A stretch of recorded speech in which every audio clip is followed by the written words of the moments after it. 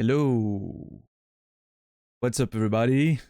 How are you guys doing? 10 bucks, Greg, Zulu, Brainy, Outrun, JC, Benizzle, Moni Vida, Rye Bread. Oh, who's on a plane right now, so probably can't hear me, but Korolevich, X, Vision, Shepherd, Fear the Dawn, Flying Toy, Bipolar.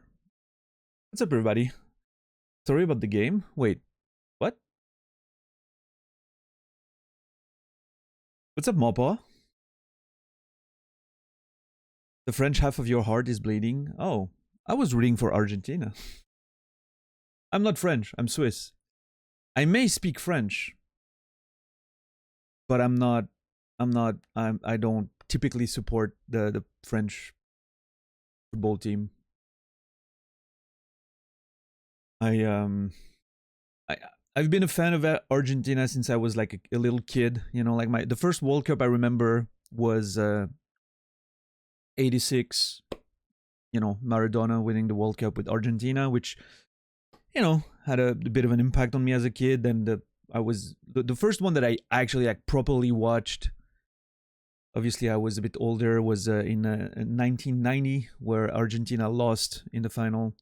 I was very, very sad about. And so I've always kind of, you know, obviously when I watch the World Cup and whatnot, I usually support Switzerland if we're actually competing.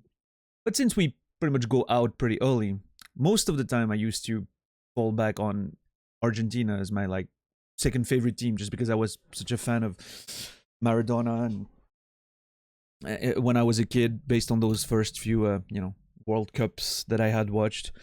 And while, you know, in more recent years, I'm like quite a bit less interested in football.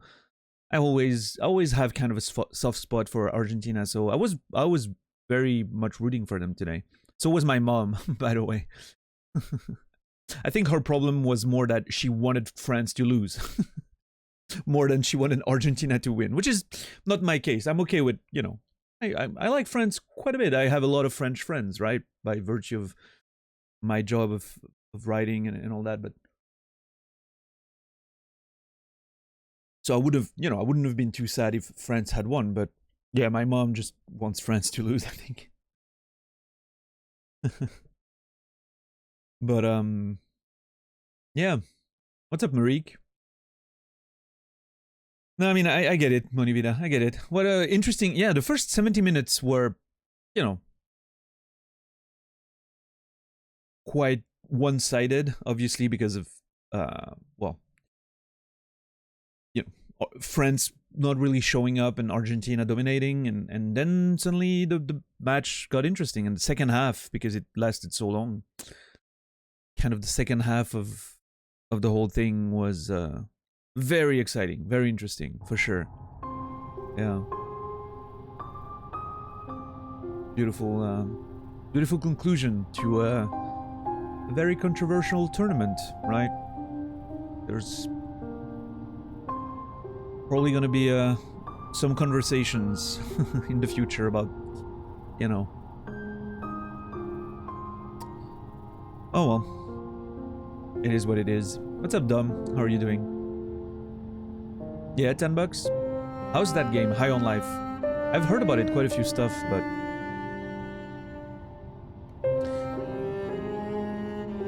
Did I read Pikura's message and mess up my sentence? I mean, I've heard quite a few things about High on Life. I don't know what it is though. But anyway, what's up, Pikura? What's up, Brendan?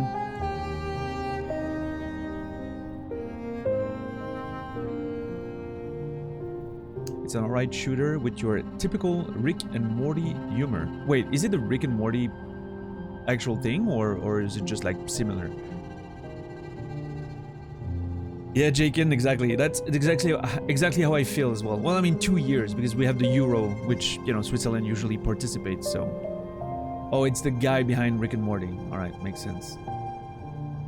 Yeah, Pikura, well done. No, but, yeah, I mean... I'm not a big fan of football, like I said. I just watch the, like, Euro and World Cup, since usually Switzerland is involved. That's what gets me to watch most of the time, but... yeah. I mean, this World Cup, you know... raised quite a few interesting questions in terms of, you know, FIFA in general, the corruption potentially, I mean, almost certainly happening in there, and just general thoughts of, you know, human rights and whatnot. But it'll be interesting to see if everything gets, like, forgotten about now that the competition's over, or if the conversation's gonna keep happening. But yeah, we'll see. Yeah, Korolovich. Oh yeah, Greg. I mean, I thought the game was alright. Like, the first 70 minutes weren't too exciting, but yeah, I mean, it definitely picked back up for the second half of it. But yeah.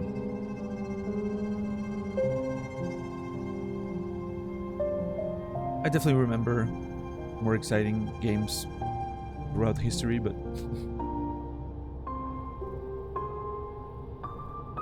Hey, what's up, Yuri? Hope you're doing well, man. Good to see you. Yeah, Marique, I don't know how I feel about Justin Roiland. You know, I've watched pretty much everything there is to see about Rick and Morty. I don't know if there's like a new season that I might have missed at this point. I can't quite remember. I like it just fine. It's okay. I mean, I'm not a huge fan as some people are. I'm not down on it as some other people are. I'm just like, it's okay. It's a fun watch, but it's not like life-changing or anything, you know. Just a fun watch, right?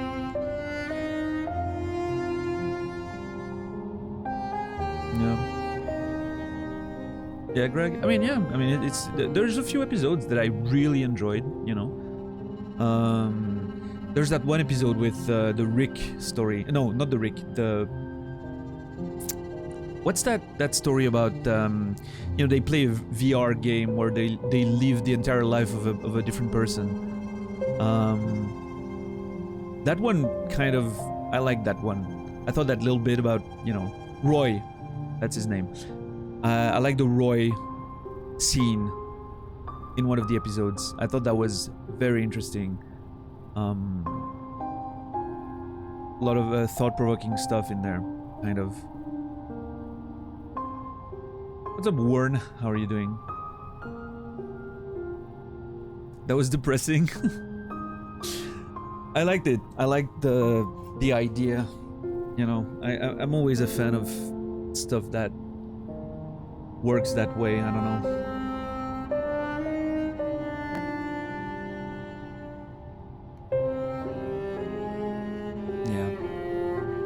So I hope everyone's doing well. I hope the end of your weekend was alright. I'm sorry that I started quite a bit later than usual today.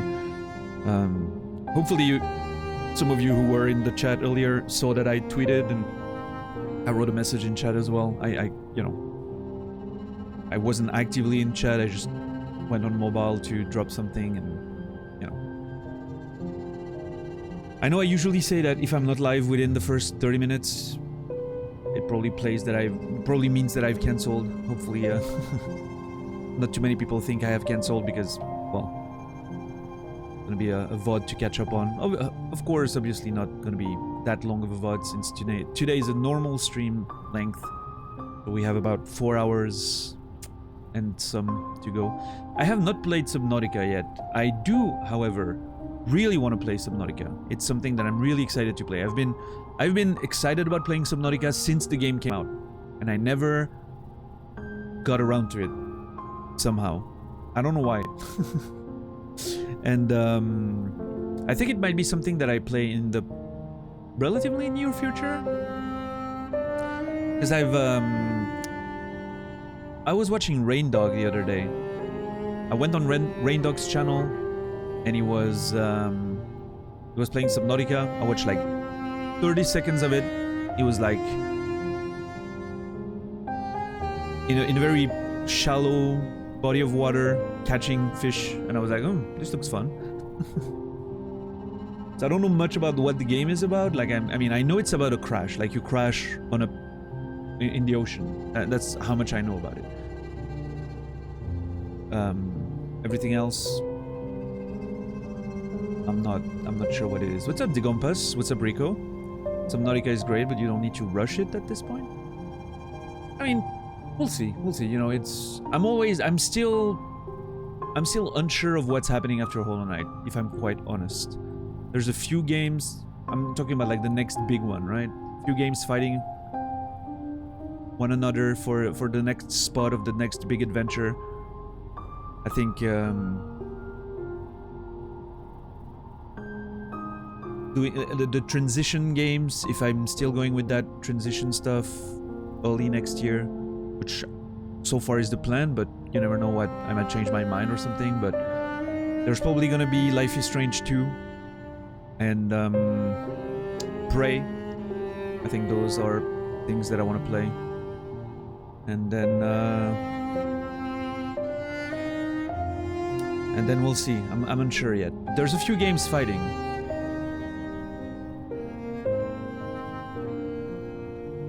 I don't want to mention any so far. Like, I know Celeste is kind of like fighting hard for a spot, but yeah, I don't know. We'll see. I have time.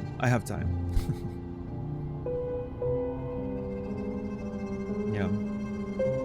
Anyone mentioned Northern Journey to you before? No. I've never heard of that one.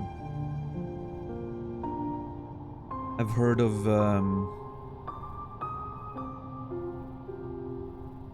what's that one that takes place in post-apocalyptic winter or whatever?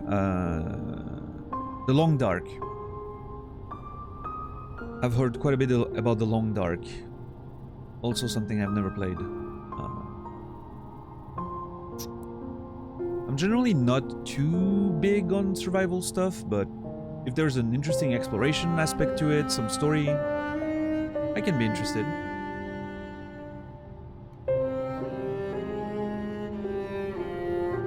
I kind of agree, Marik, yeah. Rick and Morty suffers from... Like, Rick and Morty, a lot of people enjoy it because of the randomness. For me, it's kind of a negative about the show. It's way too random. It just...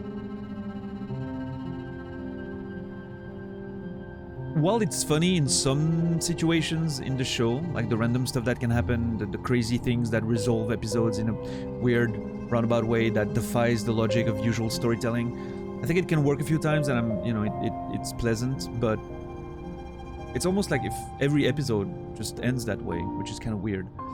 At some point, it just doesn't work for me anymore. What's up, Snowbama? Ever played Paradigm?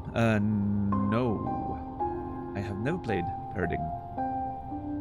Point and click? Let me open a window so that I can look at it after the stream.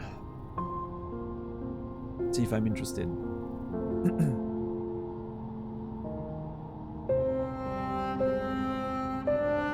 Yeah, I do stream indeed.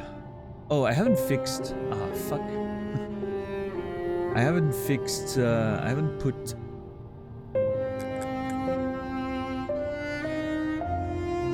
a box around the Crystal Peak yet.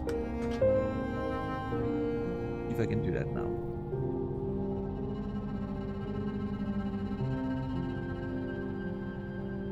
There you go.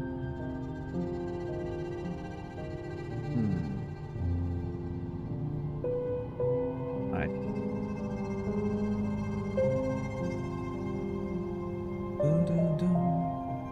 You've never heard of Hollow Knight? Is it a cool game? It might be one of the very best games I've ever played.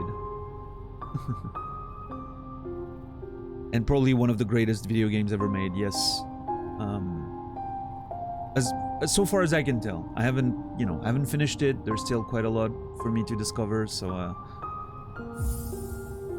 you know. 55 hours.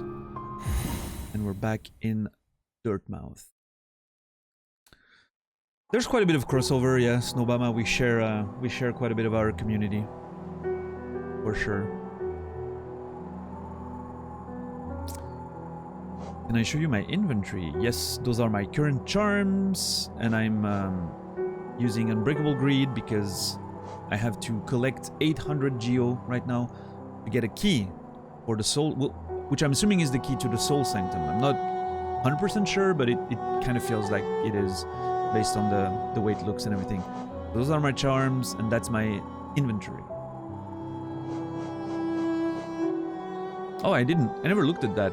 The actual description. The energy core. The energy core of an old mining golem, fashioned around a potent crystal. The crystal's energy can be channeled to launch the bearer forward at dangerous speeds. That's interesting. I wonder if I should go see Mato again. Maybe there's stuff to learn now that I've made a bit of progress. Yeah, I don't know. I have a new nail too. Maybe a new nail can allow me to get... You know what? I have never used that art at all. Like, I know I have it. I never used it. Okay, now I'm wondering. You know, the Cyclone slash signature nail art of Nail Master Mato. I'm wondering, I know there was 3 of them, right? Shio and the other one was Oro. I wonder if each of them have one art, and so maybe Mato doesn't have any more art to me, right? We'll see. Yeah, Dom, I mean, it might feel longer because there's actually a lot more stream time because, you know, the stream intros, conversations, and all that.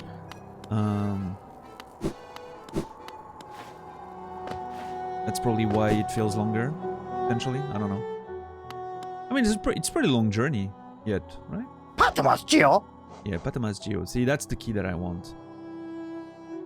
They found that key in the waterways below the capital. I've not cleaned it. I love that this is a detail. Freaking Slide didn't even clean the key. It's full of poop. Probably. But yeah, it does look like it's the key to the Soul Sanctum, so... Smell... Oh! Hey, girl? She's gonna blush again? Yep, there it is. She's blushing again. Alright, anyway. So, okay, the goal of today is... I still have to explore some of the Crystal Peak, right? I gotta go up there. And I've gotta go down there. I think there's something to see here. Oh, and here as well. So quite a few things to explore in the Crystal Peak.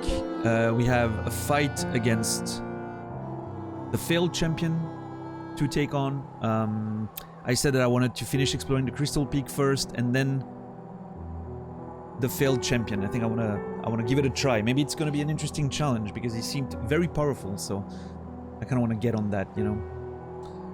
See what it is. So Snowbama, yeah, I would say I'm a variety streamer, but the way I approach variety is, I don't do like multiple games at the same time, which some variety streamers do. When I get into a game, it's the game we play for as long as it needs, right, to be finished. So far that's what we've done. There might be a system of, I might do a system of seasons in the future that I've thought about, like for games that don't necessarily have an ending, like I don't know, like roguelikes, like Noita, stuff like that. If it takes, because Noita, for instance, is gonna take so long. I could play it for probably a year and not have seen everything there is to see in there. What I'm gonna do with games like that I really want to play is I'm gonna do like a season 1. We're gonna play the game for like a month or something, and then we'll move to something else, right? And then come back to Noita season 2 later on. But yeah, once when I start playing a game, I usually dive pretty deep, and that's the game we play for however long that takes, right? So yes, variety, but my flavor of variety is taking things very slowly. I like to take my time. I like to dive deep in the games. I love thinking about it like eras. There's like eras of streaming, you know. We're in the Hollow Knight era right now. There's some series that I'm playing. You know, we played the Souls series earlier this year. We played, we're currently playing the Life is Strange series, but like, we're not playing them all in a sequence. We kind of sprinkle it with different games in between, just to keep the, you know, keep things fresh. So yeah. But yeah, variety doesn't mean much to me. I'm playing games and I'm taking my time with them. That's what I do.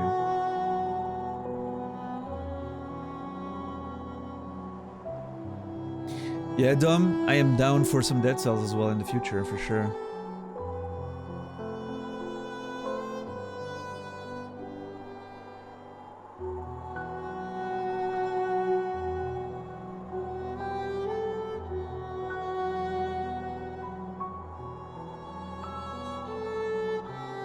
Yeah, I mean, it's... What's up, Dax? How are you doing? Naz is clearly not a variety streamer, for instance. Even though he plays a lot of games, it's still like, you know, he's a category game. He's like a challenge streamer, right? A category streamer. He plays a certain type of games in a certain way. That's how it works. At least for me. But technically, he plays more than one game, right? That's for sure. Now, yeah, I mean, I will never be... I tried that back in the day, you know, like 2013, 2014. At some point. I did try, you know, every day was a different game, and we had like a schedule for the entire week. It's not for me. When I start a new game, I'm like, I need to immerse myself in it. It's just, yeah. That's how I do things at this point. Alright, so before I go to the Crystal Peak,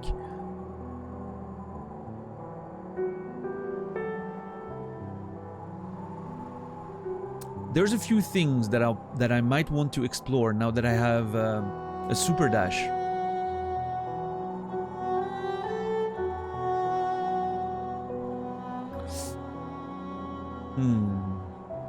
I mean, it clearly works for Ko, right? Like Ko just, I mean, back in the day when I was in the same streaming team as Ko, the way he used to do it was he had that you know, scheduled, like every day there was a special like community day, there was a special mafia day, there was a special chivalry community night. There were you know, it was a bit different. Now he has a huge channel.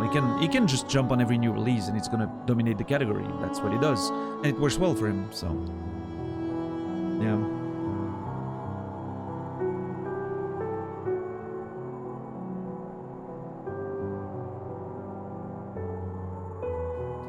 Yeah, Mono does good work. I like how he does it too. No, I don't do challenge runs, Snowbama. I have played Elden Ring. That was before I started streaming again. I started streaming again in June after stopping for 7 years. A hiatus of 7 years. I never thought I would be back, and now I'm back more than ever. So Elden Ring I played before I started streaming again. Only one playthrough. Took me almost 600 hours. No NG plus, nothing. Like just a standard playthrough. But I'll probably revisit the game in the future, like when the DLC is out and like some people have played it. Maybe in a couple of years I'll play Elden Ring again and go through the DLC at the same time. We'll see. I'm not in a hurry to play it, very honestly, but yeah. A few returning fans from the old days, yes, Korlevich, a few of them. Natus, that's very often here, is an old school viewer. Zulu used to watch me a bit towards the end of my first stint in 2014. There's a few people that were here back in the day, but it mostly I had a pretty good kickstart this time around because quite a few people came from Naz in the first place, because I was, you know, hanging out with Naz a lot, and when I started streaming again, he sent his community here to watch. And then Cody, Excessive Profanity, which I've known for 7 years, almost 7. Yeah, I started following Cody in 2014, like mid 2014, early 2014 actually, April. I've known him for 8 years now. Long time sub, moderator on his channel, and when he noticed that I was streaming again, he was like, "Oh, well, I'm gonna raid you, I guess," and that helped, you know, starting again. So. Quite a lot of people come from that community as well, so you know, it's just I've been very lucky to have a lot of support since I returned, so it's pretty great.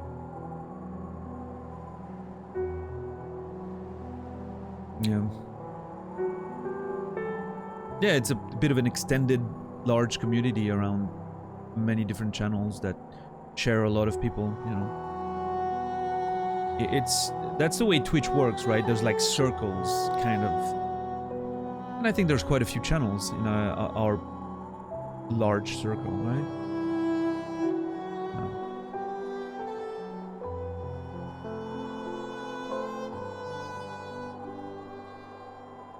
Absolutely, yeah, Dax. There's quite a few people that come from, depending on the game you're playing. When I played Outer Wilds, quite a few people came in, you know, started watching me when I played Outer Wilds.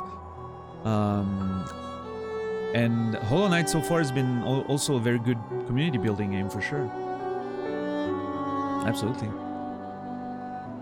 So I don't know what you mean, Snow, if you mean like, am I gonna stream for a long time today or in general? In general, I plan on, I mean, if I can stream forever now, I'll stream forever, right? I mean, it's, my goal right now is between the writing and the streaming, I would like to put myself in a financially safe situation. Between streaming and writing, I would hope that I can put myself in a safe situation, financially speaking. As for today, if your question is about today, we have about 4 hours to go. Usually my usual streaming schedule is 5 hours every day, except on Friday and Saturday, I stream 8 hours. Long streams, Friday and Saturday. But my normal streaming time is 5 hours every day, and I usually start about an hour and 15 minutes before now. But today I was watching the game with my mom, and you know, so I started a bit later. But yeah, I appreciate that, Outrun. That's awesome. Thank you so much, man. Yeah, I'm a published writer in French, in my native French. But yeah, published 2 novels so far. Or I should say 2 of my novels got published, because I didn't publish them myself.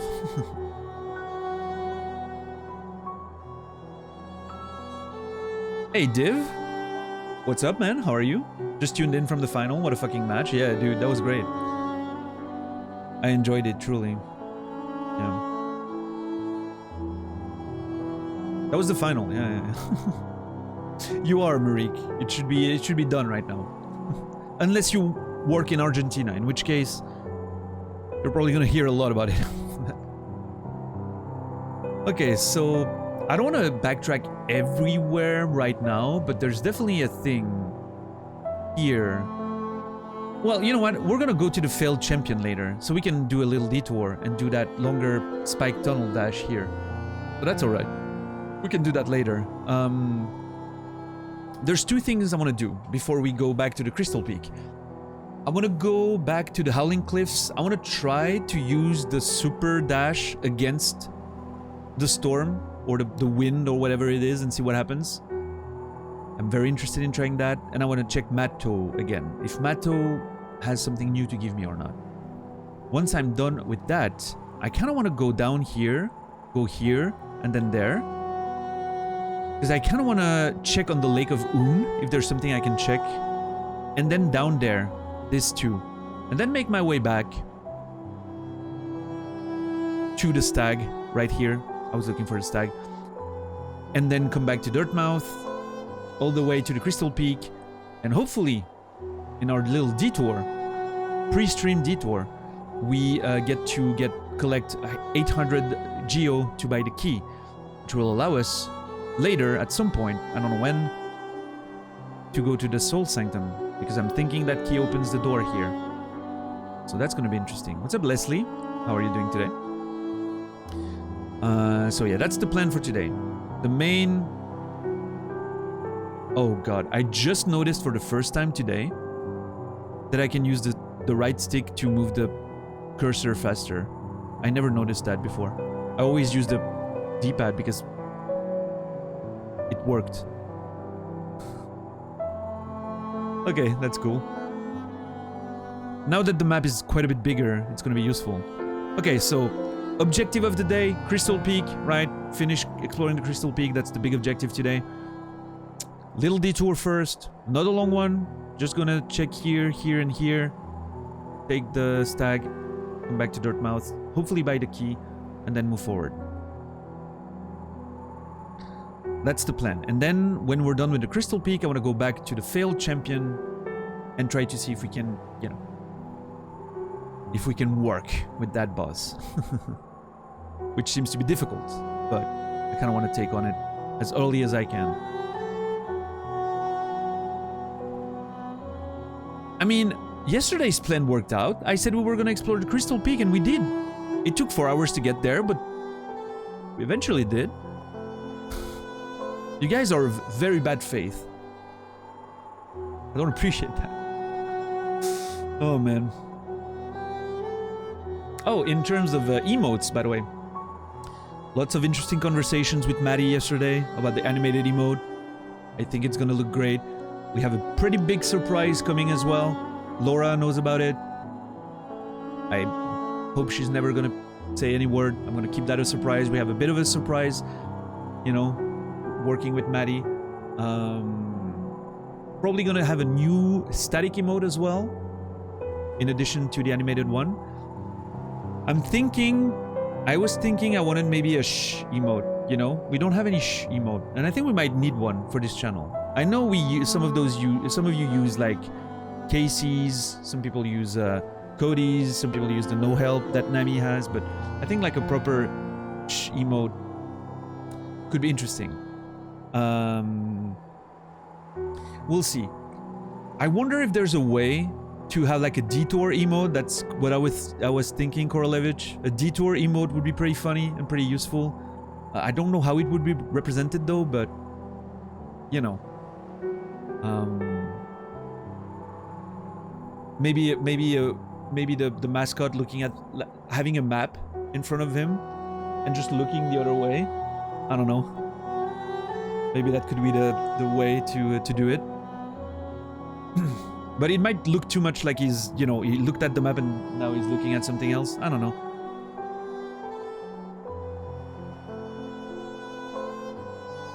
Or maybe a sign pointing in a direction and the elephant going the other way. I don't know. Maybe Maddie has ideas. Or maybe it should be I don't know, an animated one in the future at some point. You know, like the elephant stopping, looking at the sign, and just going the other way. I don't know.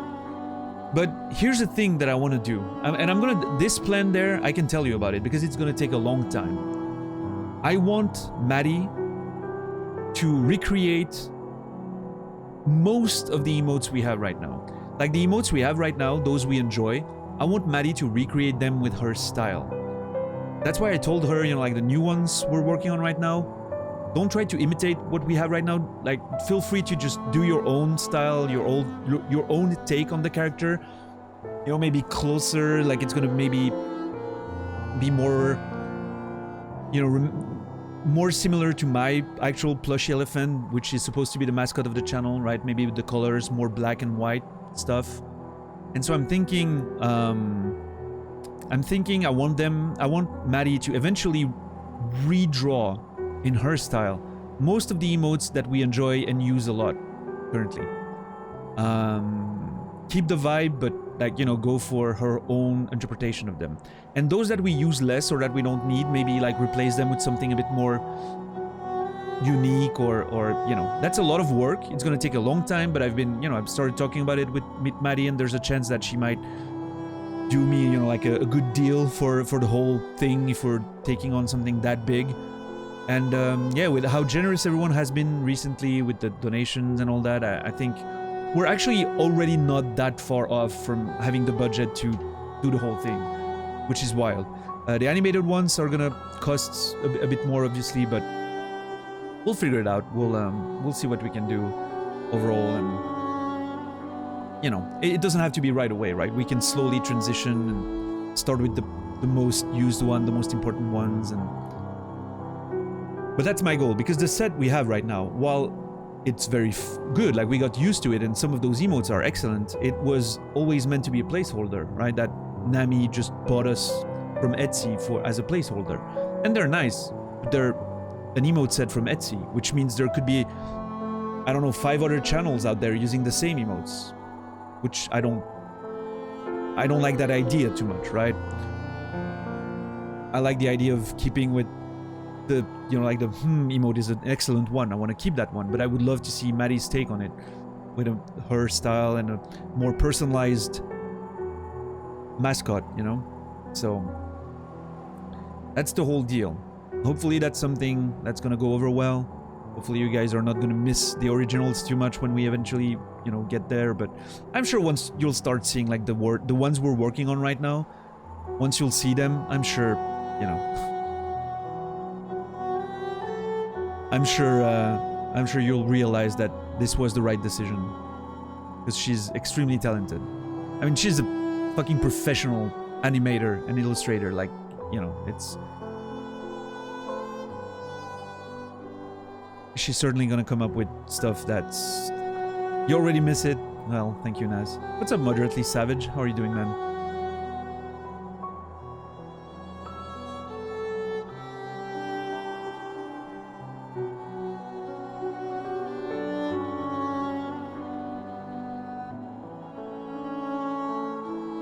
The dude pointing in the distance with the pug face comes to mind. I mean, we'll see. We'll see what happens, but the current plan is doing, you know... As much as I enjoyed the current emotes, like I grew to like them quite a bit, because you guys have been pretty good at using them at the appropriate times. As much as I enjoy them, it feels like having like a proper, unique, customized set is probably a good idea for the future. It would suck if someone else suddenly, some other stream, using the exact same emote they got of Etsy, got, you know, bigger and whatnot, and then there's like, oh, well, we don't know whose emotes there are. I mean, it just, you know, it was always meant to be a placeholder, and that's what they are, so. Delightful Business Goose, one of my favorite names on Twitch. Beautiful. Good to see you here. You're currently in my top, what is it, top 4 usernames on Twitch. I think JC has the count. I'm not sure about the list anymore.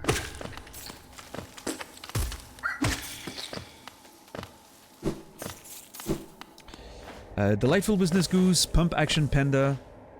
I think there's an S. Isn't there? Pump Action Pandas. I'm not sure. Charismatic Minifauna and Jimmy McBallslap. Yeah, that last one is... I mean, I don't think the first one is more of a joke, Greg. It's legitimately one of my favorite usernames.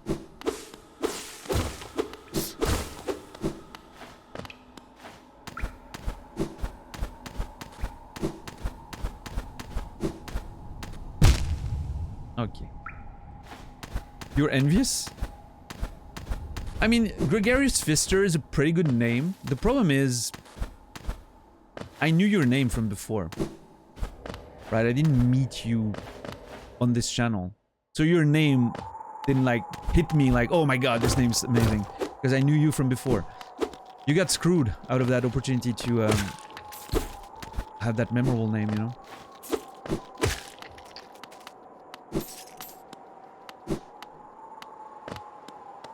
Hold on. I have an interesting thought here. I really want to dash from here. See where it goes. I need to remember to do that when we come back. Shit. Hold on. We're not gonna come back. Because I'm going down here. Okay. I guess I try it now?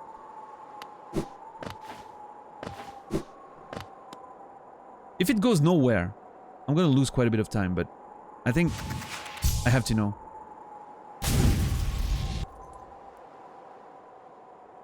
Oh, that sucks. Hold on, I think I can do something here. I have a plan. Ooh. I need to use... I can't believe I never used that attack. I almost forgot I had it.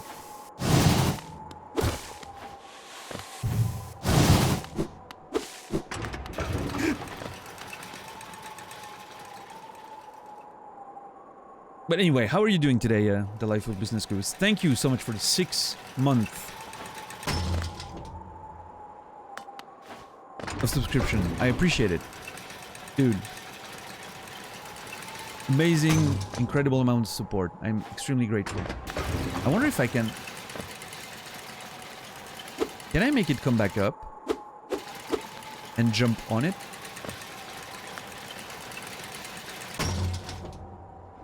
Okay.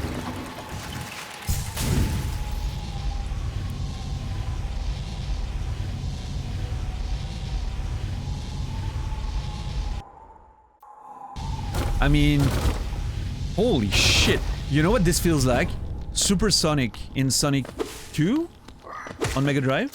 That's what it feels like. If you played it, you know. If you played it, you know what I mean.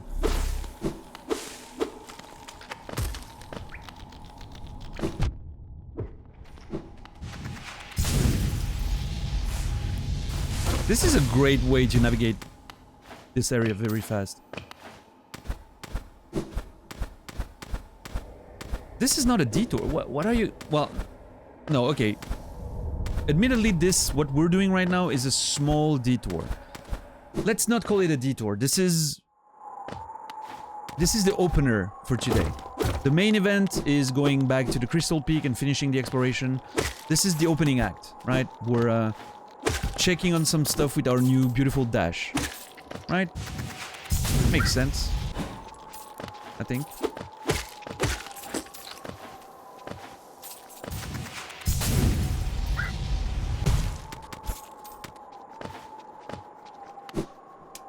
The tiniest of deviations. Yeah, exactly.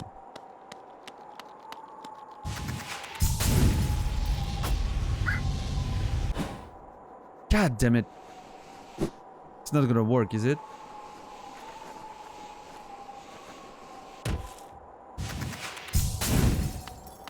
God damn it.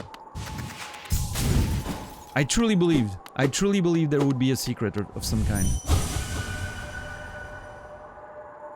No king, no mind, release. So here's an interesting thought that I had for a while.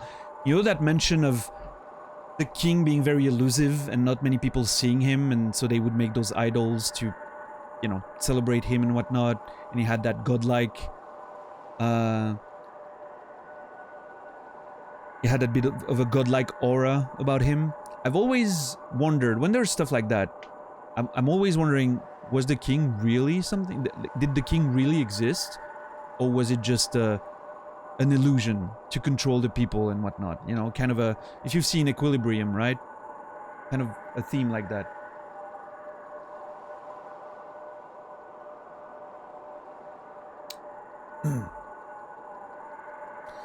So this makes me interested. No king, no mind, release.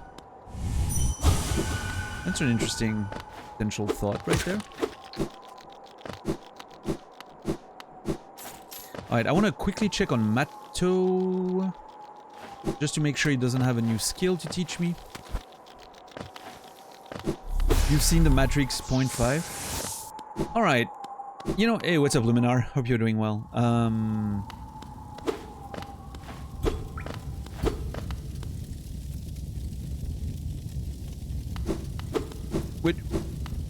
Which, by the way, hold on. Greg, you mentioning that, ah, fuck, Matto was in the other one, wasn't he? God damn it.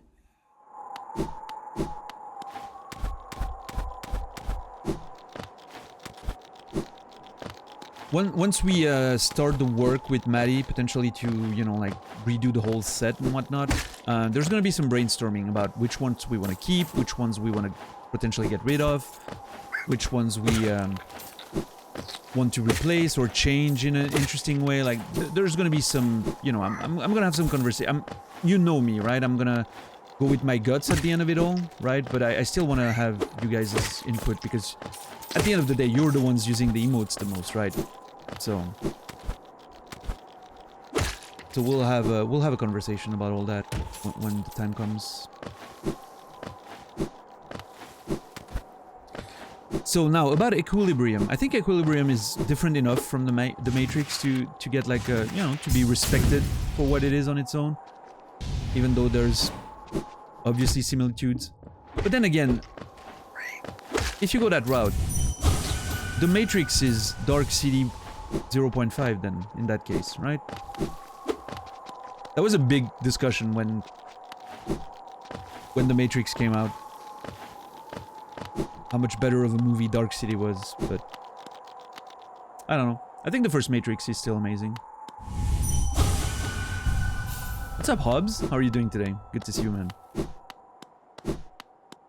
Go Aname, Churo. Yeah, no, simple meditation, as always. Hey, Roach, what's up, man? Yeah, we did. That's why we're here, actually. We're, doing some exploration with our new tool. Good tired? Good tired or bad tired? I mean, you said good, so I'm assuming you're tired from work and whatnot, but...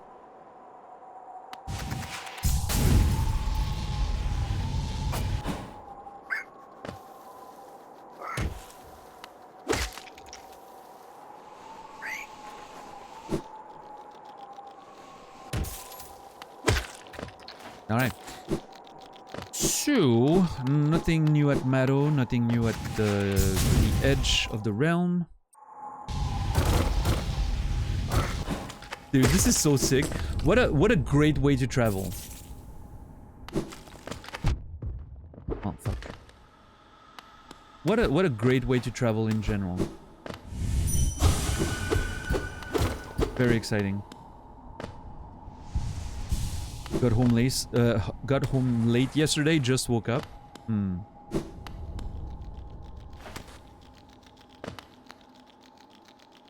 Okay, and then this way. God, I have no idea how I managed to dodge all those stalactites at the beginning of the game. Because now I'm getting hit by every single one of them. Continuously.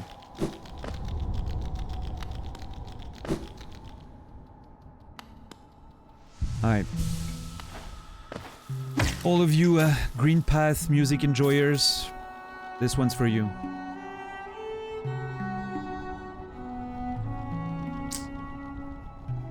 Hold on. There's 3 of them here that I can explore.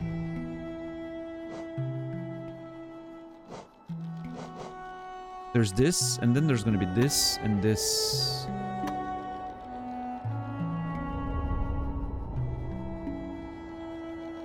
What is that? That's the prophet, yes.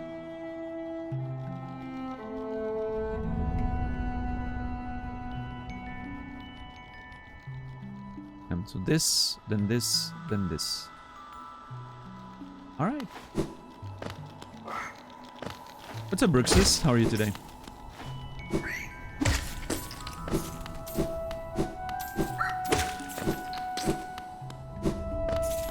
Hold on. Where am I now?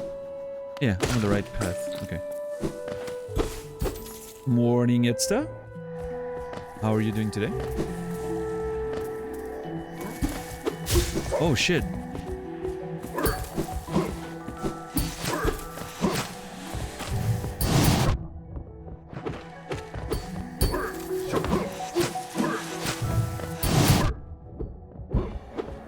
This is extremely strange. Hold on. Okay, yeah.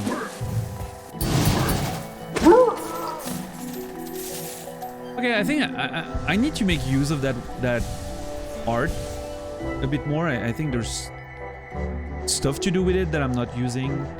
Potential for like pressuring enemies and whatnot, but so I got a new. Where is it? There it is. They hide in a bush. They hide as bush-like mounds and look soft, but beware these warriors.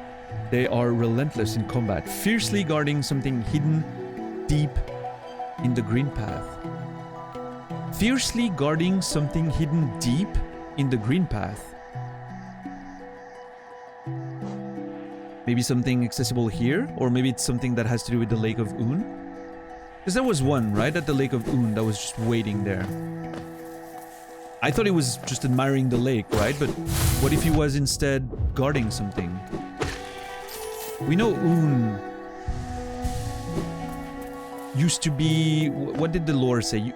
Un was a great mind that dreamed of this place. And so the place was made, right? Out of his dreams. That's what the lore we found said. Now, whether or not that is, you know, that's a... a sort of... if it's a metaphor, right? Or if it's a real thing that happened. I don't know, but... we'll figure it out, I guess, at some point. Oh. Aw. I really thought this one would have some lore about what happened with what's her name? Hornet.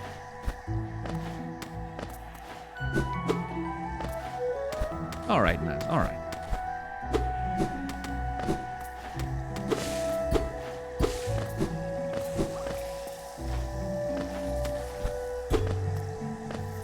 Are you,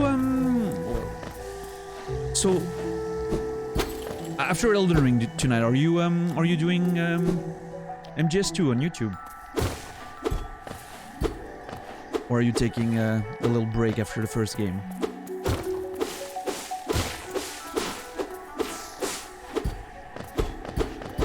Hell yeah? Nice.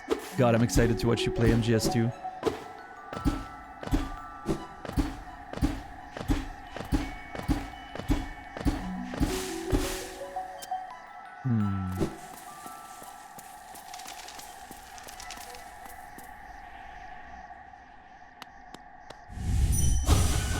Nope. Nothing here, huh?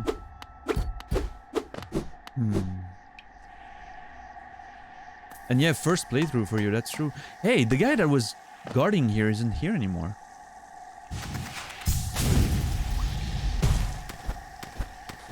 Fuck. There might be a passage under there? You know, like the way you see the wall disappear in the darkness? But it means I need to find something to swim in the acid water. Right? Which I don't have right now. But I'm assuming there's going to be a way. And what makes me believe that there's going to be a way to do that is because I found this here. There's a little passage underwater that goes somewhere, which gives me the hint that there's going to be a way to swim in that water eventually. Or change that water into like clean water, maybe. So there might be something there on the far east of the Lake of Un. I should actually take a note about that.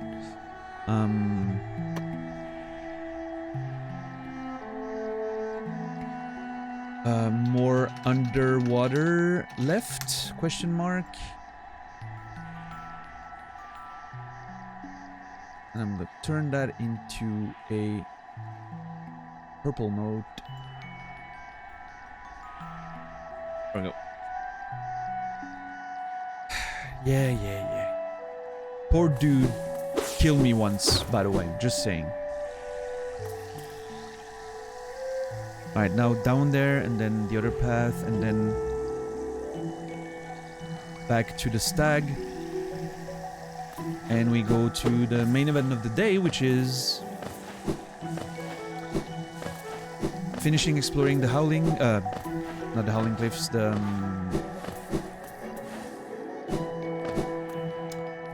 Crystal Peak.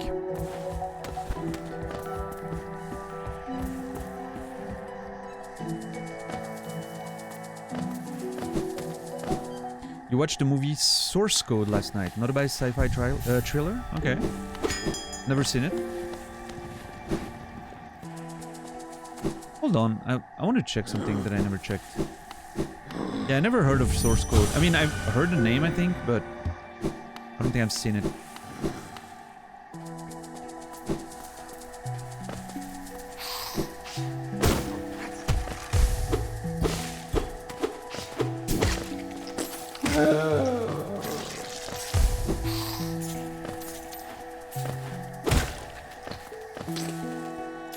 Okay, all the way down and then left.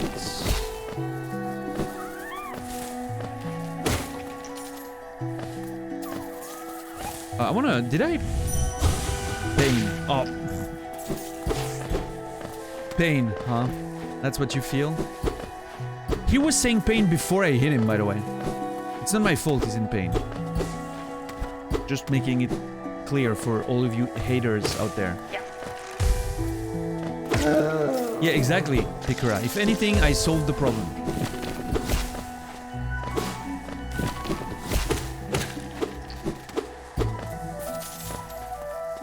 All of you murder haters out there. Okay, hold on.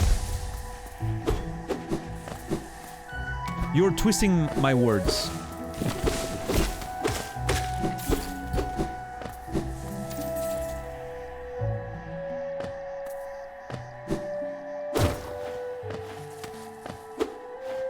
Oh, hold on. There's a thing somewhere here. Item after acid. I need to check that too. Okay, I'm gonna remove that one. I'm gonna make it gold in order to make sure I don't forget.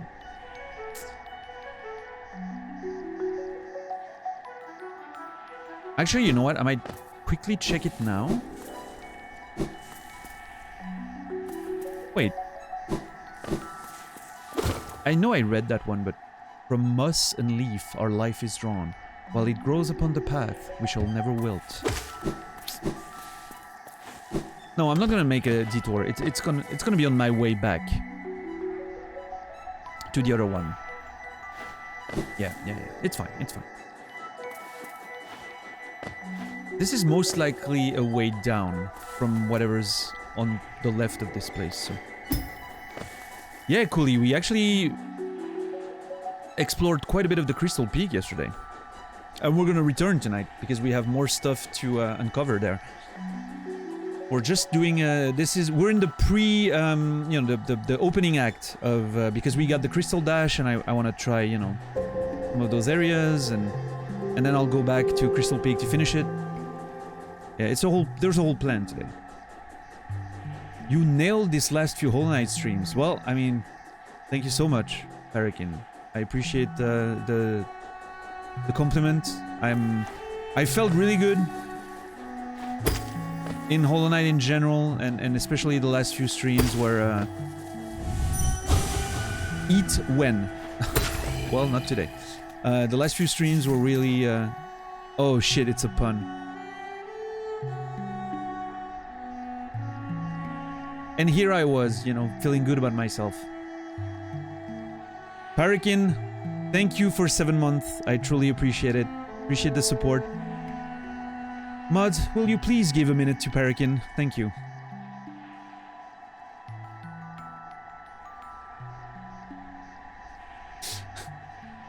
Wait, what was the last message? Oh, it was just saying hi. Okay. Thank you, Parakin, for the 7 months. I truly appreciate the support, as always. And you know what? I'll take the compliment. I know those last few streams were great. I felt great doing them. I think you guys loved them. So I'll take the compliment anyway, even if it was a pun. The time out of honor, yeah. A simple flying creature protected by a spiky shell. Duranda. Duranda. Oh, fuck. I didn't see that. Wow, action music. Really, huh?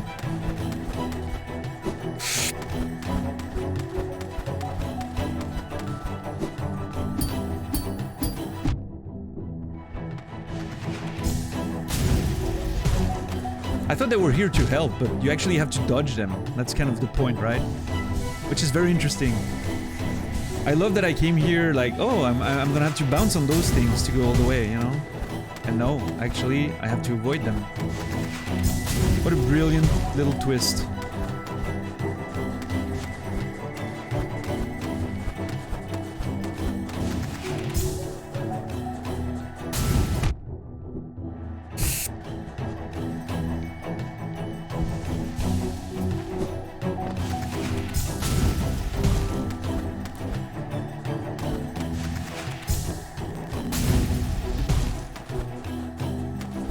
So I think... Okay, there's a bit of an opening there.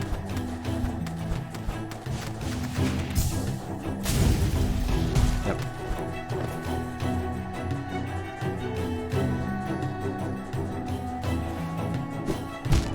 Too low, fuck.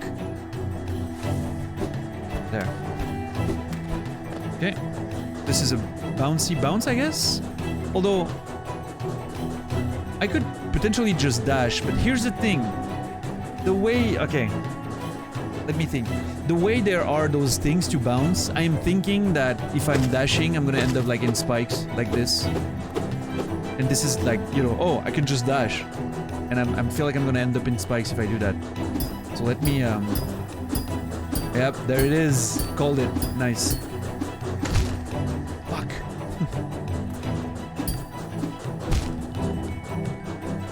This is quite hard because they go up and down. So I kind of have to wait. Okay. Got it. This is not easy. Sorry, dude. I just need my, I need my healing.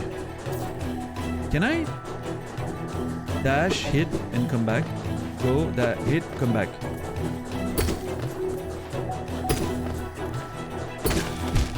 Fuck! Oh no!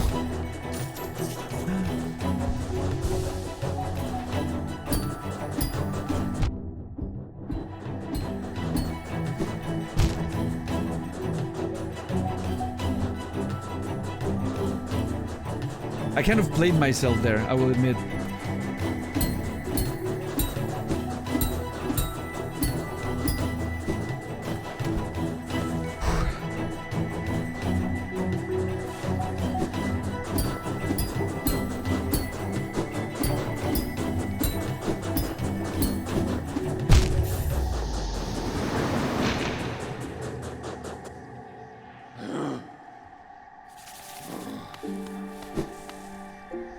Karma. Yeah, that was proper karma. Absolutely.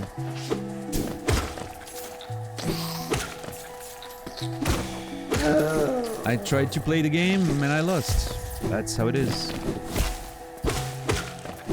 Interesting puzzle though. I really like, I don't remember who mentioned that yesterday. It might have been Edsta. or Cohen or Rob. Someone mentioned yesterday that, you know,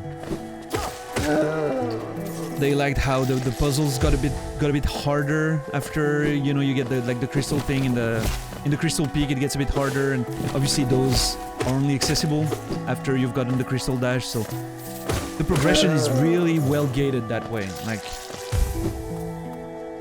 it's such a nice way to gate the evolution, right? Because you know you need the crystal dash to access that puzzle. So you know you've been through the crystal peak, and you get that whole experience of more complicated puzzles, and it's really well done. I'm enjoying it. I was thinking the platforming was a bit too easy at the beginning, if you remember. Well, now I am pretty pleased. I wouldn't say it's hard yet, but it's getting challenging, which I love.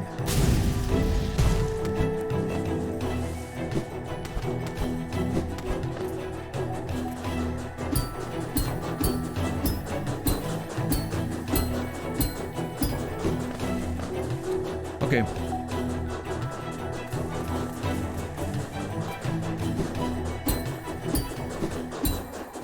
Okay, that's a shitty situation, by the way. That actually completely sucks. I need to get to the platform and fight him there. Like, I'm not gonna fight him mid-air. Like, that's ridiculous.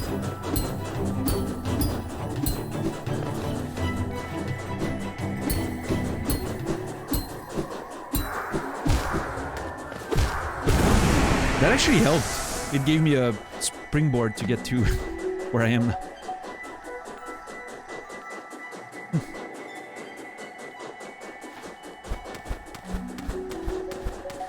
Okay, that's the way. I'm assuming this is the way to get back, right? Thank you for the A+, appreciate it.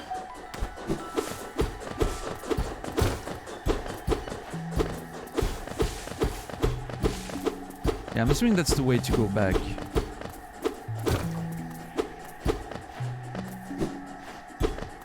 Why is there thorns here? Interesting.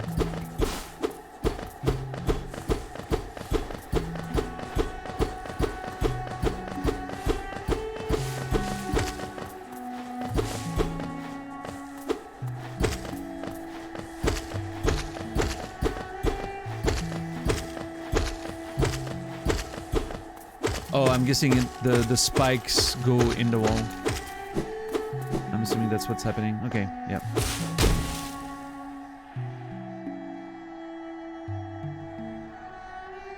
What happened?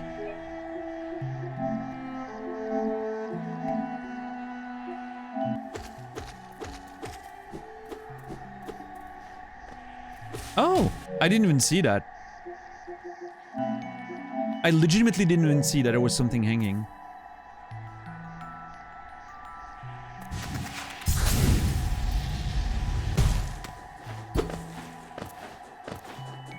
Just whacking shit mindlessly. I was reading chat.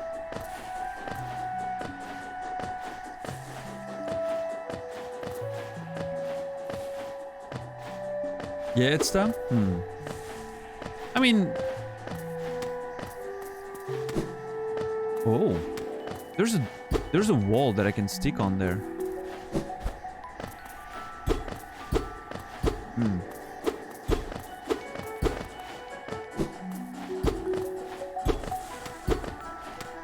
This too, I think?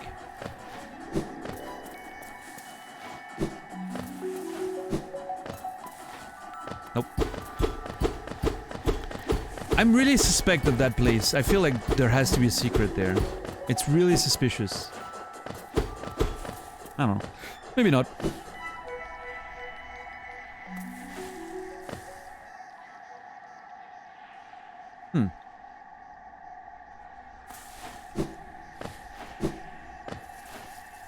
Ooh.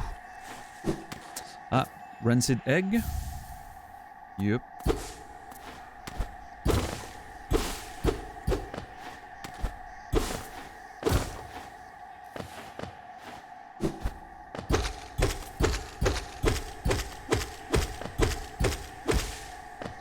Why is this here? Oh. Of course.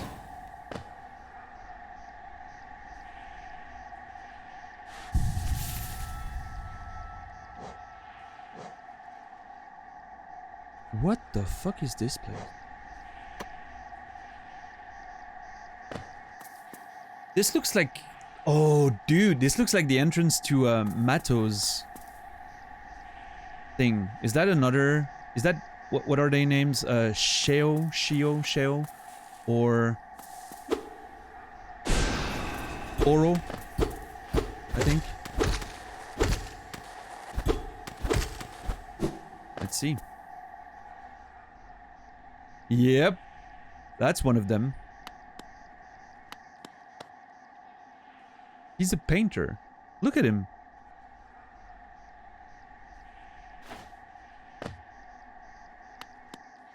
He's painting some skulls.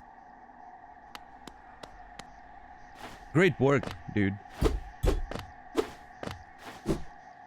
The artiste, yeah. My brother, Oro, what drove you to hide away deep down at the very edge of that ash-swept grave? Ash-swept grave? At the very edge of that ash-swept grave. Was it pride, or fear, or shame? Perhaps you should lay down your nail if it haunts you so, and find a new calling that eases your soul. So this is Sheo. And the grave, I mean, I guess the spirit glade is kind of a grave. The resting grounds, right? But it didn't seem very ash-y to me, but then again, I haven't been in there very much, so...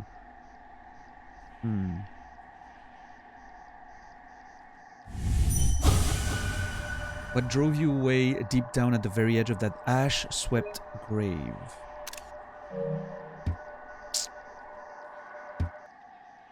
Let's... To sta cucando.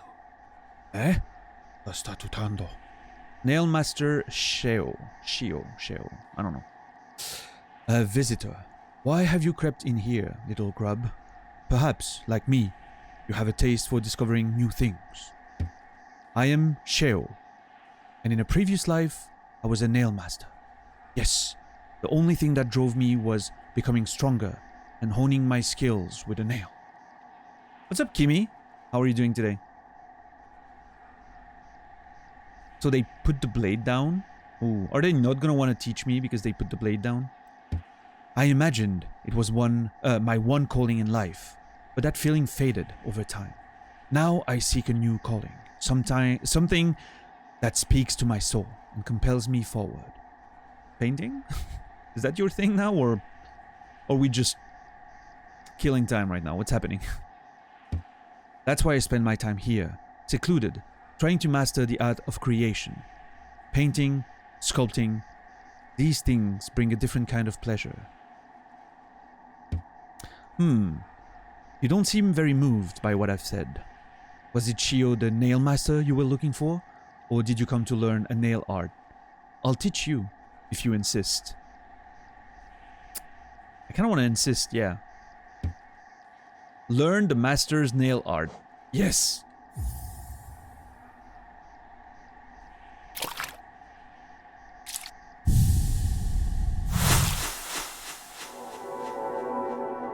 Hell yeah, dude.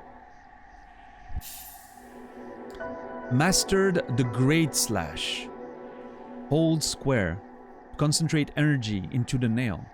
Release the button without holding up or down. Perform a Great Slash.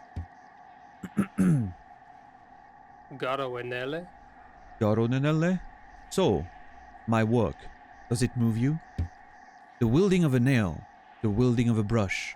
These things are not so different. I love the painting aspect to it. It's really cool.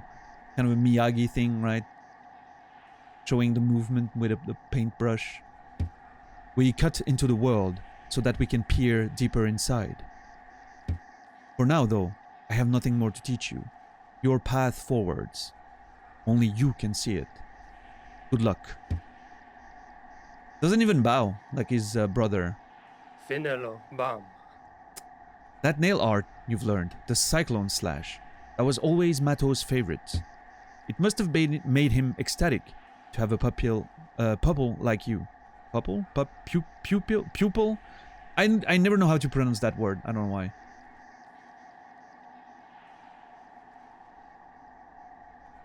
Pupil. Pupil? Pupil. Pupil. Pupil. Pupil. Pew pew. A student like you. Pupil.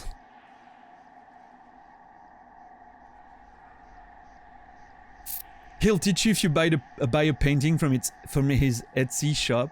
Oh yeah. Yeah, Shepard. I had called that, you know, there would be another normal skill because the other one required pushing up or down, right? Made sense.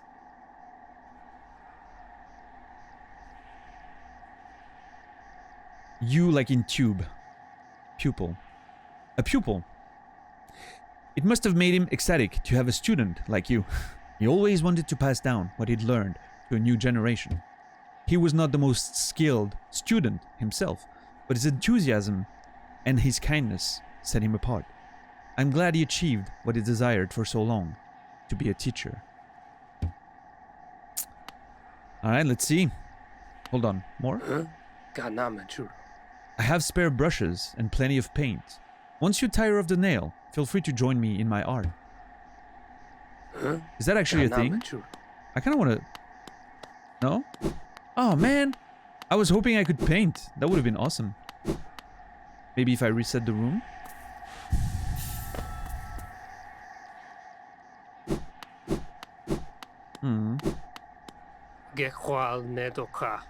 So, your travels have brought you back. What have you learned? How have you grown? I mean, I know painting is not the most exciting thing, but you can't possibly think it's been more than 5 seconds since I was here, right?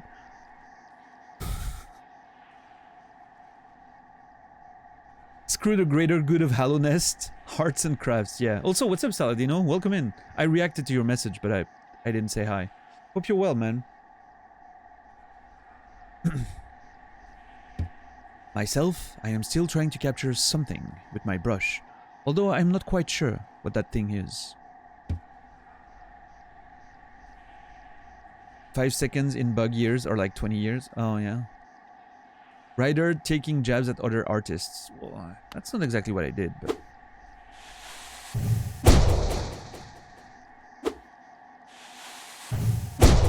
Dude!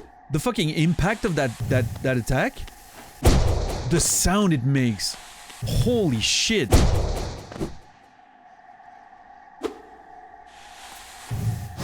Yeah, okay, down and up. Do the one thing, okay? And this one is like bam. Ooh. I almost wish it like threw a projectile, you know? But like Zelda 2 thing, but can't ask too much, right?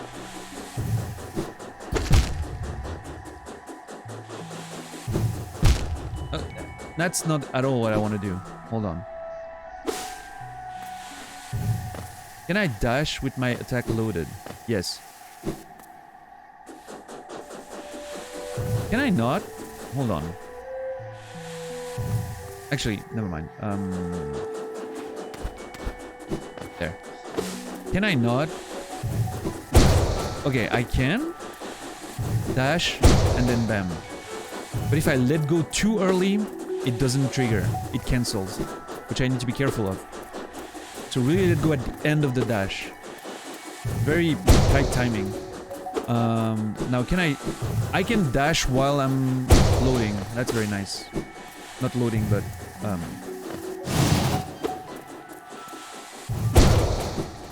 very cool.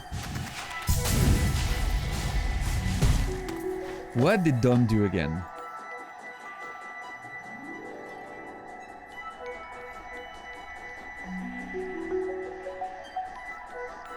Wow. Okay, Dom.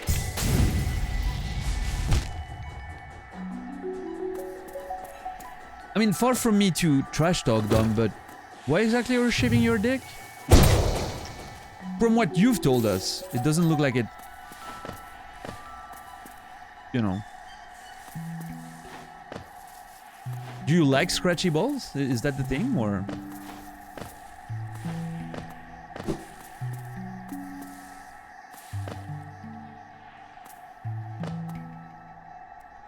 Hey, he's the one bringing that into the chat. I'm just, you know.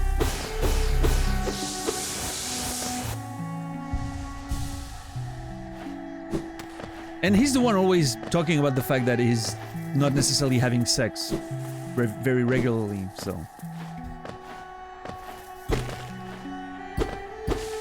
Oh, that makes sense.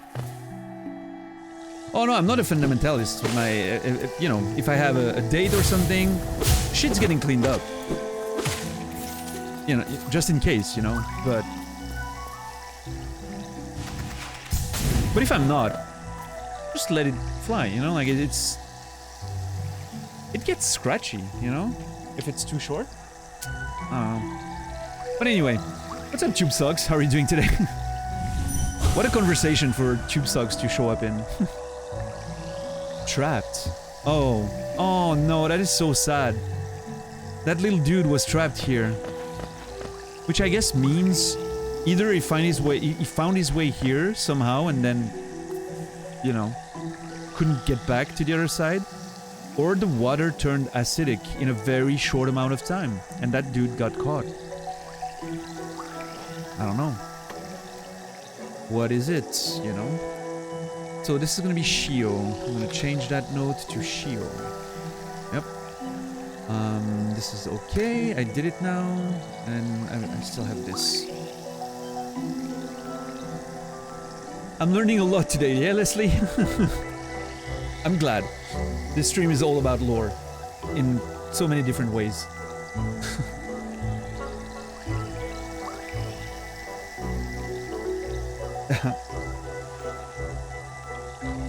How did he even get here in the first place? That's why I think, you know, like maybe he found a way to get here and then didn't have enough energy to go back, or the acid happened really quickly. You know, suddenly something happened and the water turned acidic and everything changed, you know. Just a hollow nest seal, okay. I kind of expected more, I don't know why.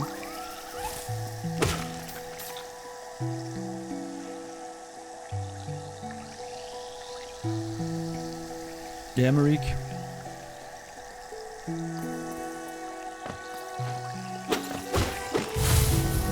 I mean, again, do what you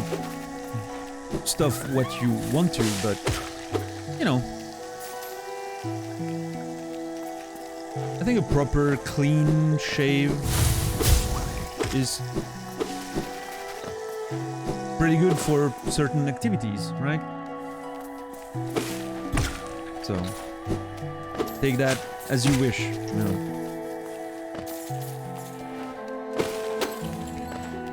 We are, Brendan. Does that make you is that making you uncomfortable?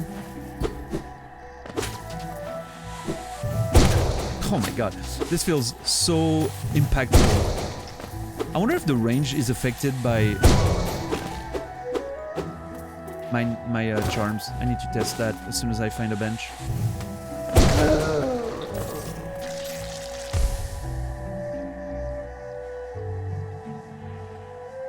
So, hold on.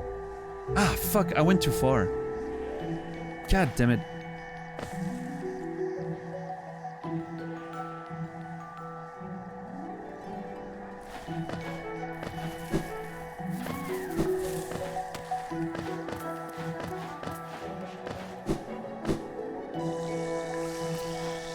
Yeah, exactly, YouTube sucks.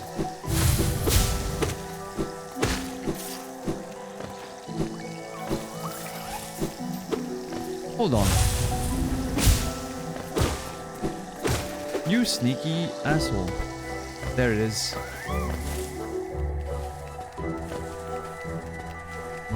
Yeah, Marik. I guess it depends, you know, you can be more or less wrinkly. Personally, yeah. Never had any issues.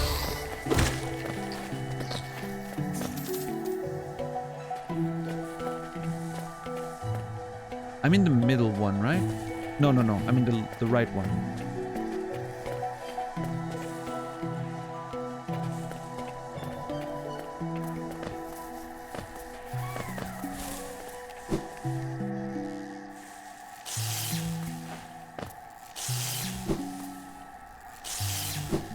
Ah, fuck. Hold on.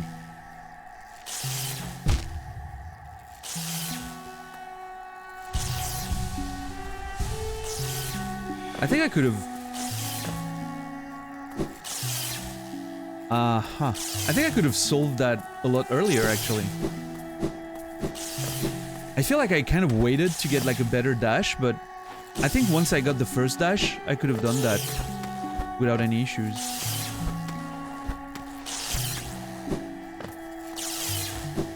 Yep. I could have been there much earlier. What a very nice little detail here. Or the plants, like, it's almost as if it's holding it as a gift.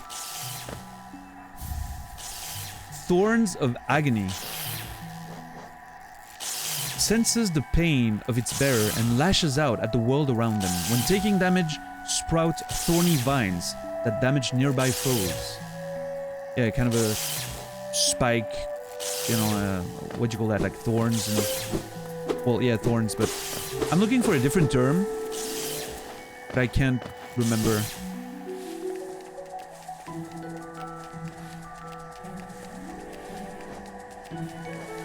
Not a counter, it's, I don't know if it's thorns or if it's...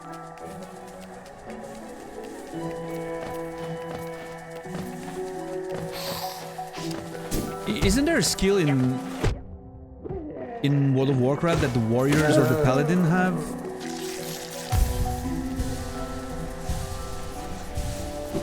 Thorns is what you've seen used in other RPGs? Yeah, maybe that's... Maybe I'm just mixing. Retribution? I don't know. I figured Naz might know, but... Riposte? No. Druids have a sort of thorns thing? Oh, I think you're right, Brandon. Thornmail. That's the thing in League of Legends, right? Thornmail? I think that's what I was thinking of. But yeah, Retribution Aura for Paladins. Yes, yes. What's the name in Diablo 2? I know the Paladin has an aura. Is it also Retribution? Or... I can't remember. There's an aura in Diablo 2 that does that as well. I can't remember the name of the general.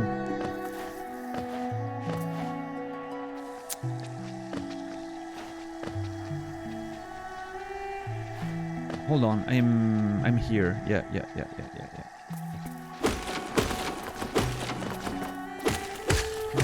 Retaliation. Yeah. Yeah, I think I might have been thinking of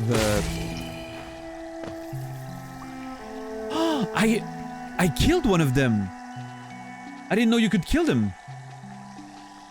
Harmless flying creature that favors serene environments. Usually travels in flocks. 14 to kill to get some lore. I've never been there. What the? Hold on. Hold the phone. I've never been there?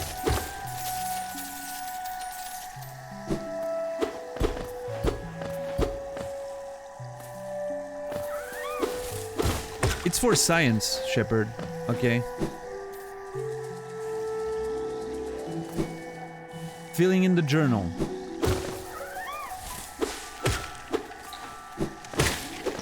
But yeah, what's the name in if anyone remembers in Diablo 2?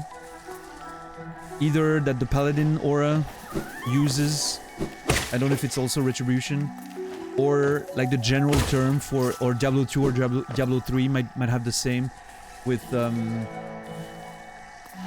it can appear on gear sometimes. One more, fuck.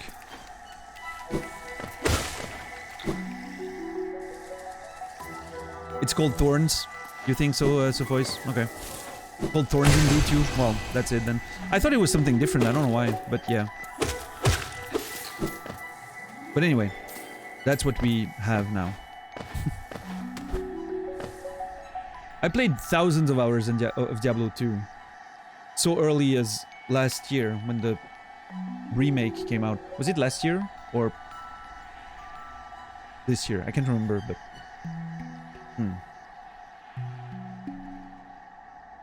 Also, good to see you, Sephois. Hope you're doing well. Murder Science, the Daniel Matt way. Exactly. This is a detour, Brainy. We're going to the stag right now. They all keep lookout for danger, and when one flies away, the rest do as well. I wonder how it feels to have the protection of a pack. Aw, guys, the hunter is lonely. Aw.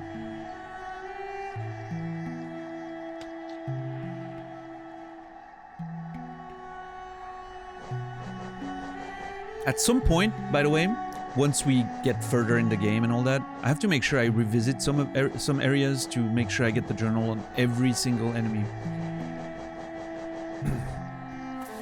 I'll have to do that at some point.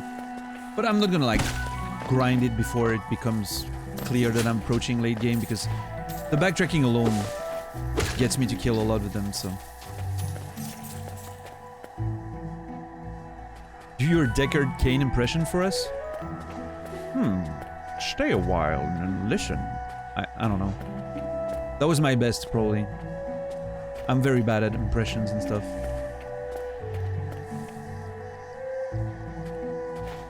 That was pretty good? Okay. I'm glad. Yeah, that was a bit of a shitty situation. Yeah. Stay a while and listen. It's pretty close to my Sean Connery one from like the snail shaman or whatever his name is.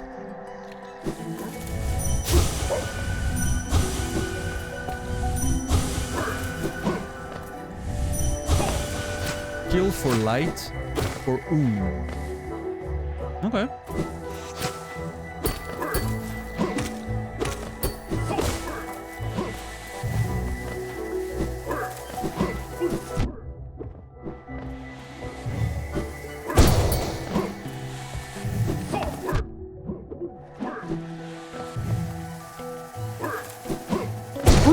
This opens up a lot of interesting new strategies. I kind of like that. That was Sean Connery doing a Deckard Cain impression. I'll take that. Man, I hate every time I hit something and it like breaks the thing and I'm like, oh my god, it's gonna be a wall, and no, it's just something that broke.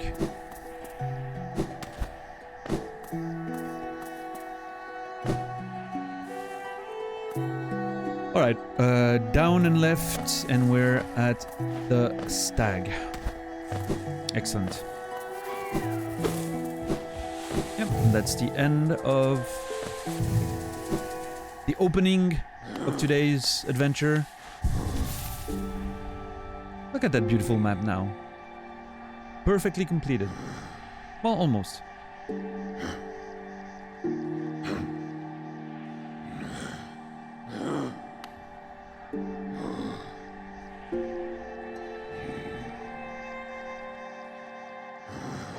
Do both of these lead to the fog? I can't remember. We'll check that one day. Alright.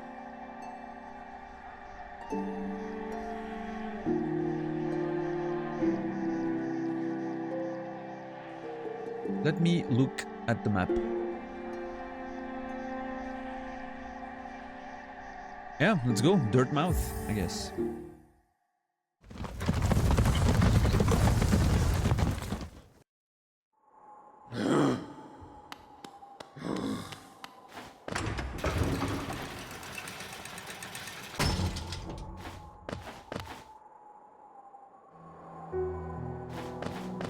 Oh, she's not here.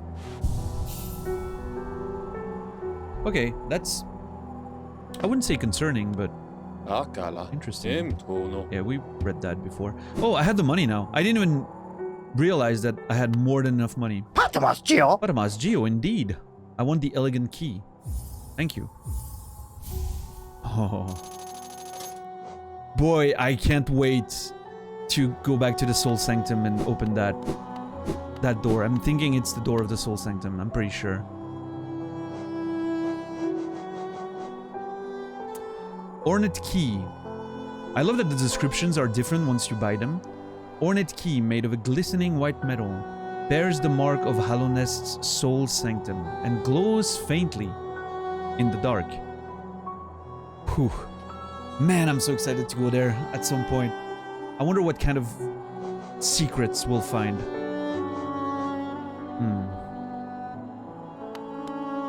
Let's go check on... Oh, she's sleeping again.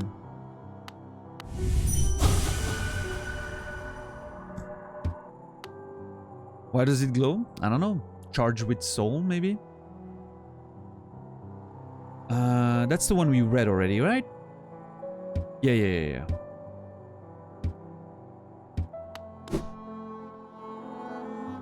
Alright. Crystal Peak, here we go. Ow.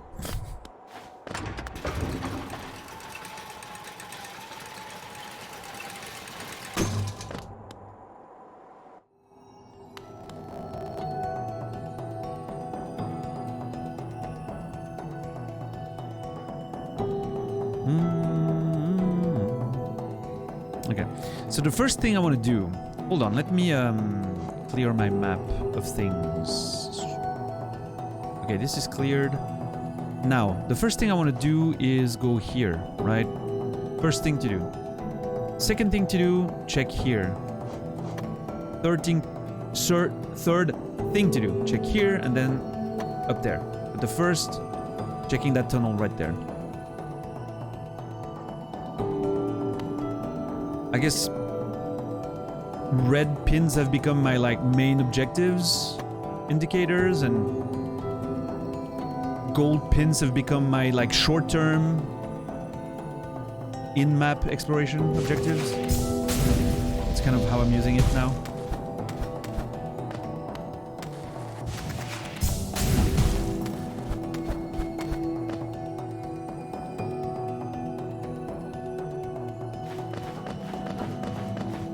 Oh yeah, don't worry, Tube Sucks. Anything that's not TOS is absolutely fine on this channel. Now, if it's potentially something that can you get banned off of Twitch, yeah, then be careful, but... But yeah, no, on the channel, as long as it's not hateful shit, TOS stuff, or simply something I don't want to see, because that's my home after all, you're more than fine.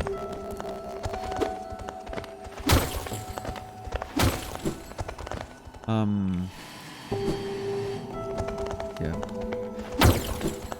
A lot of the timeouts on the channels or deletions are just for fun, I guess. There's nothing up there, right? I had a doubt that there might be something up there, but there isn't.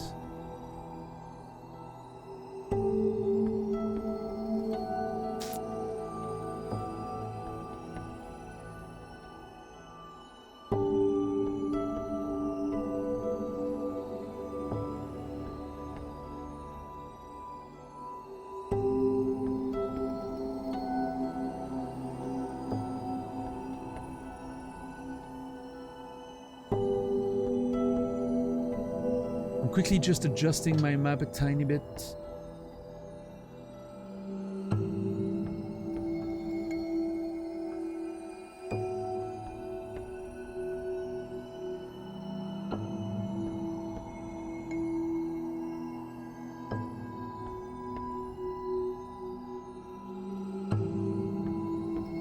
Yeah, that's good. Tried Coke with milk as a child because why not? Never again. What's up, Big Boop? I've never ever tried Coke with milk, which is very surprising because I was trying a lot of weird stuff when I was a kid. Somehow never tried Coke with milk. How was it? Wait, what's that milk soda that Lopes was drinking the other day? What's it called? It's called something completely different. Egg something?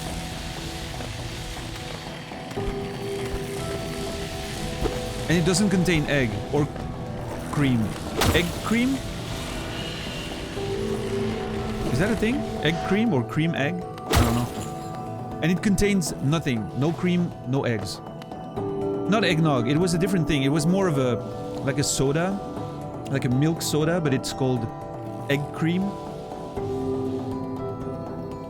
And that's what Lobes was drinking the other day. Oh, there's no alcohol in it, Greg. There's no alcohol in it. Egg cream is an older soda shop drink. Okay, that was it then. Yeah.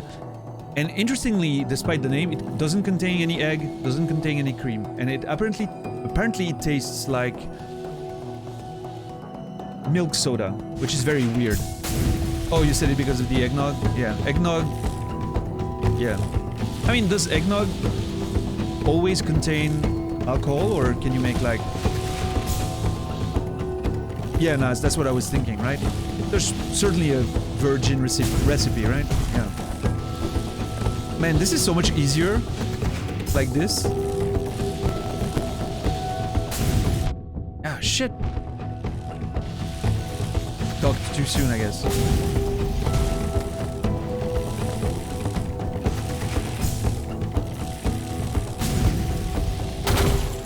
Awesome. My way of solving it was cool. I wish it was possible, honestly. I wish it was possible with like extreme precision. You know, if it was just a tiny bit,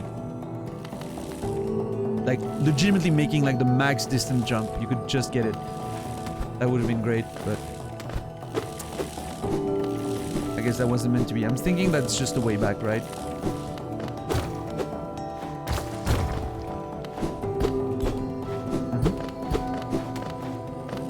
Oh no, hold on. Nice.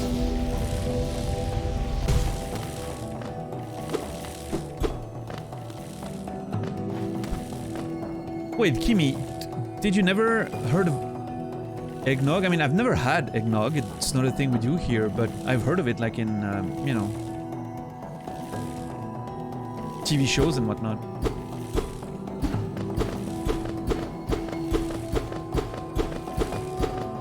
Yeah, Christmas movies or The Office. You just watched The Office, Kimmy, didn't you? There's a lot of eggnog conversations in there. During every Christmas episode. Hold the fuck up for a second there.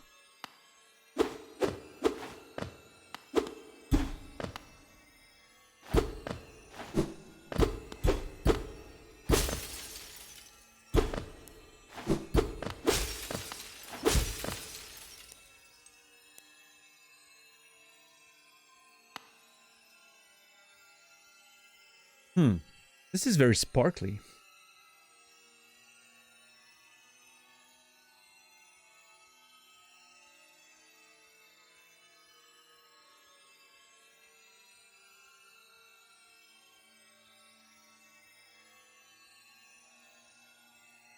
Creamy alcohol drinks. So there's a thing that happens in we do here in Switzerland. I think it's not just in Switzerland, but happens everywhere. Is cognac with like a mixture of egg. So that they take cognac and they mix an egg in it.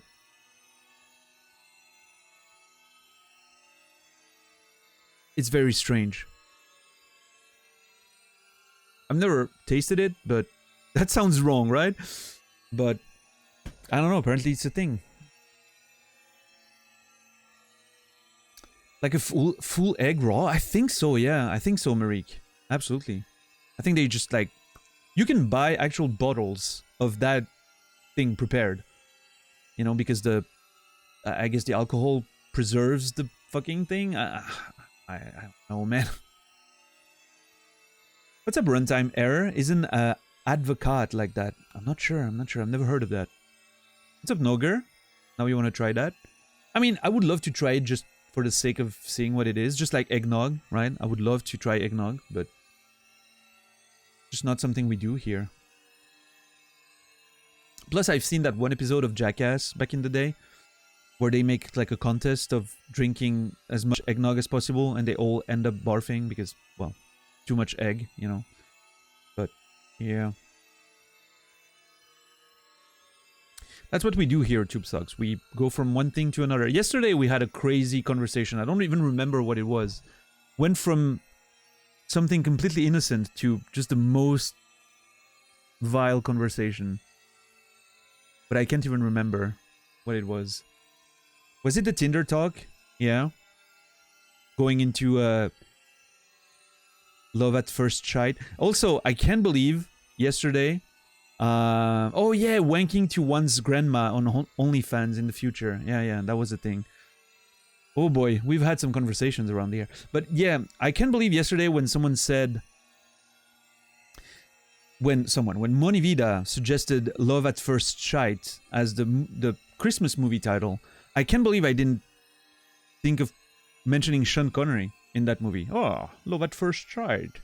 Beautiful. You know, that would bring all of it together, you know?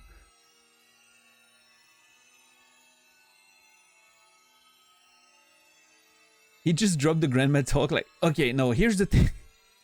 We were talking about the fact that in the future, there's going to be so much erotic and porn content from, you know, just the fact that nothing disappears on the internet, right? That there's a chance, a pretty high chance, that some kid at some point in the future unknowingly rubs one to his ancestor, probably his grandmother or, you know, great grandmother, just by statistics, right? I mean, it's bound to happen at some point. Just because of how much content there is these days, you know? There's always been erotic content, right? But these days, it's just so prevalent and accessible and permanent, you know? There is a pretty serious chance it happens. Hey, Laura, what's up?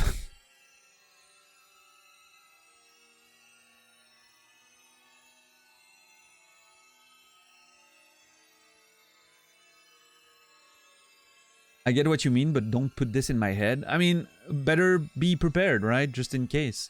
You better do a background check on anyone you... Anyway, let me stop right there.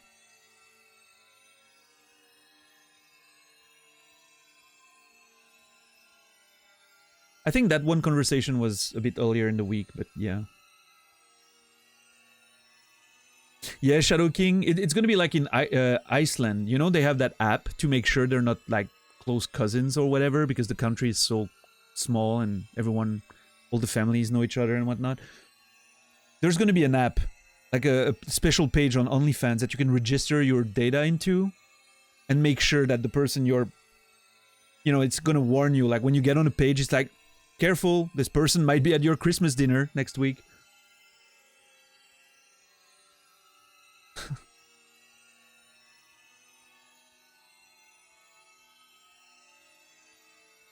Time to delete my OnlyFans. Yeah, probably, Kimmy. Probably. Wait. I don't think I knew you had one. I'm assuming you might be joking, but... Maybe not. I'm not judging, by the way. Just making it clear. I'm perfectly sex positive in general. What's up, Lucy? How are you doing? What conversation did I just walk into? I think it's better that you don't worry about it.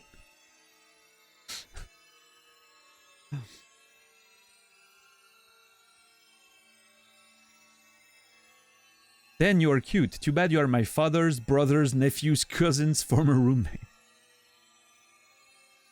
Oh yeah, Kimmy, makes sense. I mean, I probably wouldn't if I were you as well. If I was on Twitch, you know, for obvious reasons. The reasons being that a lot of people are very fucking weird.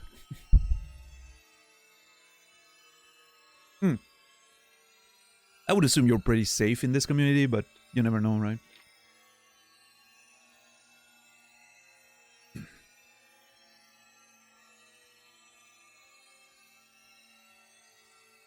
You've seen Reddit? Yeah.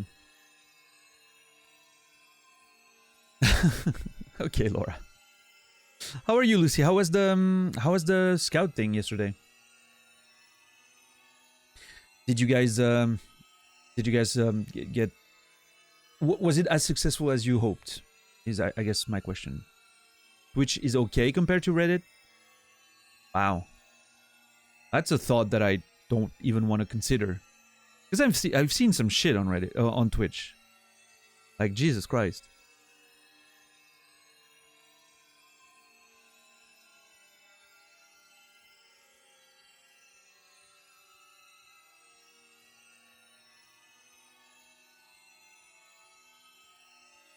I'm good. We didn't sell too many sausages. Had 5 packs left over, and 3 massive bags of bread.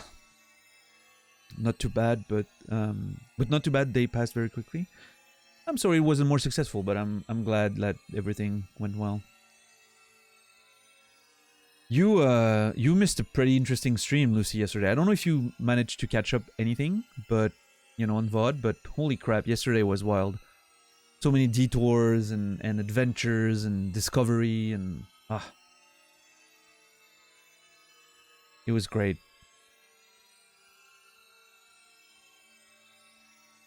You return with Coke. Based on the capital C, I'm assuming you mean the drink. You were meant to play a plate up with Fizz, but passed out. Aw. I am now going to lurk as I fold my laundry. Enjoy the lurk, Laura. Good one.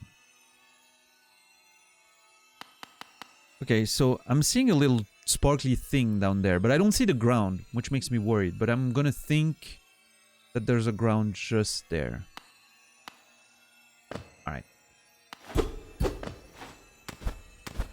Okay. Deep focus.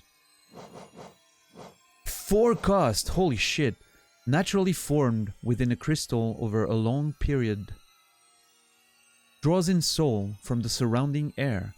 The bearer will focus soul at a slower rate, but the healing effect will double.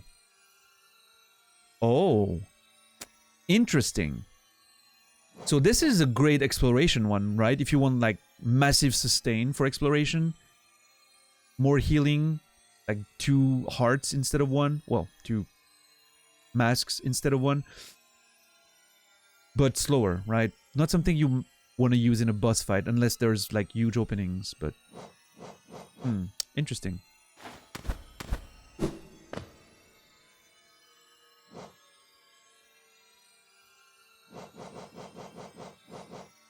Dream Wielder allows the bearer to charge the Dream Nail faster and collect more soul when striking foes.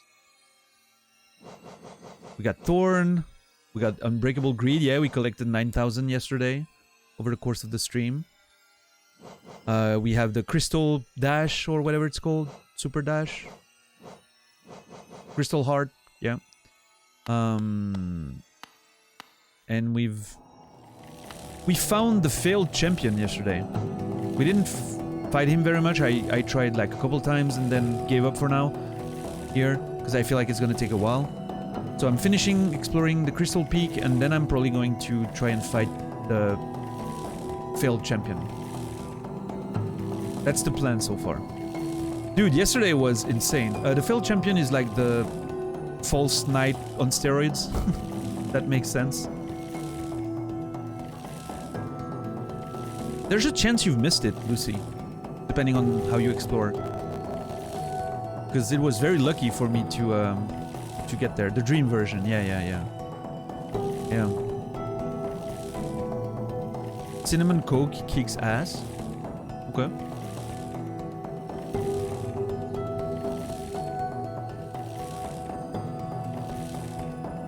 Alright, so here, and then the rest of the Crystal Peak, and then we'll figure it out.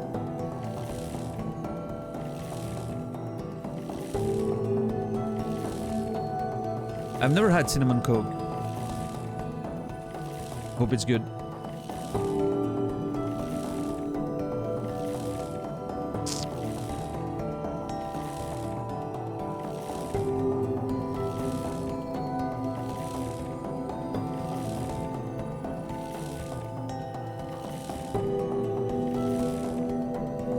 Off topic, but I watched a movie from the 80s called Tammy and the T-Rex in its entirety in the video game High on Life. Couldn't take my eyes off of it. I highly recommend it. Hold on. There's an entire movie in the video game you can watch? That's sick.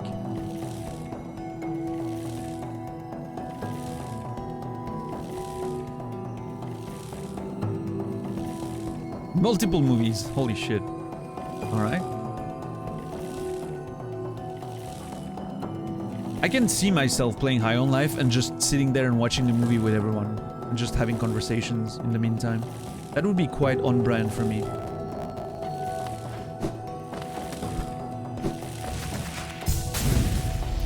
Fizzy did it today. Nice.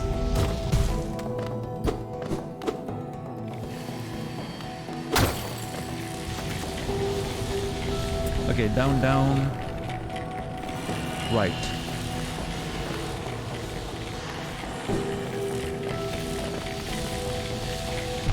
God damn it.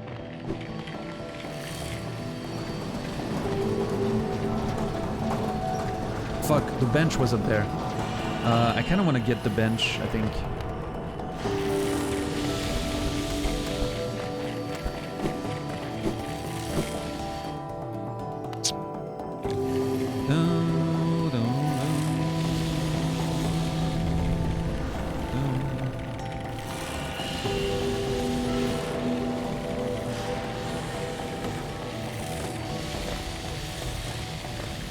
Hold on, what happened with Edsta's message?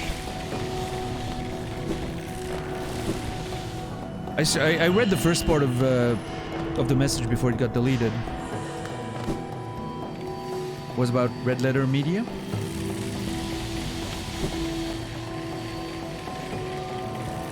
Actually, you know what?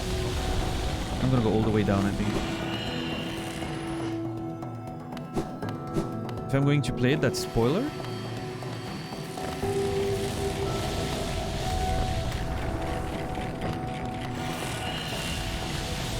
Wait, there's a link between the game and Red Letter Media? I'm confused.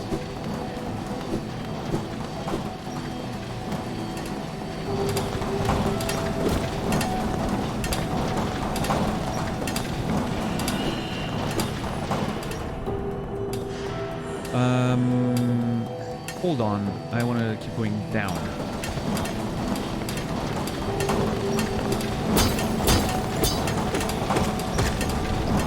Well, I mean, to be fair, it's that there's a lot of different games that I play, right? You never know, but...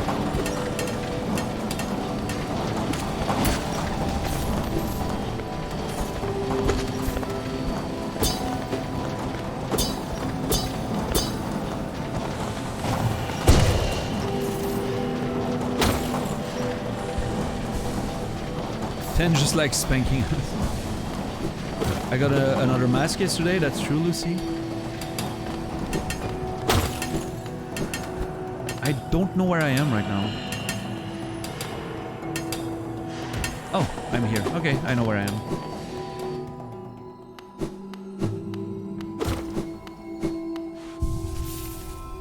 Map updated. Let's see.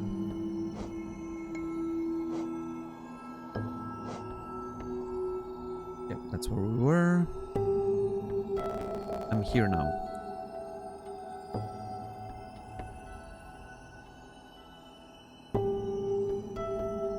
Left, right, up, right. Right, up, right.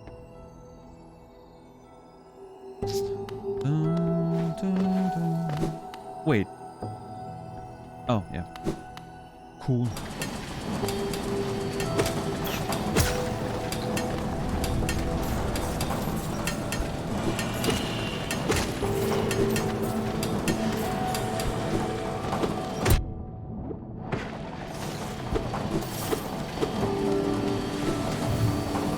How my notes are looking now?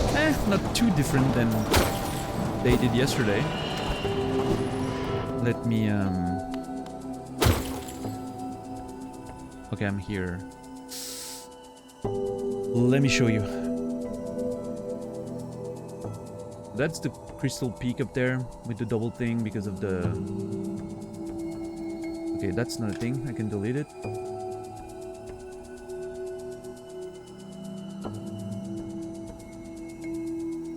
That's fine.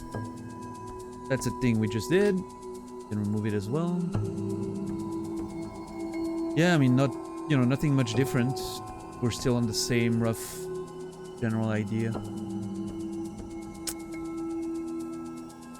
This is Scalpel, yeah.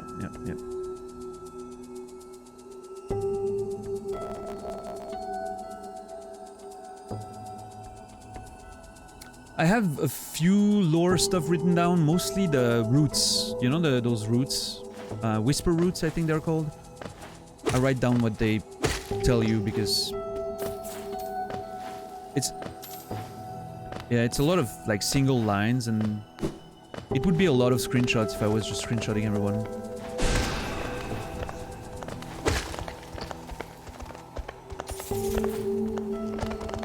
And this way I remember where they are, just in case, because they disappear on the map, so...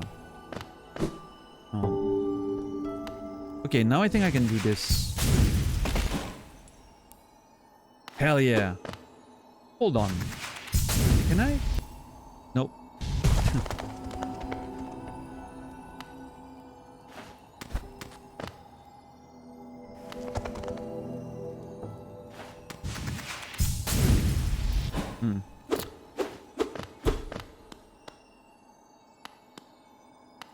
Hey, this is a new ancestral mound.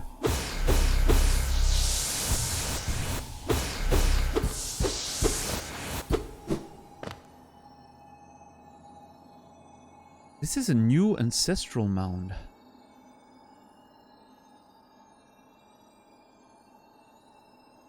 At least it looks like it.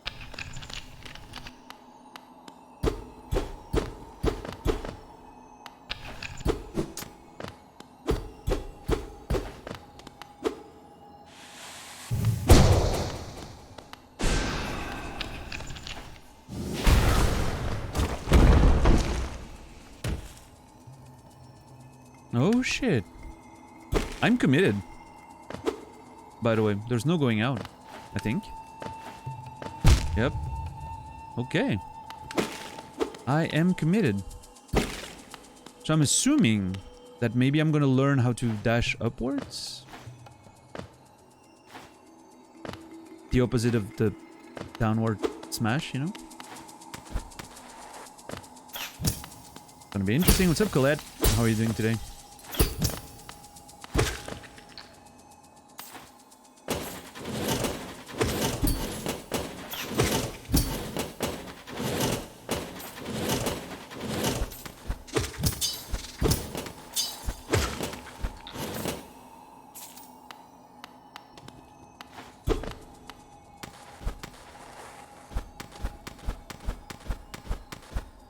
Fuck. I didn't see the spikes up there.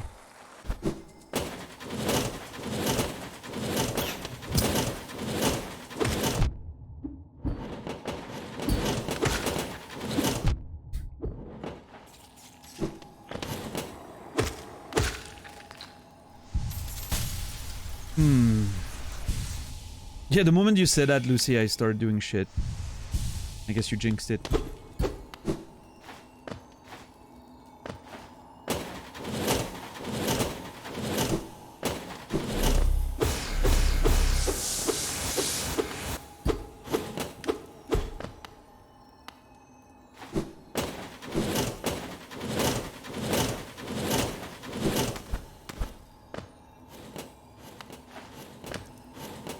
What the?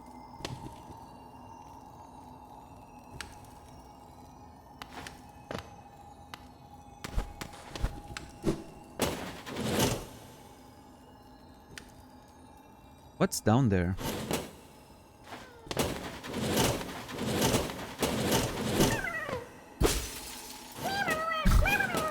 The moment I broke it, the moment I hit it, I was like, that's gonna be a mimic, isn't it?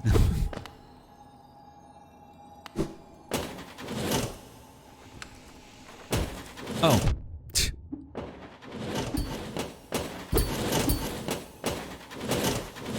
I had to know if that was a passage to somewhere else, you know?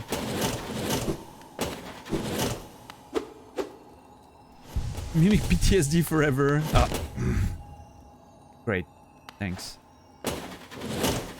Yeah, my encounter with the Mimic was pretty intense.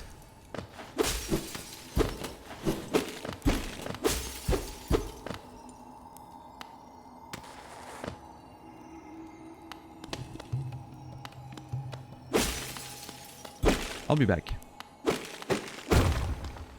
Ah, yeah, makes sense. Hey, dude.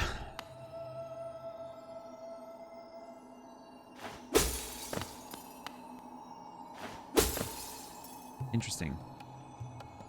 I'm not assuming it's gonna be a fight or anything. I'm assuming I'm just gonna, you know.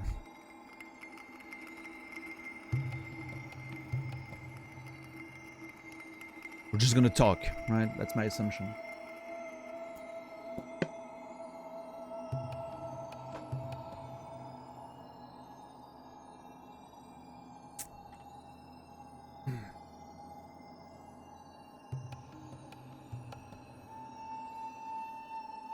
So the one mimic we found was down there.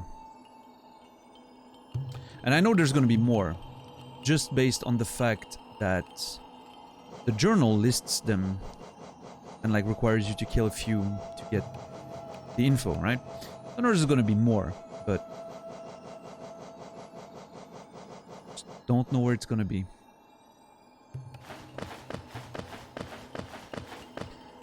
That's you freezing yourself waiting for Silk Song. Yeah, it's I get it. I'm already feeling that, you know that feeling you get when you feel like a game is gonna end and you're already sad because you don't want it to end. I already feel that way with Hollow Knight.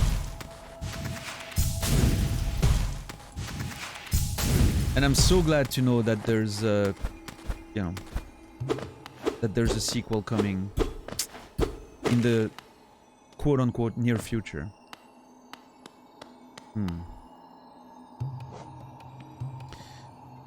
Hold on.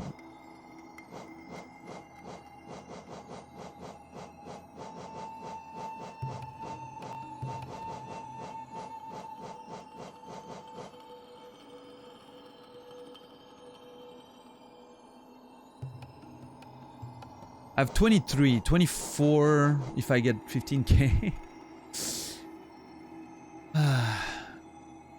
I need a couple more charms to get the notch at Salubra.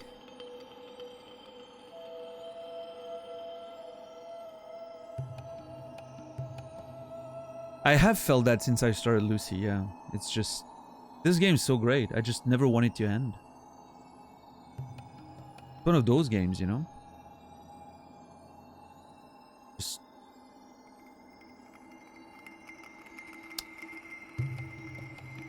I just want to live in this world with those characters forever.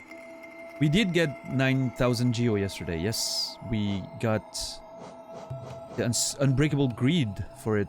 And then we also bought the Elegant Key from Sly because we found the storeroom key, or whatever it's called. And so now, at some point in the relatively near future, I want to go back to the Soul Sanctum and see what's in there.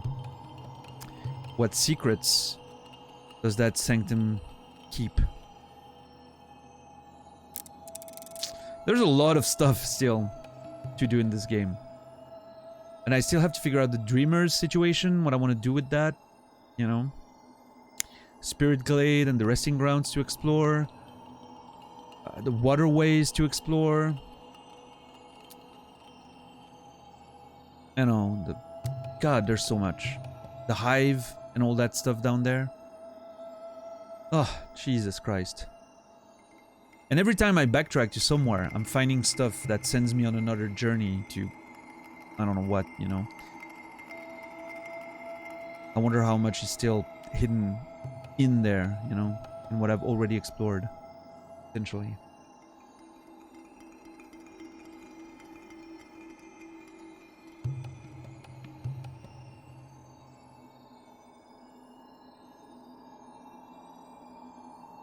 Yeah, Neo's Abyss mode is really fucking intense. I never touched it, but I watched Man go through it a bit. It was interesting.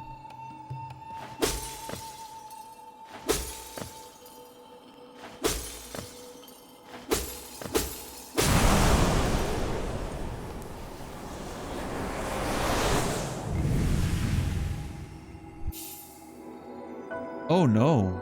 Hold on. Descending Dark.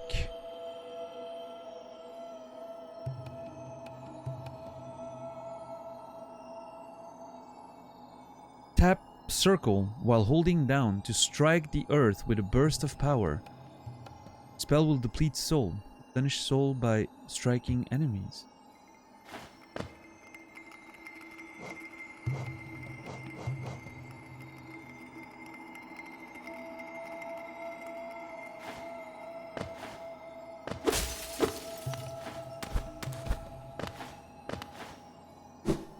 I'm sorry, what?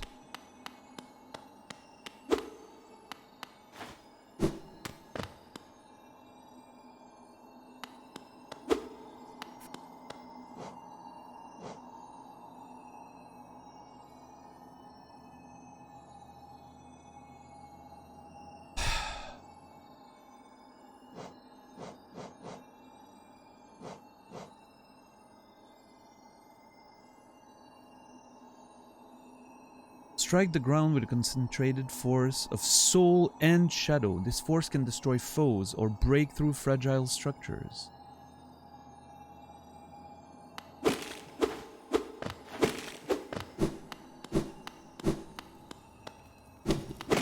I am extremely confused right now.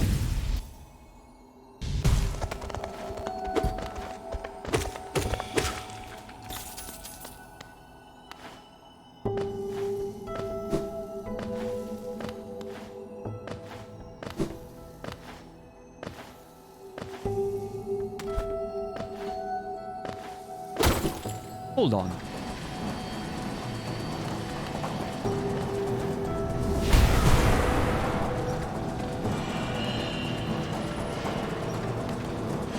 Oh, shit looks cool. Okay.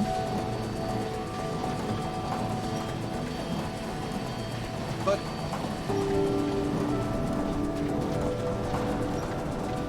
Huh. I was not expecting that. I was expecting a different movement skill. And it just changed the one I have right now.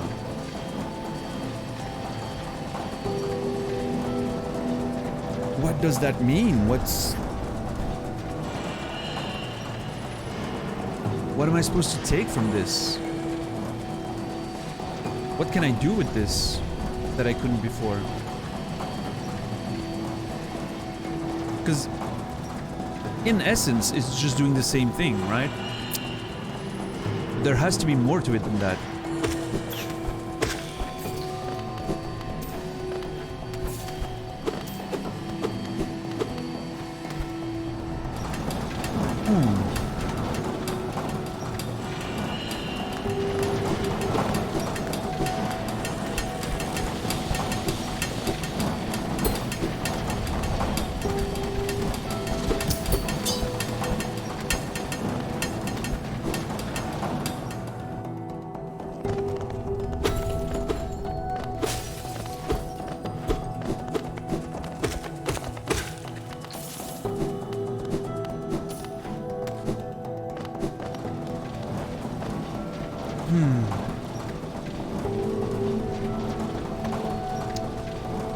I need a bench.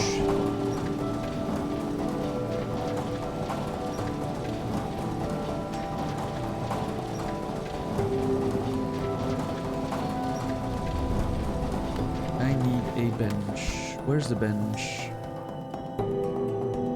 Which room am I in right now? I think this one. So if I take that up, then left, I think there's a bench.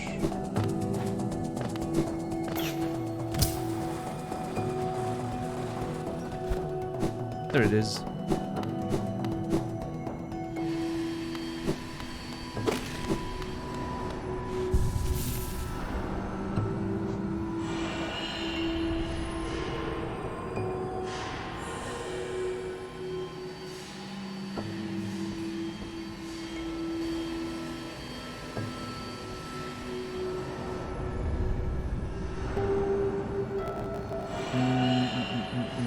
Oh yeah, if I like notice something but forget about it, reminders are considered off limits too by the rules.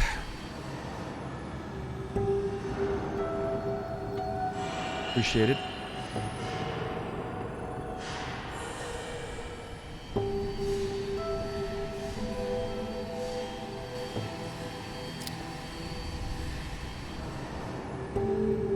I am extremely puzzled. I am extremely puzzled right now.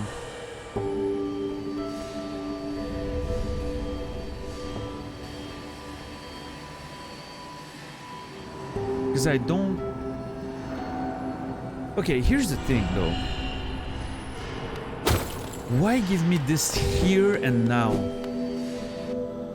That's what's having me confused. Why here? Why now? Why this particular location? There's something down there, you know, that you can potentially do with it?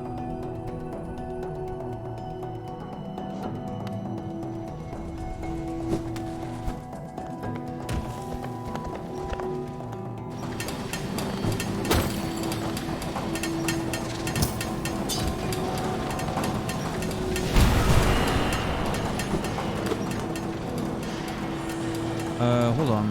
This leads to...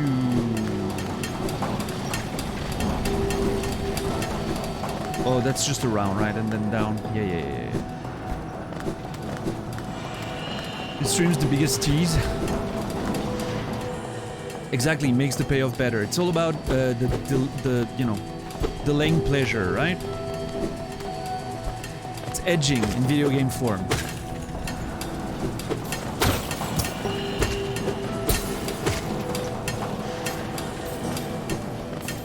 Have I used Miro before? I don't know what Miro is, or if I do, I'm not aware of what specifically you're talking about right now.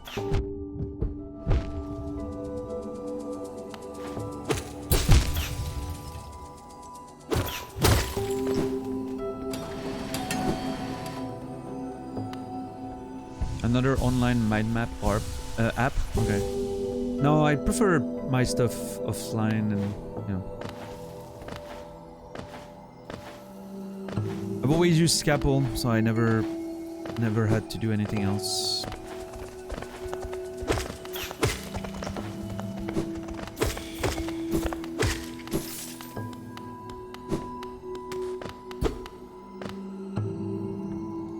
You're trying to decide between Scapple and Miro?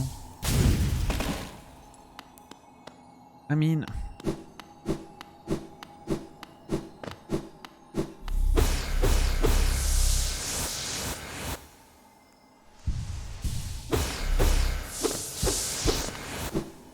Why would they give it to me here and now?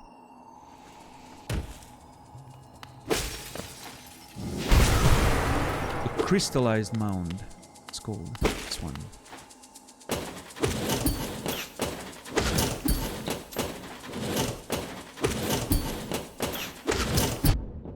Fuck.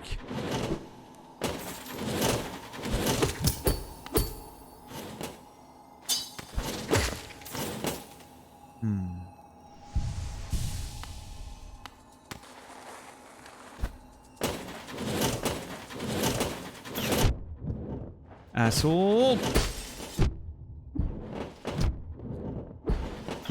God, what a mess.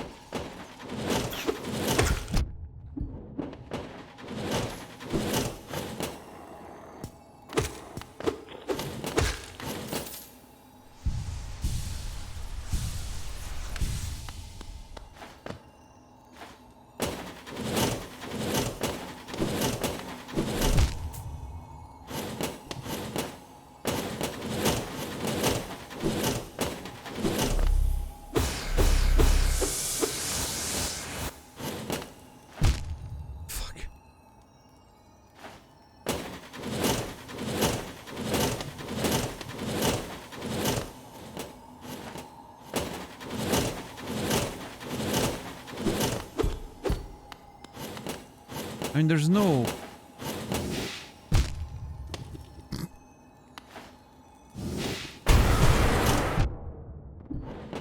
I'm gonna die. I'm actually going to die.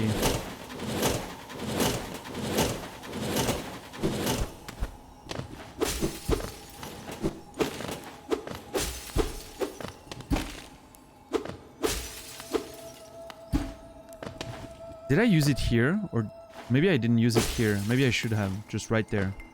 Maybe there's something? No, I mean, it just goes down here. There's no way.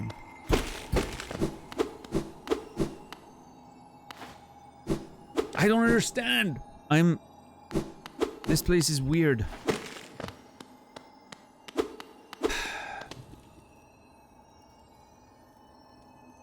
Let me just take a note that, you know, crystallized mound. Black. What's the name? Shadow something? Descending dark. Question mark?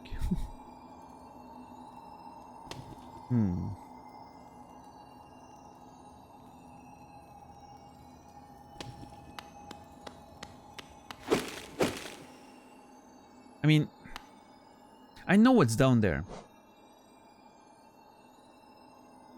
It goes straight here. I don't assume that doing anything here will help, so...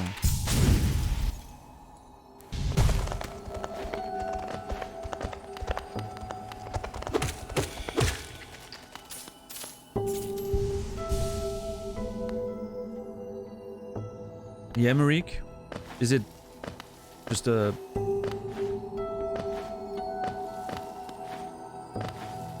Is it an organization thing, or do you just...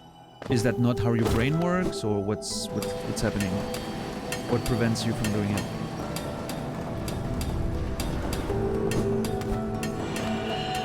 You hate organization in general?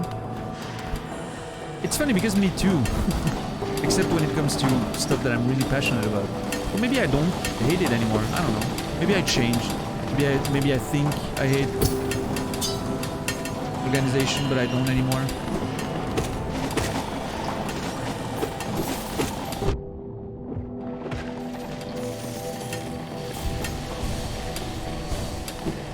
What a shitty trait to have. Eh.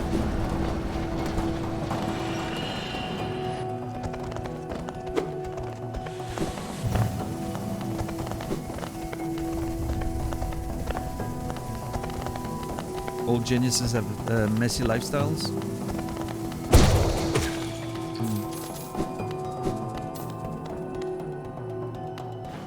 Yeah, Colette. Yeah, I mean, for me, it's really, it really comes down to, like, my room is a fucking mess. My apartment is a mess. My life in general is a bit of a mess. I do, however, truly enjoy doing it when it comes to video games. Taking notes and whatnot, I don't know. It's a very different feeling for me.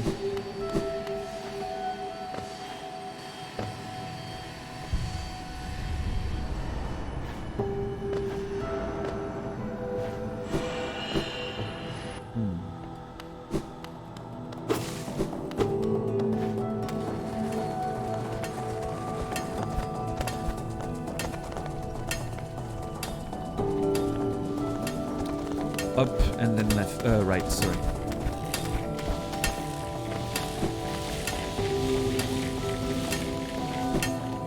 So if I'm right, this is the spot where we met Quirrell? All those vertical tunnels there. I don't know if they'll ever lead to anything, but...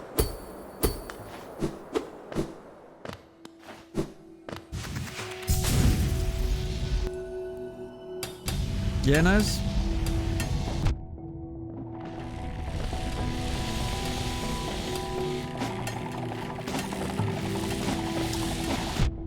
I kind of agree to a certain extent.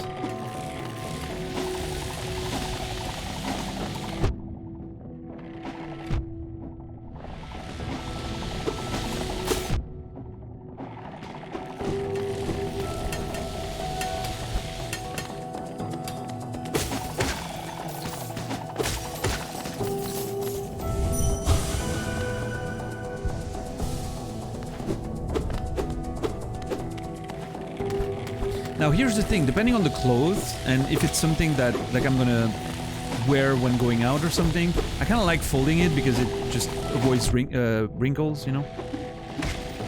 Fuck! Exactly what I wanted to avoid.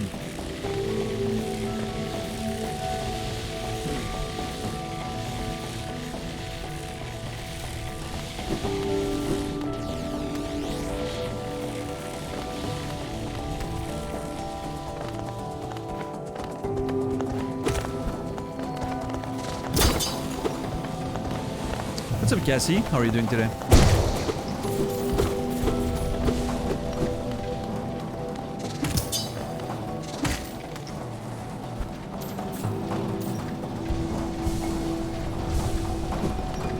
What's the closest way to get out of this and reset that dude up there? I guess this.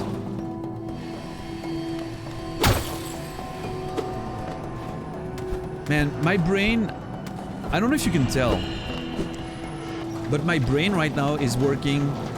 My attention on the game and the chat is like divided in half, because there's a large part of my brain that's just going over and over and over that fucking spell I just got and can't figure out why I would be given something like that. I don't know if it's just meant to be a stronger version, maybe to be used in fights and do damage, if it has a lore explanation, if it's something that will allow me to break something I couldn't before. I'm like, why is it here? Why now? In the progress of the game? What the fuck does it mean?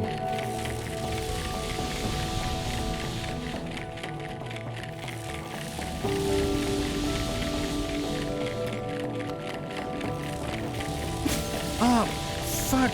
I didn't realize I could do that. Ah, no!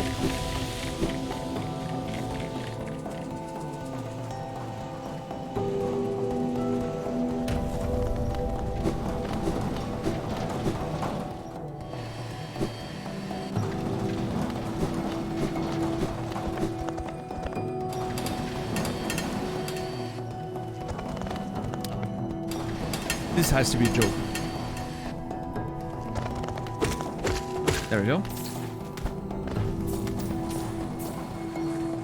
Brain gone. Yeah, my brain power is just...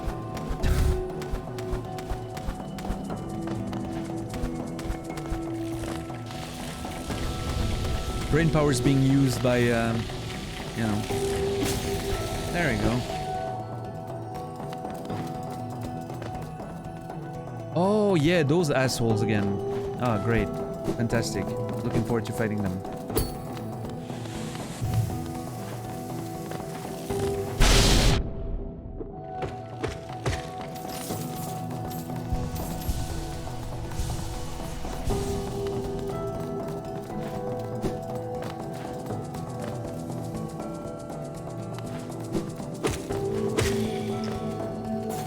Yeah, Marik, I mean...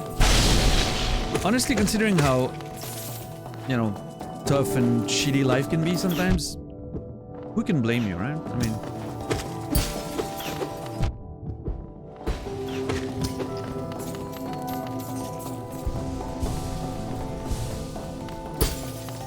and especially for me, like if I'm living with someone, it's very different. When I used to spend half my time in the apartment of my ex-girlfriend when we were in, you know, she was in Lucerne and I was going there, spending time there, I would always be pretty intense about like cleaning behind me and doing stuff and keeping stuff. More than her actually, because she was working the entire day, and so I was writing at home but I was at home, right, writing.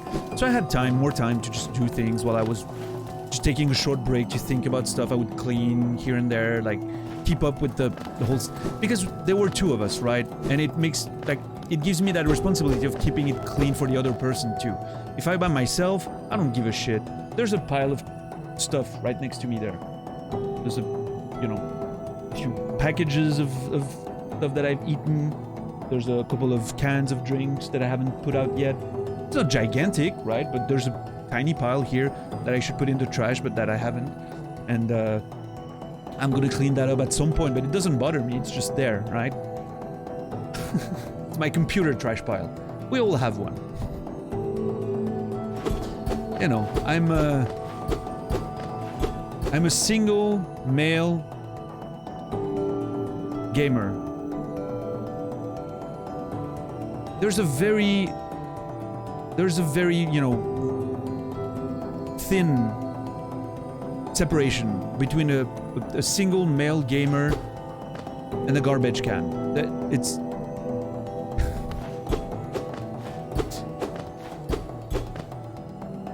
single male gamer room and a garbage can, it's almost synonymous, right?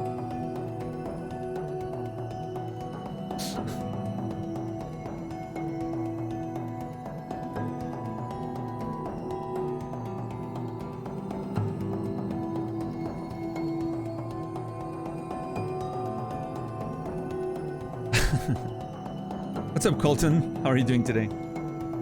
No, I mean, and I know a lot of people who are very intense about keeping things clean, right? And that's totally fair. But me, if I'm alone, if I have no one else, like no one ever gets in this room, ever, I'm just, you know, I don't give a shit. If I have some stuff, like some packages and a few cans of drinks on the ground for like, you know, 5 days or a week, who gives a shit, right? And eventually, like every couple weeks, when I go to my, I actually take the trash to the recycling center, you know, not far from here, then I just clean it up and that's it. You know, like, who cares? It has literally zero impact on my life.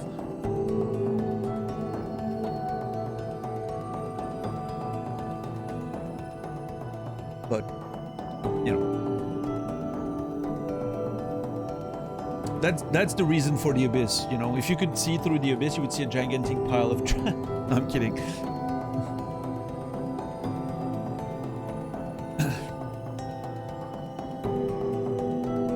It's like Wall-E back there. You have no idea. Like the first 50 minutes of Wall-E.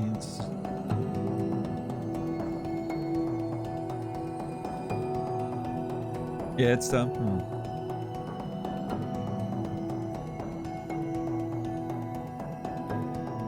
brain doesn't understand thoughts or feeling. The brain only understands actions.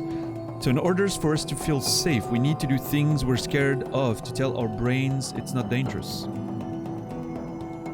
Interesting.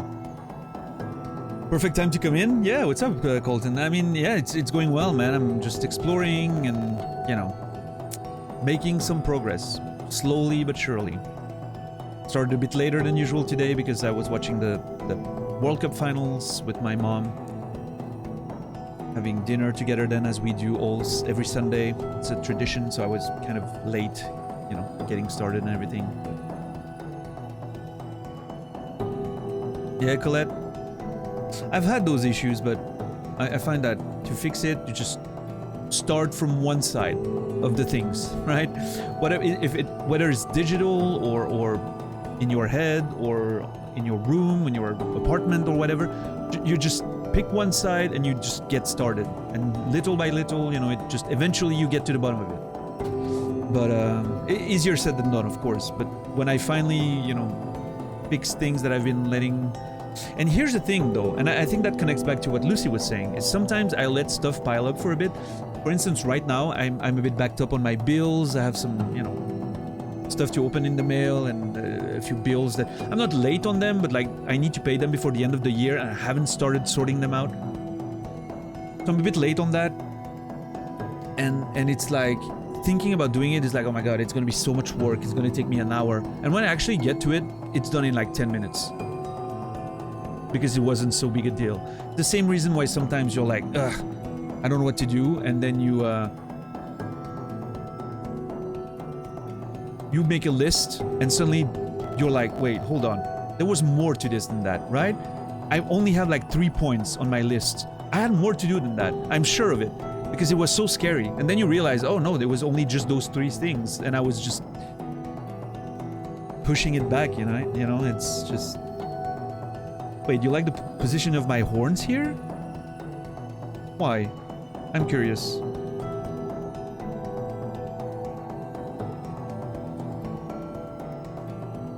Story of my life, yeah, every time. The biggest hack is pile everything I'm working on the bed, then I have to finish or I can't sleep. That's a pretty good way to do it, yeah.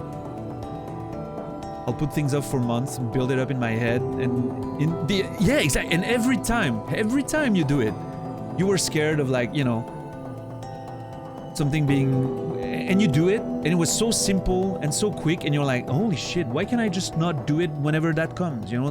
Do it immediately. It takes 30 seconds to pay your bill and then it's gone, right? But no, you wait, and then you have like a pile of letters, and still, every time you do it, You open most of the mail, it's just fucking advertisements. Some stuff is just information you don't care about. Literally 3 bills, you have the money on your account. You know, even if you had doubt, you just realized you had the money and then it's gone, and it's done in 5 minutes on your fucking computer while listening to music or some dude playing Hollow Knight and talking about life, right? And then it's done and you're like, dude, it was so simple. Next time, I'll just pay the bill immediately. 6 months later, same situation. Seems like you just can't learn from it.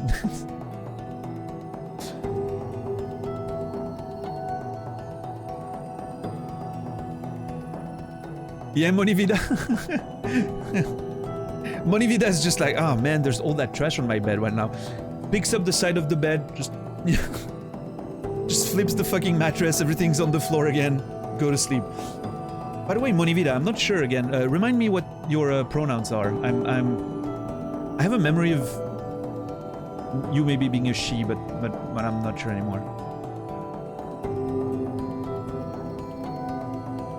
I'm sure it's because of the name. Okay, she. Thank you. Memory is not so bad, I guess. But I was having a doubt suddenly.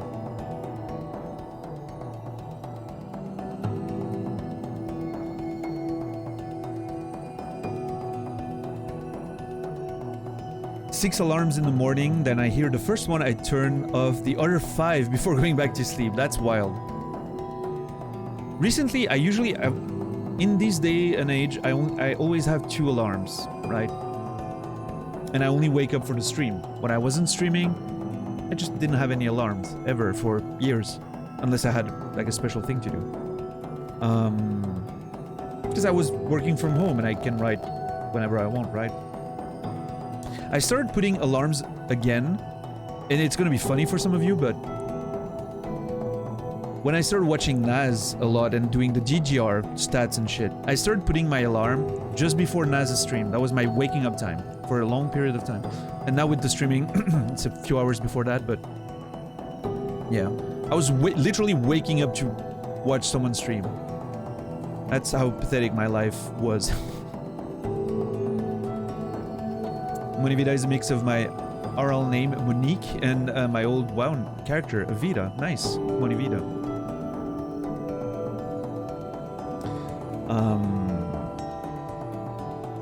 Always impressed you kept up with that. I mean, it's still ongoing. I'm waiting for Naz to get back to it. But anyway. And so now these days I have 2 alarms. But usually I wake up from the first one. Or even... I'm starting now to wake up before the first one because I'm so used to that rhythm now. And so I just turned off my alarms and never slept through it. Never happened. But when I used to work as a teacher, I would have like... Just like you, Dom. I had like 3 different alarms. Like one that was 15 minutes before my actual waking time, because I liked having 15 minutes to just drift back to sleep. I don't know why. It's a thing. When I was actually studying, that drifting alarm was 30 minutes before I actually had to wake up. And then I had the on-time alarm and one minute later, just to make sure, you know. But no, Naz, I mean, if I didn't truly enjoy your stream, and if I wasn't having fun doing the whole stat thing and watching you do that challenge, I would just not wake up, right? It's not like you're paying me or like I'm forced to do it, right? I'm doing it because I enjoy the content and I want to do something that helps with it, I guess.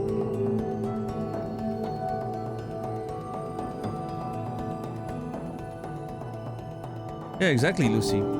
Failing something only means that you've tried. Someone who's successful has only failed more than you did so far.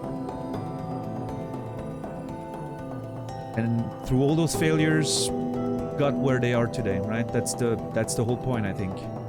You can't just fail, of course. You have to sometimes have successes and you know, but anyone who's had a relative amount of success, regardless of what they do, has failed so many times on the way there. I refuse to believe otherwise. I've never met anyone, at least, that just told me, oh yeah, no, just only ever, you know, successful, only ever successes, never failed at anything, and I'm there, and you know, I don't think that happens. Failure is how you grow, you know. I used to cry every time someone told me I tried because I thought I was such a piece of shit and couldn't even recognize that I tried. Yeah, I mean, you know, you must never be afraid to fail. That's the real thing that leads to failure. There's two things that lead to failure: being paralyzed by fear and giving up. Those two things are the actual failures because you're not trying anymore. As long as you try, it's not a failure, it's just a part of the journey, right? We think success is a linear curve, right? Oh, you start streaming. I'm taking streaming as an example because why not? You start streaming and your numbers are going to grow consistently over time, sometimes slowly, sometimes faster, but it's going to grow consistently. No, that's not how it works, right? Success is, you know,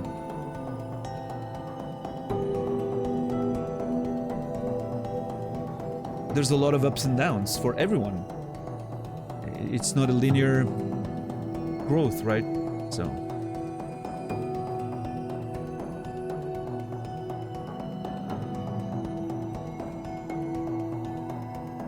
and sometimes, and that's where it gets further, sometimes the failures are not even visible to the outside world.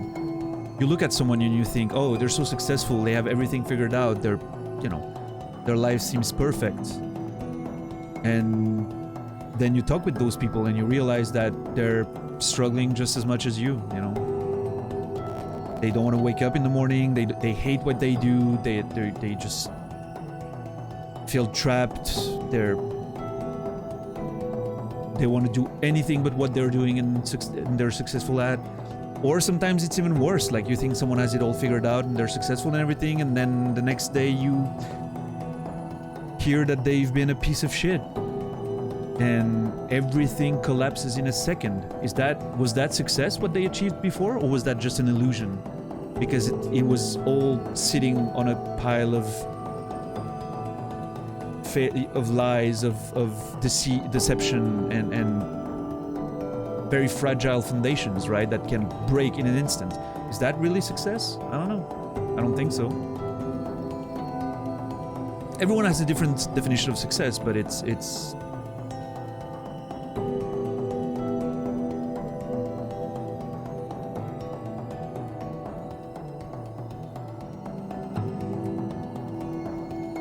easy to just look at something and think, oh, that's success, right? When it's not. And it's all relative.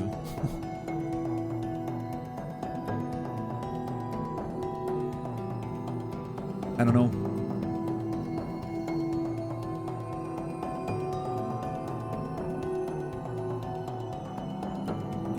No.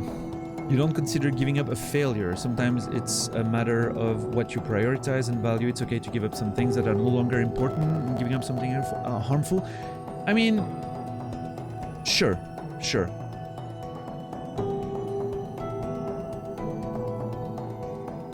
I guess what I mean then, to be more precise, Lucy, is if it's something you want to do, right? I want to be a writer. Oh, I'm getting rejected. My manuscripts are getting rejected by a publisher. It's not a failure, it's a step forward. You tried, right? Now, if you're like, oh, well, it's too hard, I give up. Even though it's something you truly still want to do, it's still your dream. Giving up completely and stopping doing it, maybe if you never pick it back up, I would say, yeah, that's what I would consider a failure, right? You like gave up on something you really wanted to do because you thought it was too hard. You were afraid to keep going and get hurt, right? To be more precise. Sometimes it's just that you need to let it go for a bit. Focus on something else and then you return to it. Very different, right? I'm talking about like the permanence of giving up on a dream that you really want to achieve, right? But it's of course not black and white, right? There's some nuance there that would take hours probably to talk about,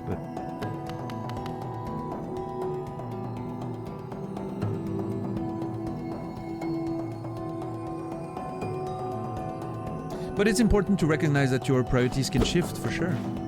I've had a conversation exactly about that yesterday with someone. I'm not gonna mention just in case, but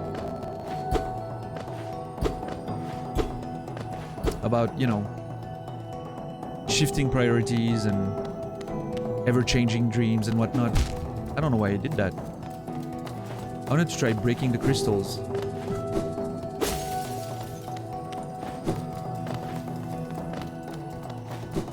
I wonder if using my down attack on this could help. I don't know. Do humans even need success, Rico? What do humans need, really, right? Food, water, oxygen. After that, it's all a matter of perspective, right? It's the Maslow pyramid of, you know, that pyramid of needs, right? Gigantic anime titties. Okay, dumb. That's a shitty fucking trap. Fuck you. No, it's not. It's not even dead yet.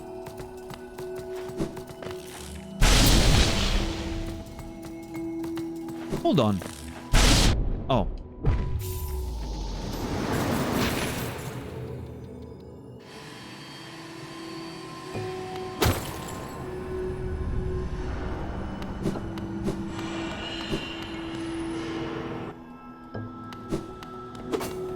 No, but I mean, you raise a good point, Rico. What's, you know, do we need success? I don't think so. At least, okay, I'm gonna put it like this. I don't think anybody, not everybody needs success. Now, I think some people are driven by the desire of success, and that's totally fair. I think I'm one of these people. I enjoy setting goals for myself and trying to achieve them. And I have many dreams, big dreams, you know, in the things that I do. And so I think I have to recognize in myself that to be happy, I need to have those goals and I need to strive to achieve them. That's part of what makes me happy as a person. Does that mean I need, what I truly need is happiness and that's just the way I reach it is through some form of success? Maybe. I mean, that's certainly an argument we can make, but yeah, I mean, it's to each individual to determine that for themselves, right? And the simple definition of success is going to be very different for everyone, right? Not everyone's going to have the same definition, the same goals, the same... Oh my god, dude, this place sucks. Holy shit. I need to go heal and find some resources. Yeah, exactly, Colton, for sure. I think that's... I mean, you know, I don't want to speak for everyone, but I think that's a pretty common thing with artists in general, right? Regardless of the field of... Regardless of the artistic field. I think that's kind of a general thing. We love to challenge ourselves, find new goals, and, you know...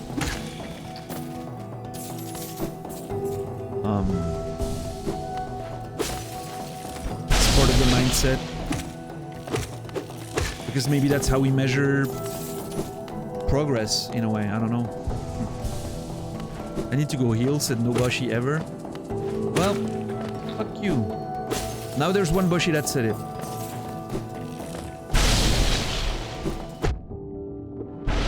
God, I hate those shit.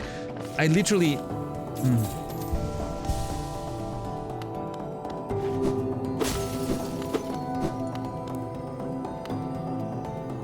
Well, I have one extra mask.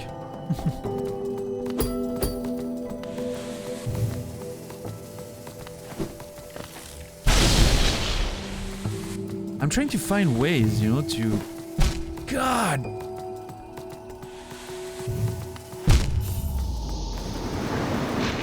Every 10 years you need to renew your Boshi license. That is... First of all, that is false.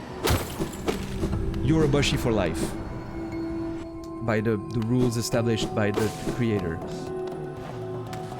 And even if it's 10 years, I still have a couple of years to go before I need to do it, so...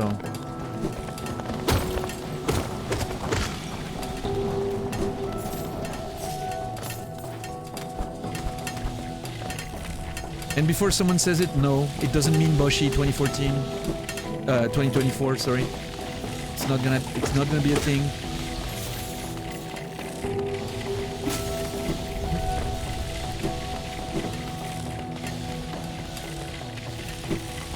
I cannot believe that there's not a...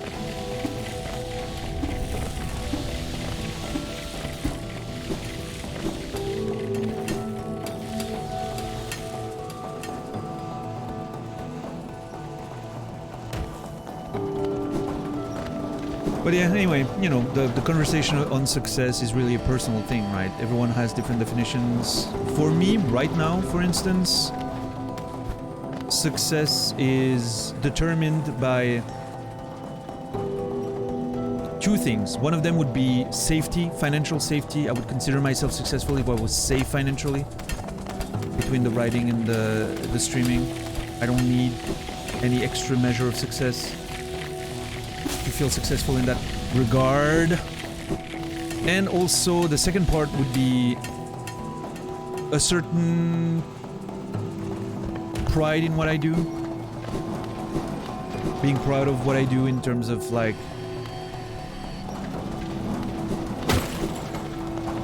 sticking with my principle, you know, being true to my principles of not letting my channel become a billboard, and that's an important part. And I guess just getting there without being a shitty person, right? Which is very subjective, right? I'm sure some people would consider me a shitty person, I don't know, but I would love to get there without being a shitty person. That would be pretty important for me.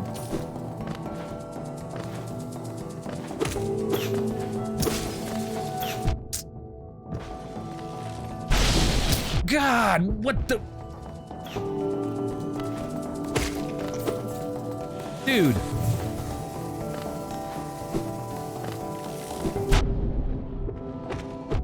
This place is hell.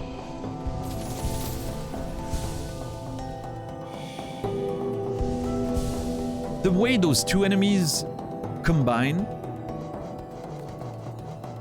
is really fucking rough to deal with.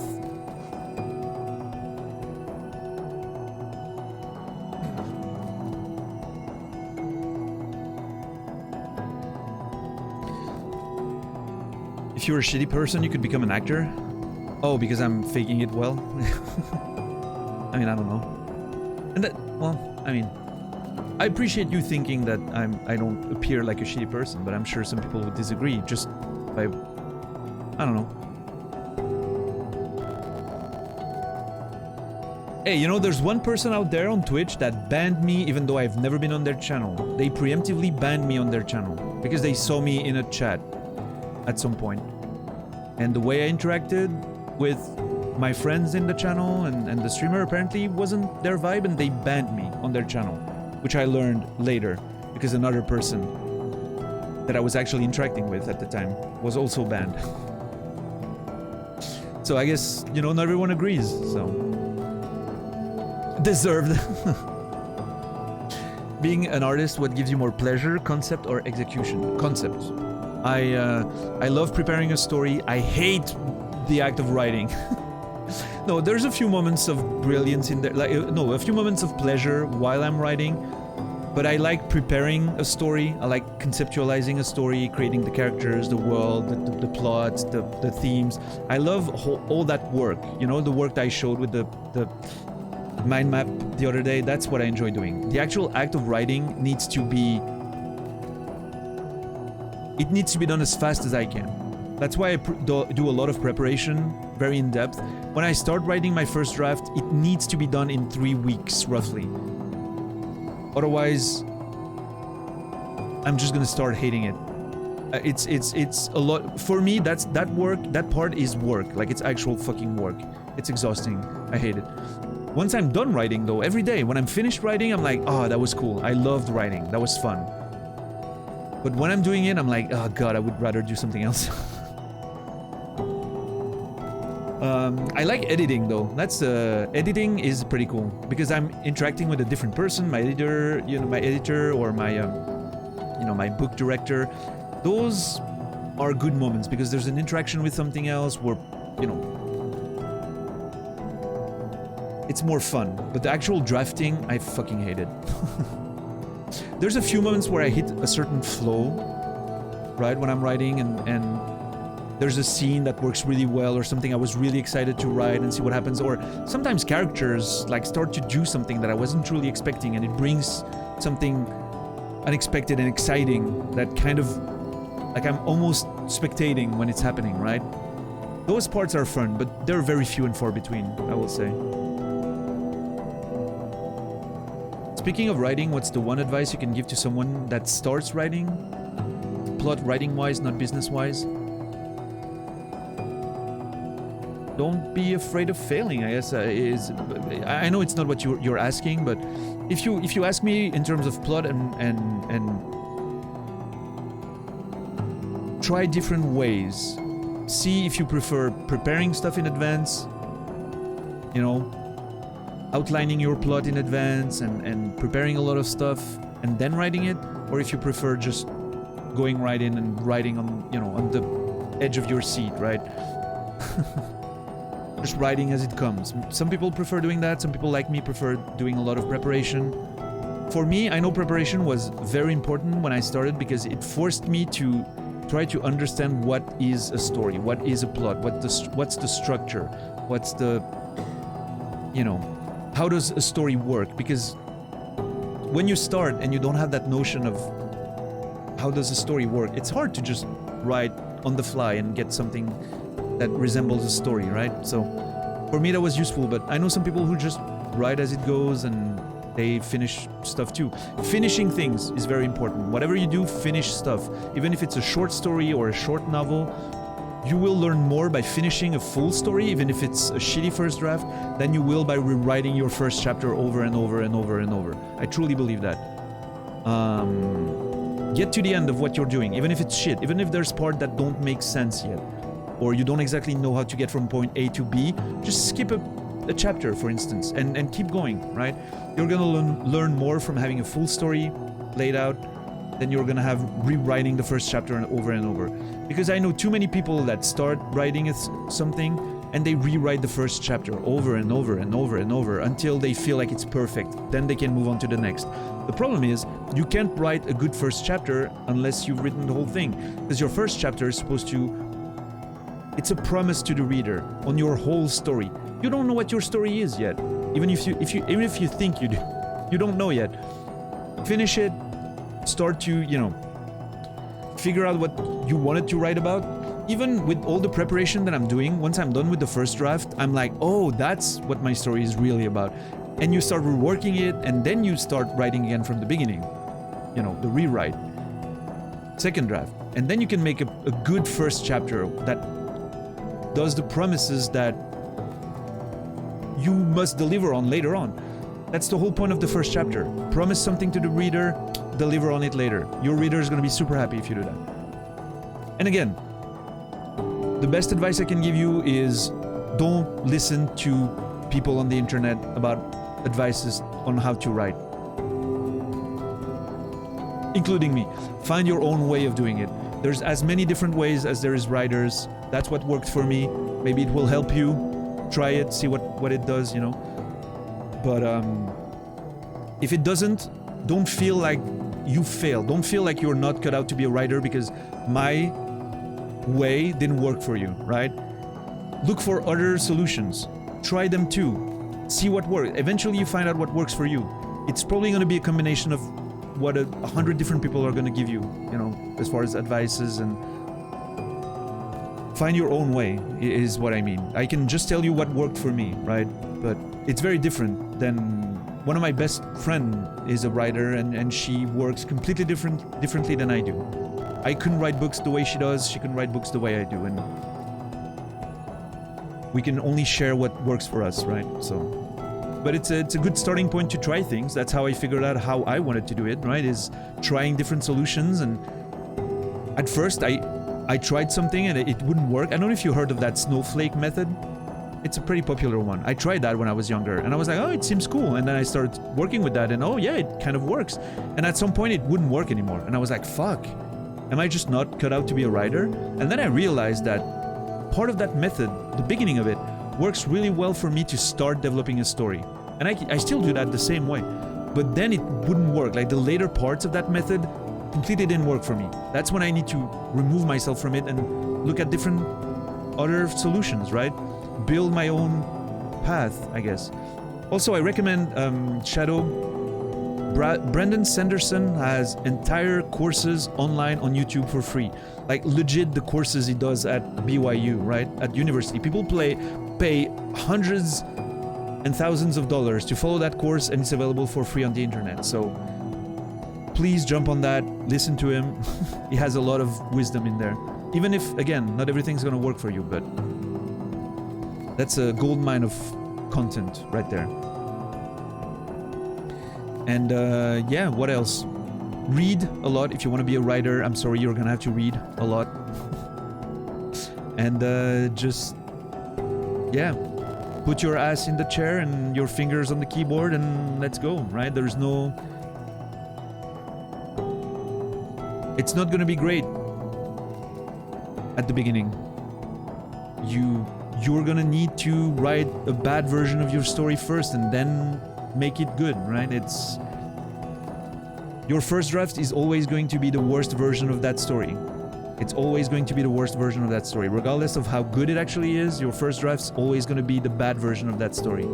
And it's never going to be as good as you think your story can be. Because you have better taste than you have skills. That's always the case for everyone. Regardless of your level of success, you always have better taste than skills. So always, every time you start writing and you're going to think, this is shit.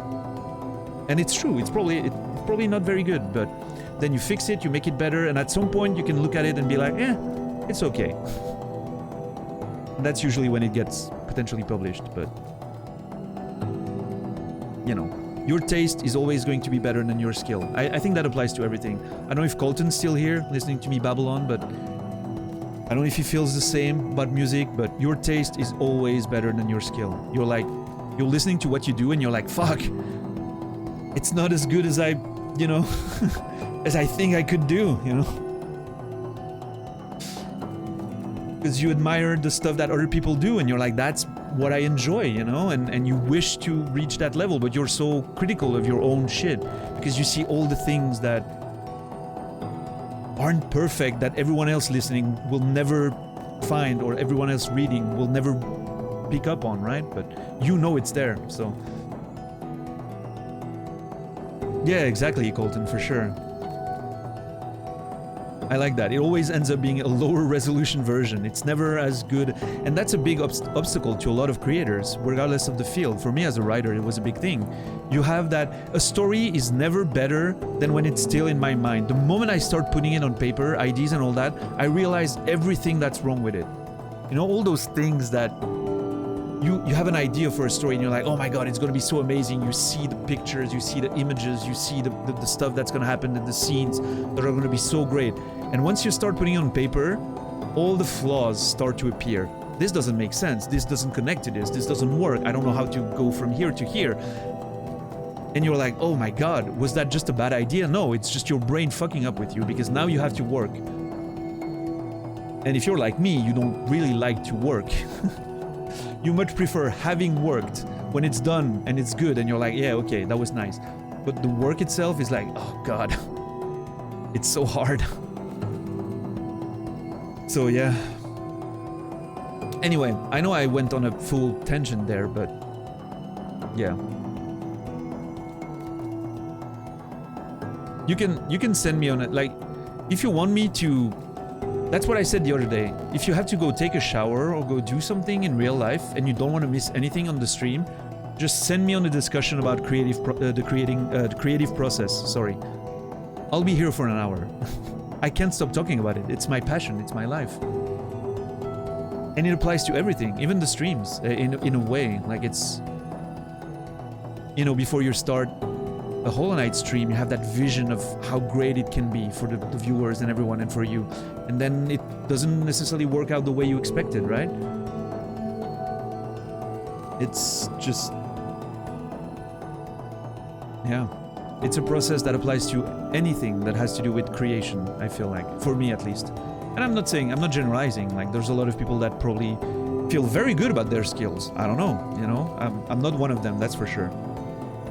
Maybe there's people out there that have their skill surpass their taste. I don't know. But I think if you're one of those people, you probably don't need to be reassured. So I always prefer talking about the idea that, yeah, you're gonna be disappointed with what you do at first, and that's normal. That doesn't mean you're not cut out to do it. It just means you are on your way. That's one of the questions that I've heard a lot is how do you know you're a writer? How do you become a writer? How do you go from I'm trying to be a writer to oh, now I am a writer? Is it when you're published? Is it when you're selling books? Is it when you have your first signing or your first award? How do you know you're a writer, right? That's a hard one. And for me, I always try to focus on the idea that as soon as I decided I want to be a writer, I am a writer. 2017, now I'm gonna start writing seriously. I am a writer. I just haven't finished my first novel yet. But I'm a writer. And being in that mindset was, for me, it helped me a lot because it was like, you know, it's not about, am I gonna be able to do it? I am a writer. But there's gonna be steps to getting published, right? And I'm gonna fail, and there's gonna be difficult steps, and just, if you're a writer, just do it, right? That's what I said to myself. If you're a writer, as you think you are, just do it. Otherwise, what are you doing? You're just dreaming of the idea of being a writer, of writing things, right? So many people are like, oh man, I wish I could write a story. I have a great idea for a story. I wish I could write it, but you know, I don't know where to start. I don't know what to do it. I don't know how to do it. I don't know if I can do it.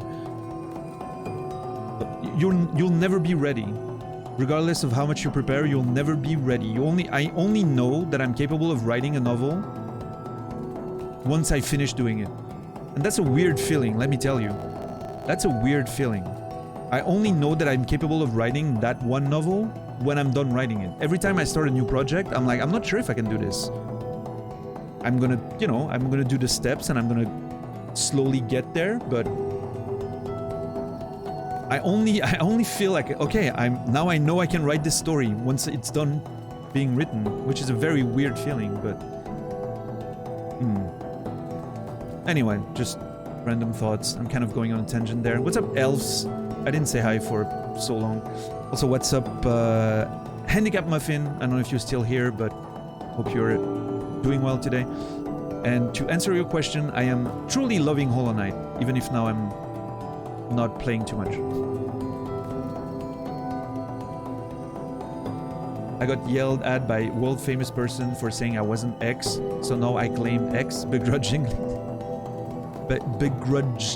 How do you pronounce that? Begrudgingly, yeah, okay. Yeah. Anyway. Thoughts about, the creative process. But it's rough. Like, I'm not saying it's, I will never say that it's something that's easy to do. It's...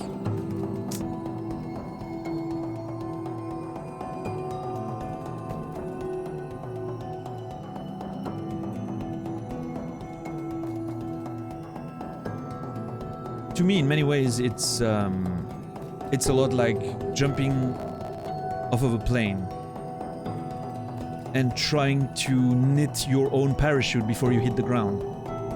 That's how it feels like sometimes to just start a new writing project for me, right? And I think that can apply to streaming as well and other stuff. Like, you're jumping off the plane and you're like, oh, well, I'm gonna figure it out before I hit the floor, right? Hey, Posphos, what's up? You remember watching me play Boshi? Ah, that was 2014, right? Were you following this whole time? Yeah, you were. May 8th, 2014, that's when I was playing Boshi. Indeed. What's up, Posphos? How are you doing, man? It's been a while. Building the ship as you row it. Exactly, yeah. Learning how to fly a plane as it's crashing down. It's all those things. It's... And it's easy to start doubting and giving up, right? Oh, Jesus. Thank you, JC, for gifting us up to Posphos 169. Nice, JC. Beautiful. Thank you so much for the support, JC. I appreciate it. Posphos, enjoy those emotes. Welcome back, 8 years later. Alright, there is some strange power hidden in the crystals that grow up there in the peaks. They gleam and glow in the darkness, a bright point of searing heat in each one. They sing too, if you listen, very softly.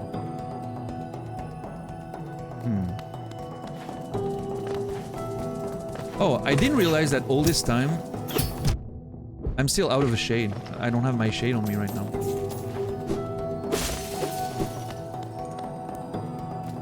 What's up, Brucey? How are you doing, man? We were just talking about how he needs to renew his Boshi license. That's a lie.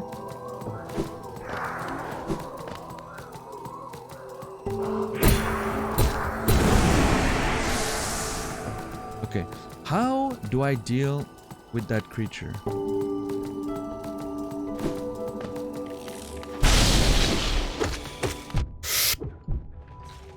Okay, at least I killed it.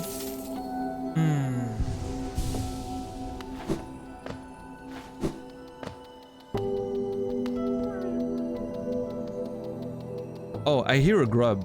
This is all gonna be just for a grub.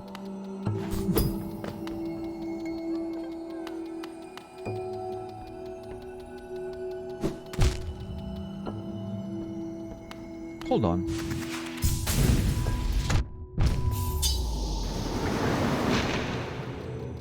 I didn't know if my rush, crystal dash would damage the enemies, so I was like, you know what? Let's try. So not only does it not damage the enemy, and you get damage, it pushed me in the fucking spikes. So it coming from a mile away. Yeah, well, you played the game before, right?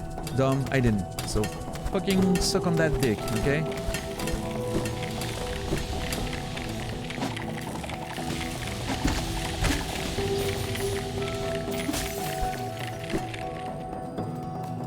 I have more time in game than you do? Well, okay, but how much of that time is just me sitting around and talking, right? I'm not sure that's a fair comparison.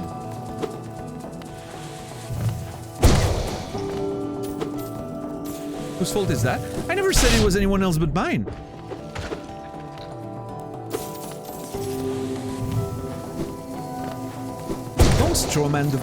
Don't try to pull a straw man on me.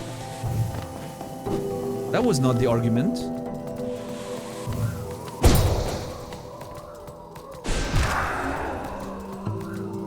What's up, fat guy?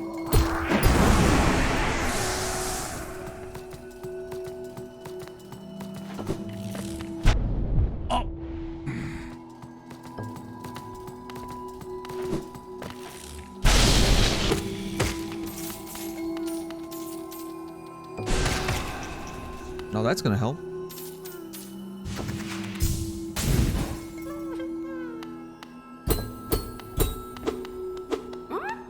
Okay. I'm trying to observe if there's anything special in case I pick up on something that could show that it's a mimic or not, right?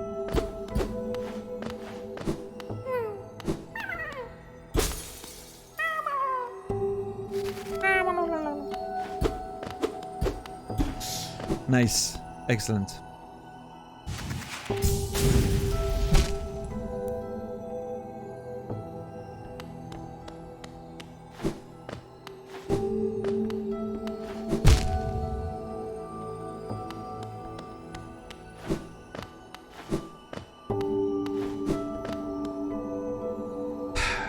How are you today, Brucey? Good to see you, man.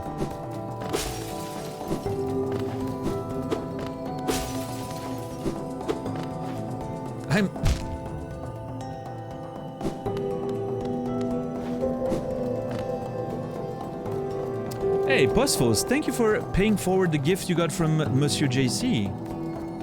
And Colton is getting it. Sorry for mispronouncing your name. Colton. What a great pick you just got there, Phosphos. Thank you so much for the support. Appreciate it. And Colton, enjoy those emotes, man. Pleasure having you around again. I'm 24 now, I can pay for stuff? Oh wow, that means you were very young when you used to watch me. Holy...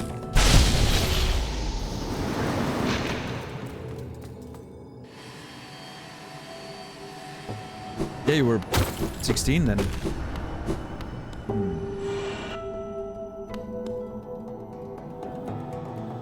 Cheers, Phosphos. Thank you. And Colton, same.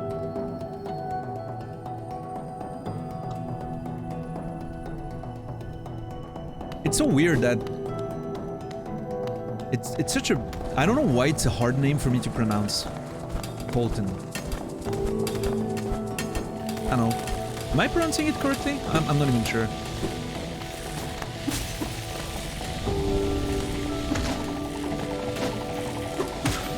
Ah, fuck this shit. I'm saying it perfectly. I don't believe you. What's up, Casey? How are you doing, man?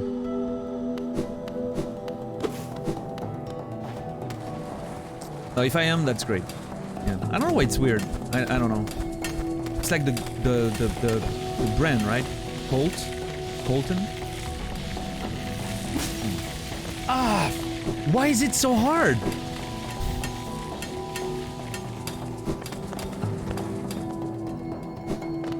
What's going on, Casey? How are you doing, man?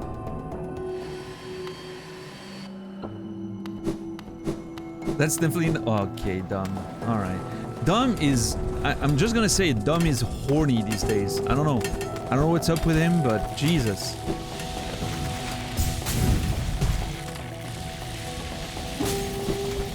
Okay, I'm gonna do it like this in the future. Yeah, Dumb is down bad right now.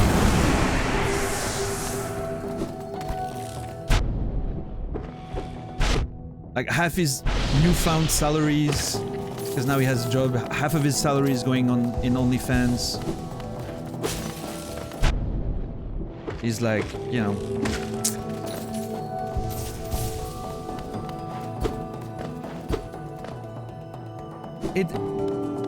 It's not about the joke, Dom. It's just that it's how often you bring... Dude!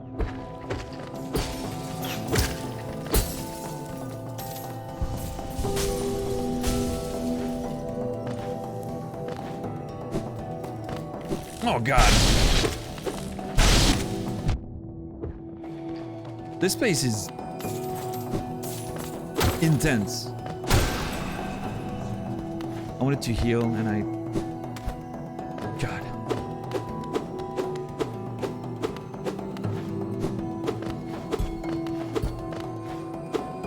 And by the way, Dom, I'm not shaming or anything, right? Like, you know, if you're horny, you're horny. That's, you know.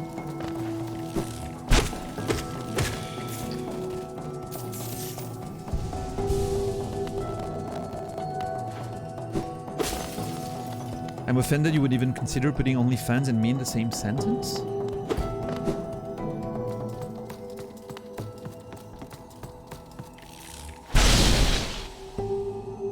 Well, be offended. What do you want me to do? What do you want me to do about it?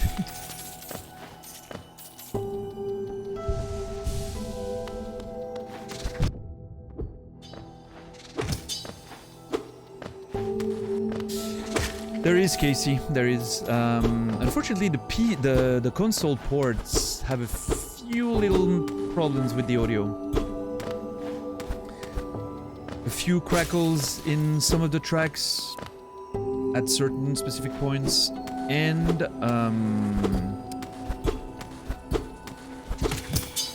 some of the audio of some of the shop, like the vendors, you know, shopkeepers, are too loud. Yeah.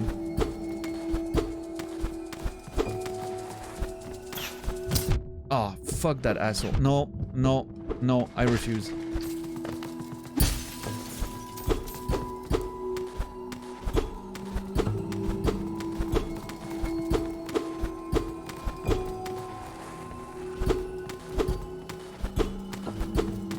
I mean, maybe they fixed it in like a more recent patch, but I know like the console version is currently one patch behind. Oh, I almost did it. Dude, fuck that. What was I saying? Yeah, the console version is like one patch behind the PC, at least. Maybe several. So maybe if it was fixed on PC, it's not fixed yet on console. I don't know. But yeah, it's a bit annoying.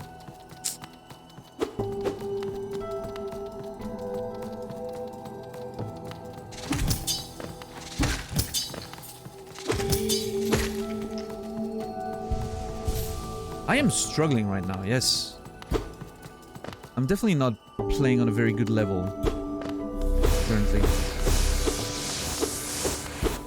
Or maybe the game's just getting a bit harder, which would be great. I've been complaining a bit about the difficulty, so...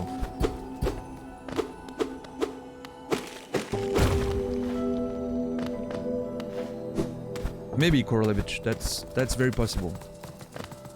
Chat has been very interesting tonight, so... I'm focused on it.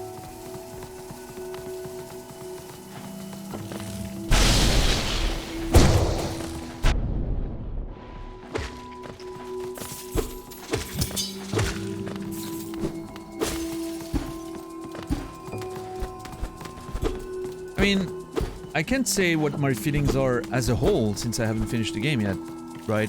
But so far, I mean, it's one of the best games I've ever played, for sure.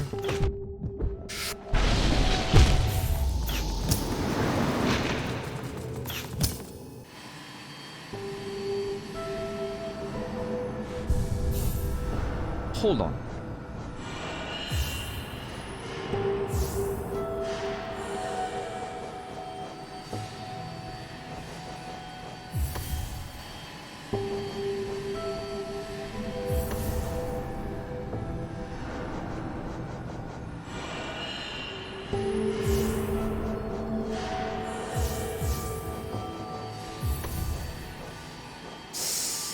I think I'm gonna go with this.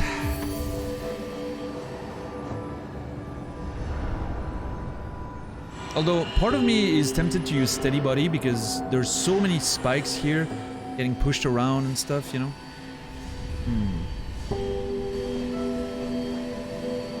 But, on the other hand, I need fucking 15k.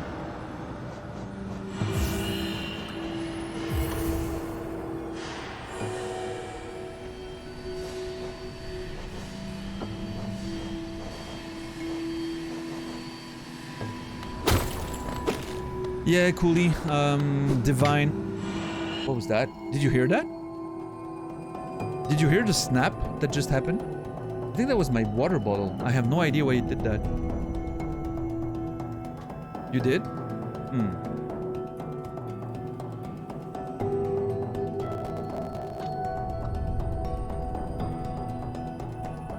I guess my heater is turned, like, is emanating some heat right now. Maybe the bottle just snapped because of the change of temperature. I don't know.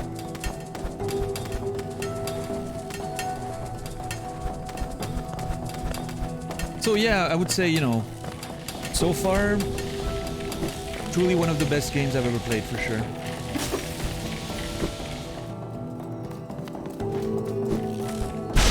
Difficulty's finally, you know, picking up a bit. I enjoyed that.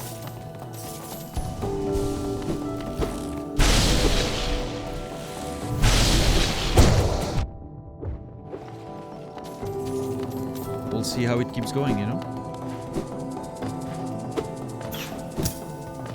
Why did I choose to play this on PlayStation instead of PC? Just practical.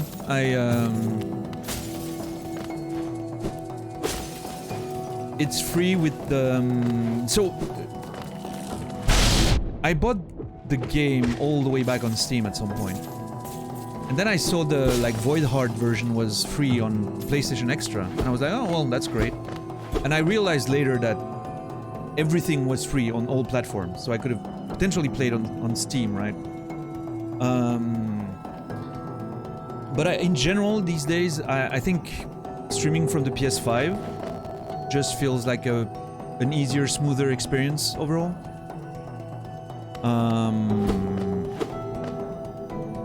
I don't have to deal with like controller interface with PC and all of that. I don't enjoy that too much. It bugs a bit sometimes. And yeah, I love using the screenshot feature for lore stuff that I wanna, you know, save. And I mean, I could do it on PC too, but it's just a bit so practical with the console. So. Yeah.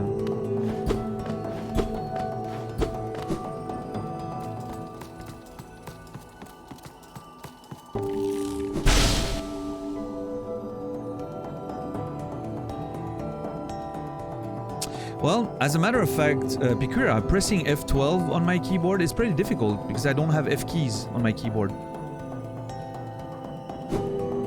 So pressing F12 is requires a bit of gymnastics.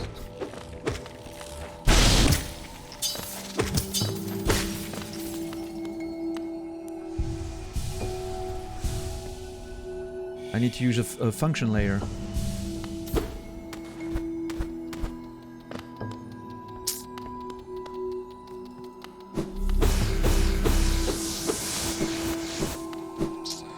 I could, if I had one, fat guy, for sure.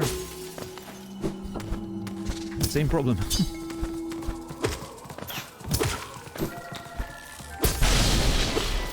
I mean, I can... There's a way for me to use those keys, it's just not as... But anyway, in general these days, if I can play something on the PlayStation rather than PC, I will. My PC is getting pretty old too. Like, it's fine for Hollow Knight for sure. I mean, I'm sure this game doesn't require too much.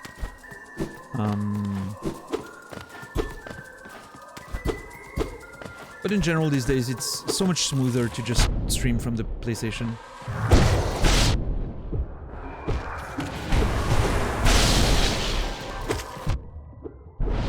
Hold on. Did he just... He did a descending dark attack. Yep. Ah, fuck.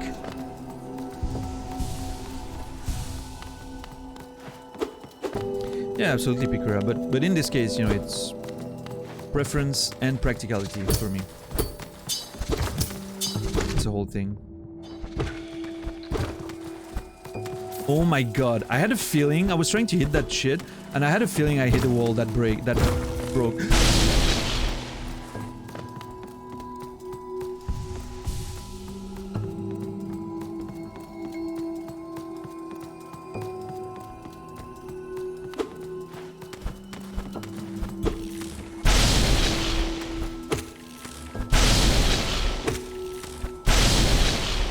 Fuck you.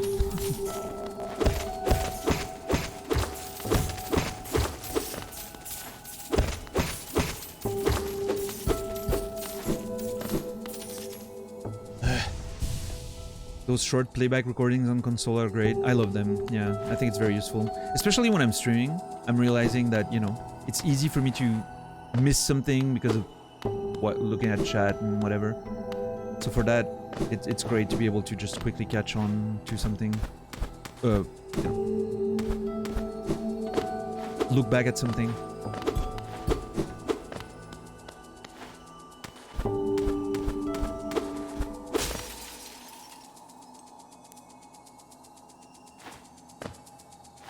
Music is stopping.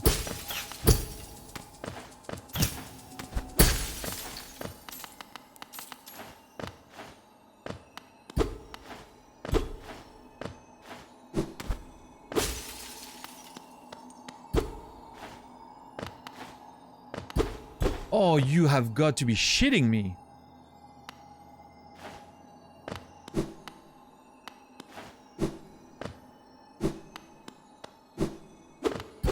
And I killed the only thing that could get me up there. That was that fly there.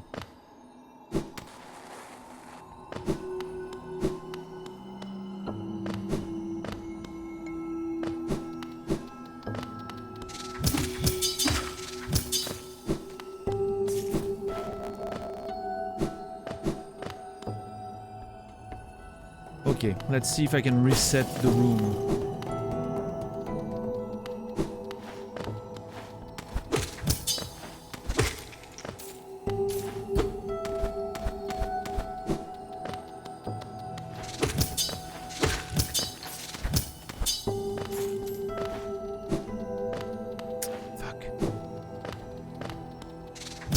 Now it makes sense why it's so hard to get here. I don't think I'm supposed to use that bouncing trick to get up there. I'm supposed to have some sort of upward dash or something. That explains it.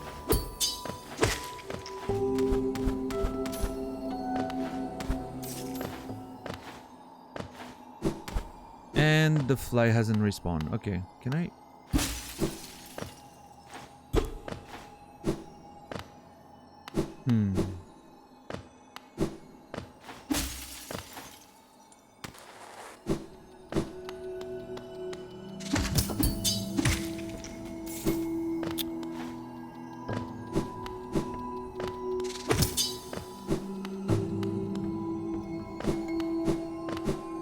Let's see.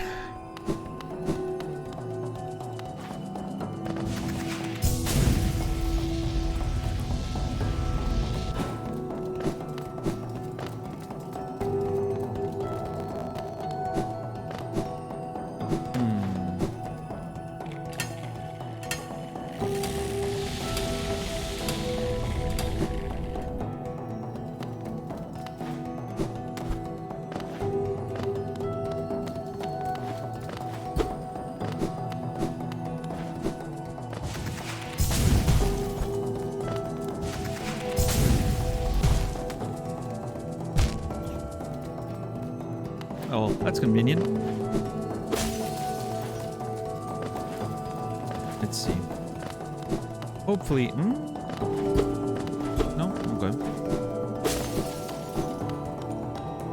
Splat.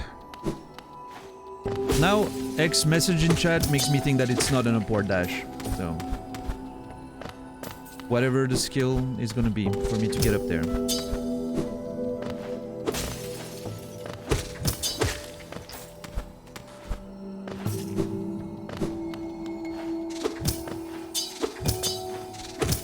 I mean, the thing is, you know, right? So your message clearly gives me information.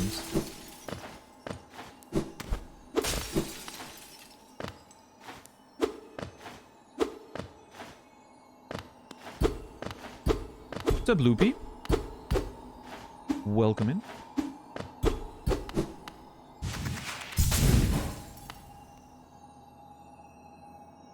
There's a few of these locations here.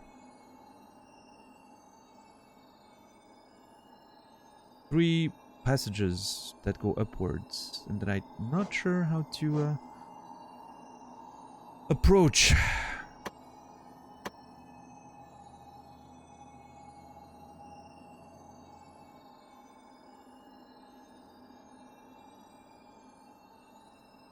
The fact that it sounds funny doesn't give any info that it can or cannot be anything like it.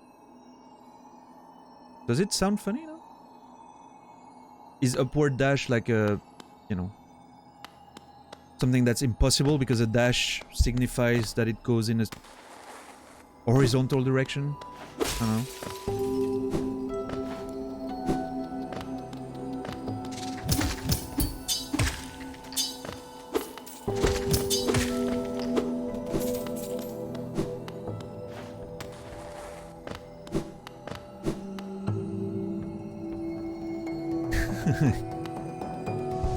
Breathe, Casey. You're okay. You're okay. It's fine.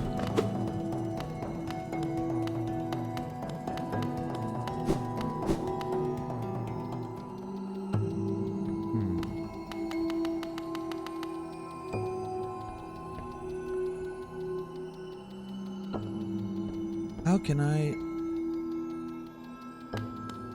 Fuck. The fact that this one enemy that I need doesn't respawn drives me insane.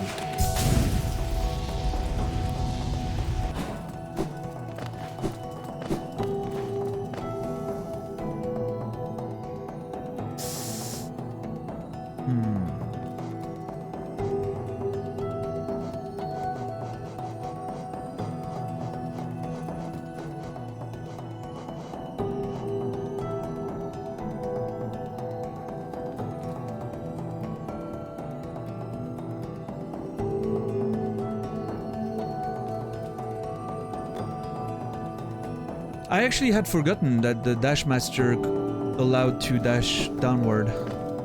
I never needed that. And then I had the, you know, the descent skill.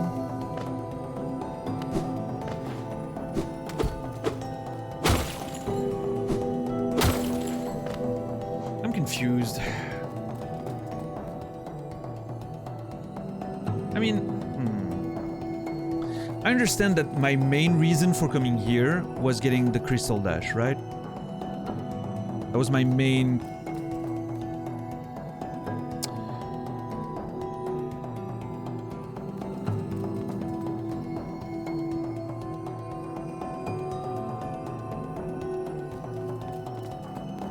And then there's the crystallized mound, like the descending dark, that changed one of my skill without making it fundamentally different. That is such a weird thing. I still can't wrap my head around that. This force can destroy foes or break through fragile structures.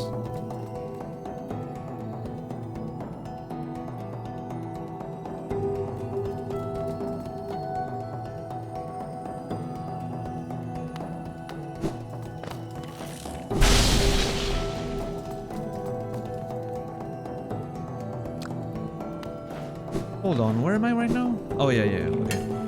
Yeah.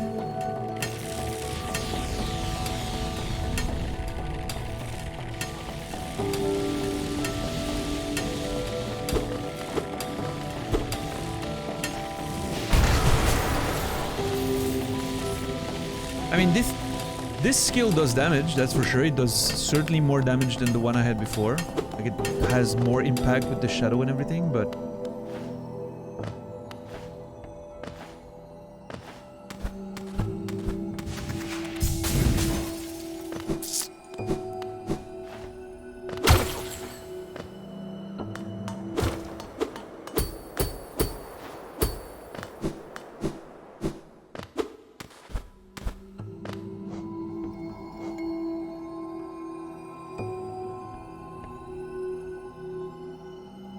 I guess I'm just...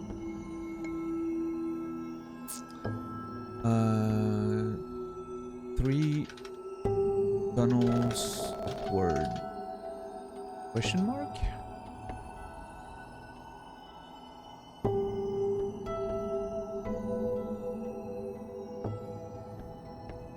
This is frustrating.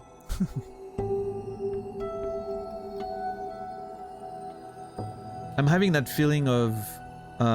how to explain it? It's that feeling of...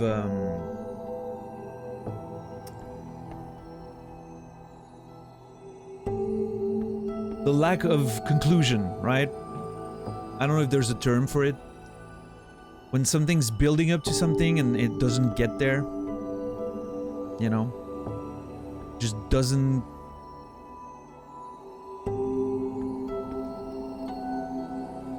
There's no payoff, right? It doesn't get the blue balls or edging, inconclusive, yeah, maybe. Just that feeling of working towards something, and it was fucking annoyingly hard to get up there. And, you know, and then getting to that point of like, well, I guess you don't have the skills to go up there, you know? In this case, it's not delayed gratification, beep boop. It's just a feeling of, fuck, there's no way up. And I mean, there's this thing here, this thing here, this thing here, this thing here. Combined with finding that weird descending dark spell modification that I'm still very confused about. So I don't know if it's just meant as an extra amount of damage, you know, like it's giving you more damage and whatnot. Or if it's supposed to be something that allows you to get somewhere new. A very strange feeling.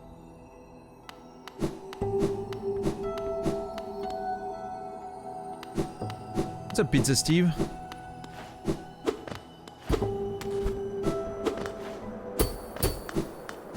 I hope you're doing good today.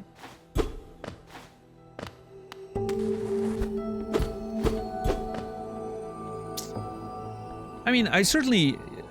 Look, here's the thing. My exploration of the Crystal Peak definitely wasn't for nothing, right? I got the Crystal Heart, I got whatever that Descending Dark spell was for. But I certainly do not have had any conclusive results in here. And I'm assuming there's a lot more up there that's gonna probably deliver on that, but I guess I have to put a pin in that for now because doesn't look like I can actually do anything with it. Alright, Colton. Enjoy the AFK, my friend. And sorry about the frustrations, everyone. And I'm just, you know, I'm not... It's not a negative on the game at all, by the way. I'm just making it clear that... Quite the contrary, actually. It's... For me, it's a good element in a Metroidvania, right? To have those moments of, what the fuck is happening? Am I missing something? Or... is it just... the game's way of telling me, hey, maybe you come back later, right? That's part of the beauty of it. Maybe that's my punishment for so many detours and you know, for me putting so much frustration on you guys with the detours and whatnot. Maybe that's my punishment, you know? The game's turning that on me right now.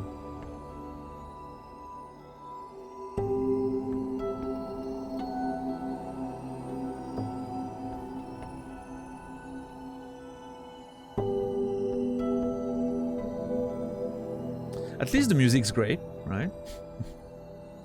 Alright, I think...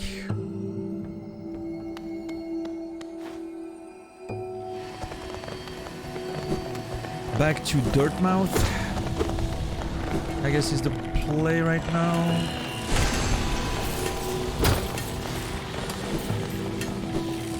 Ugh.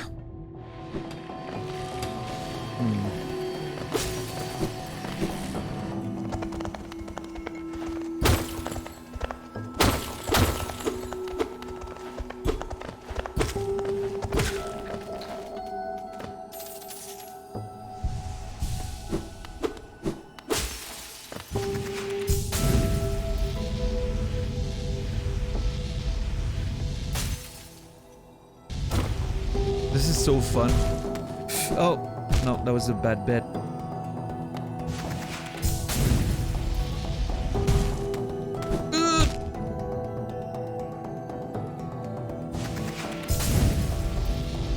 Alright, brain, focus on what you're doing now. You can think about the rest later.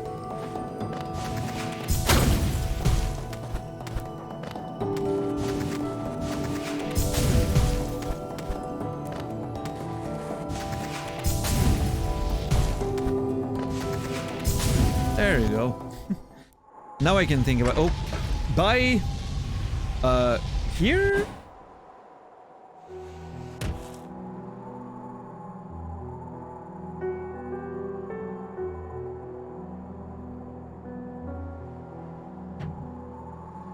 That's a drop the controller moment right there.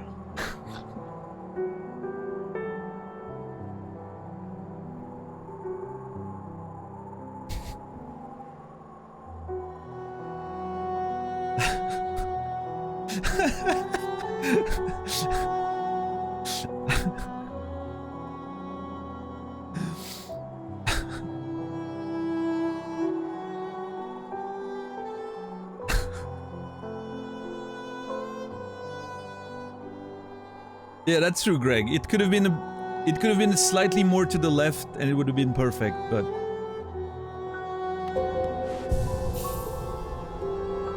hey, Tonic, thank you for gifting us up to Noger. 6 subs.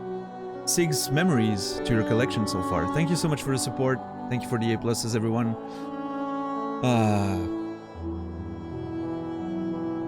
I didn't realize that I was just gonna rush past the elevator. I love that the elevator still went down. I could hear it go down.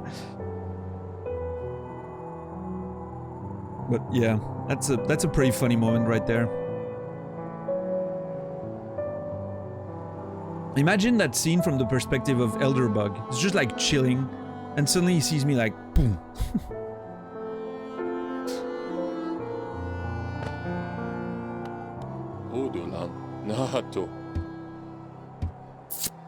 Yeah. Well, I mean, I can buy a few more things from Sly, right? Patamas Geo. Patamas Geo, yeah. Heavy blow.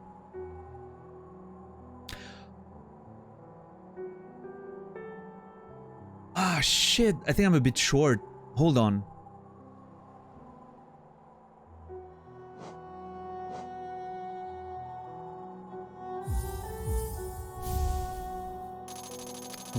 Wait a minute. Hold on. 1, 2, 3, 4, 5, 6, 7.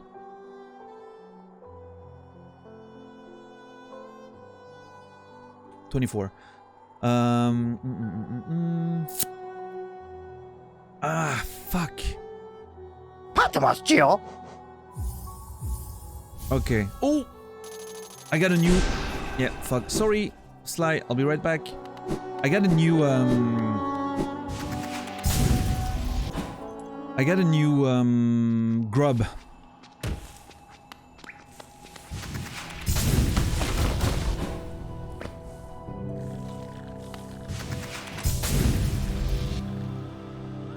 Hey, nerds! Oh, shit! Stop!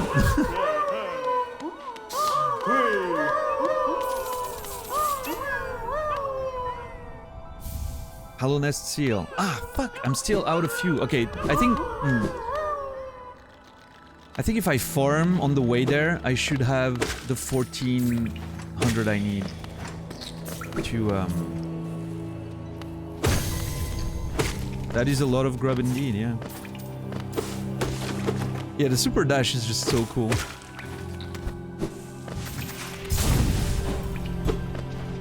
Right now I need to kill stuff because... I want to go to a Salubra and get the final notch. I need 60 more. 60 more. Do I want to peek in there? I want to peek in there. Anything new here? Nope.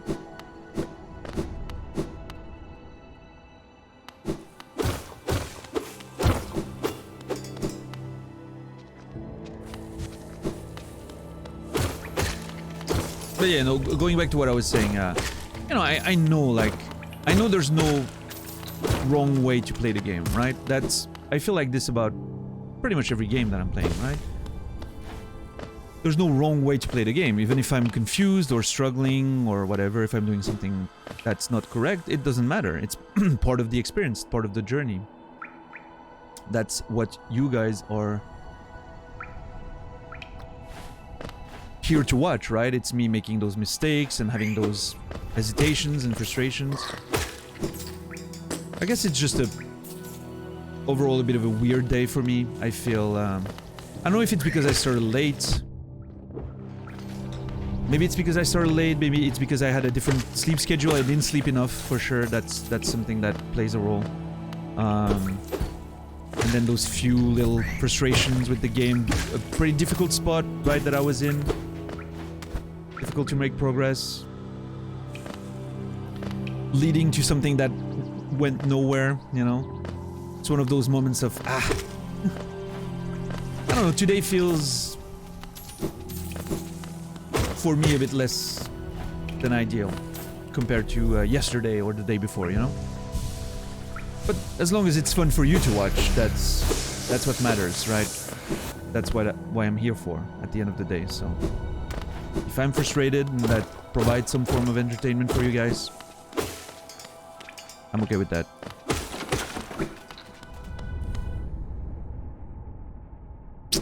Still nothing.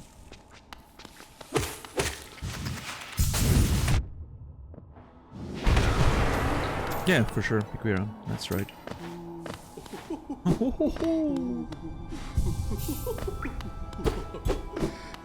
All right.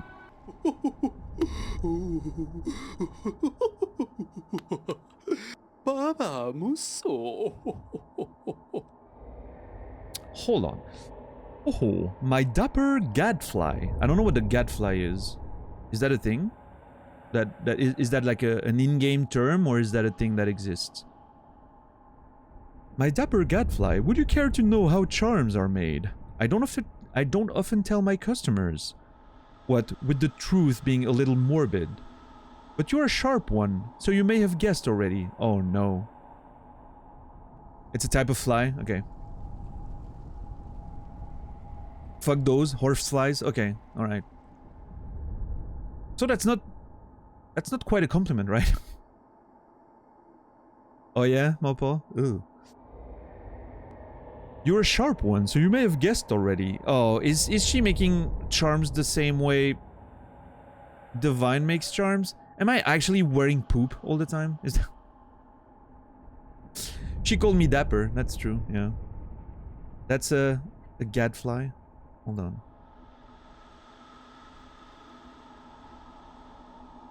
Yeah, okay. Ah, fuck, I didn't want to close this. Thank you. Few ways a charm appears, but mainly it's from Final Wish, a dying bug's potent desire crystallized into these gorgeous, powerful trinkets. Oh, okay. Thank God, it's not... I'm not wearing, you know, shit diamonds. A charm appears is from a final wish, a dying bug's potent desire crystallized into these gorgeous, powerful trinkets. It is not a type of fly, it is a personality. Like a very specific type of personality for a fly? Or, like in general, the term is used for a... You know what? I'll just Google it. A fly that bites livestock. A person who annoys and criticizes others to provoke them into action. Okay. Alright. Shit. I didn't realize that's what I was doing. Now, don't go getting too sad. There are exceptions, of course, and really, it's quite beautiful.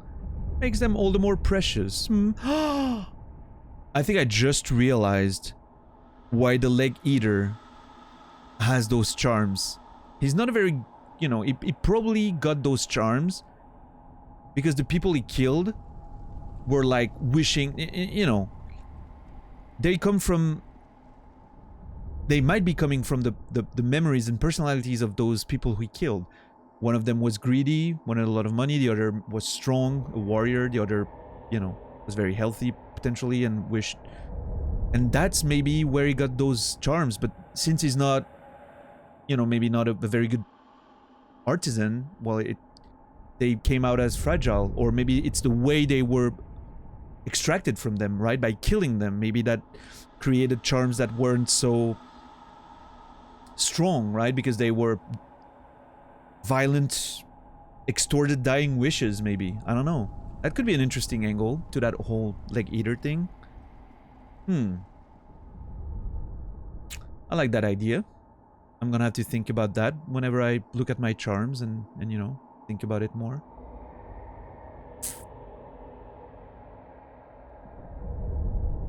And then Divine eats them and shits them out in a more solid way. I don't know. It's a thing. I did nail the dead bugs around him. Yeah, yeah.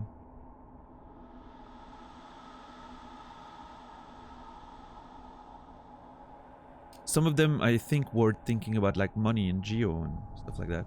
I don't know. Maybe I'll nail them again if I go see him again at some point. To remember.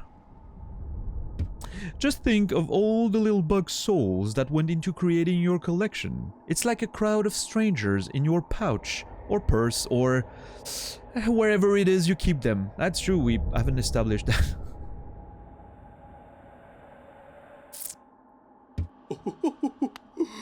Petra Misubo.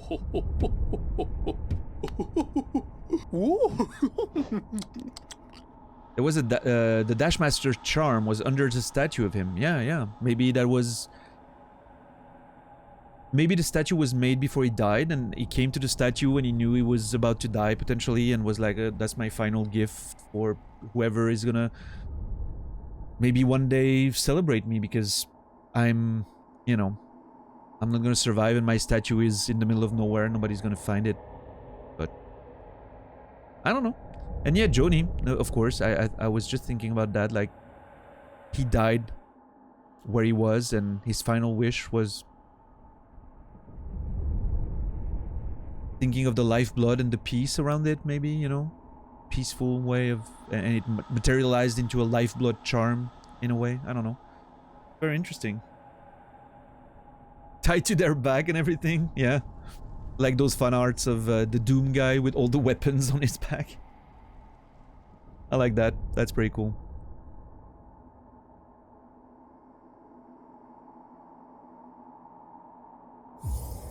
An extra notch.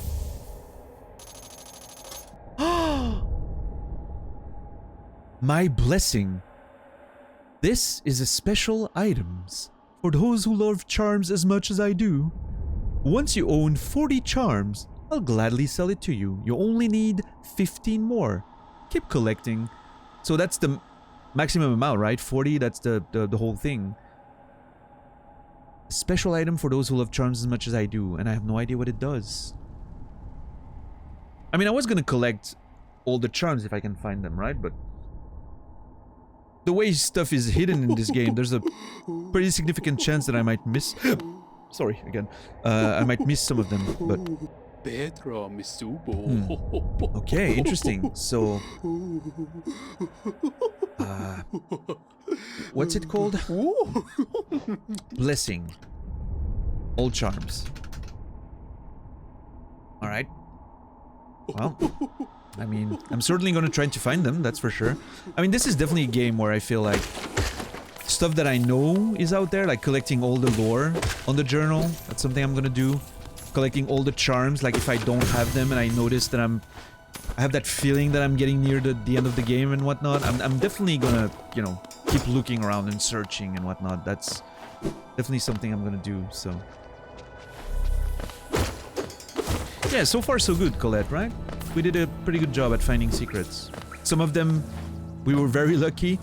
Some of them were a result of just persistence and you know... hitting every wall and whatnot. So. Yeah, Greg?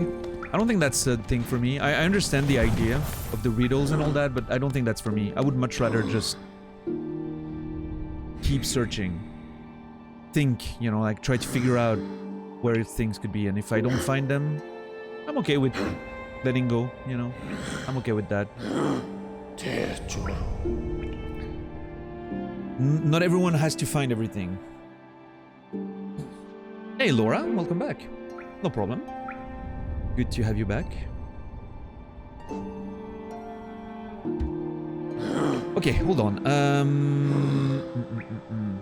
What's next? What's the next big area we want to explore? I think I want to explore the resting ground pretty quickly. It's very small, should be, you know... I think it's mostly gonna be like ancient hero fights because of the tombs and whatnot. I don't think there's gonna be too much to explore. So the resting grounds might be a quick one.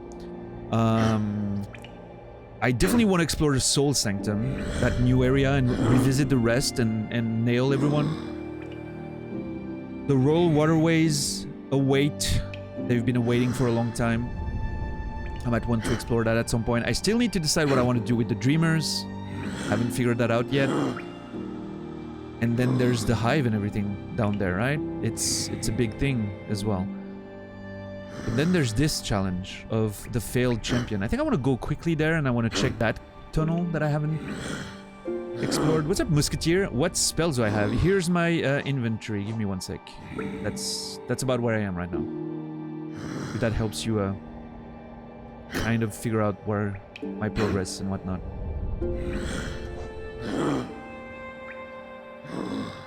Just got this one today. We had the previous one before. I'm still very confused about why I got like a different version of it. That doesn't seem to be doing much except more damage. And yeah, those are my charms currently. Oh, and I have a new notch now. That's true. Hold on. Forgot about that. Let me try the Sprint Master. Oh my god. This is amazing. I love this charm.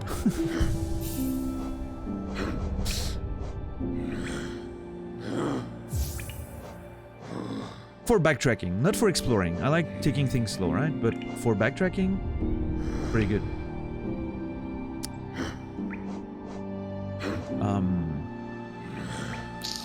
Oh yeah, there was one thing I wanted to try. Hold on. I think the best way for me to experiment with that is doing this. And that. Okay. Okay, I hit like the bottom. Okay, if I'm putting myself right at the edge of the bench. Okay, let's take the edge of the first pillar, right? Yeah. I go slightly after the pillar. I hit like the darker background thing. Yeah. Now if I remove all my range. That's not range, but I remove it as well. Okay. So my range, heavier blow. What's the name again? Great Slash is not affected by range bonuses. Cool. Okay, good to know. I want to try Heavy Blow.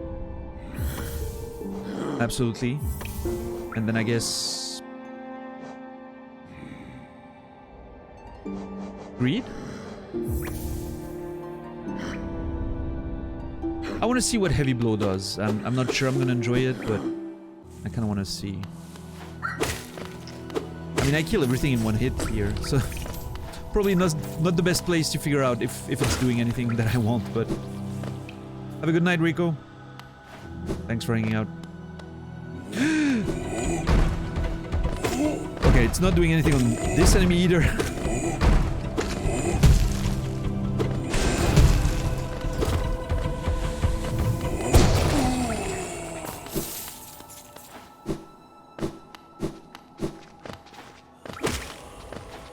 Okay, it's kind of pushing them back a bit more, if I understand correctly. Oh yeah, it's quite a bit, actually. That's pretty cool. I mean, it does push back quite a bit.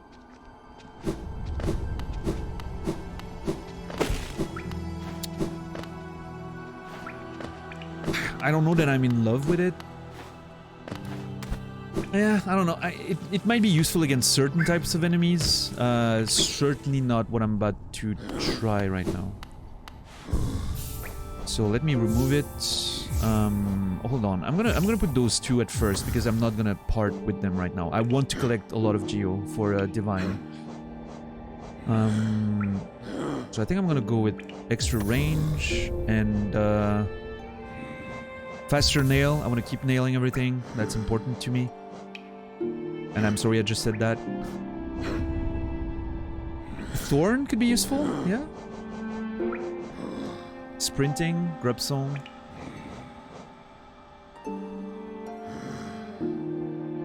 I want to see how Thorn works. I want to see if it does something cool. I'm gonna try that right here.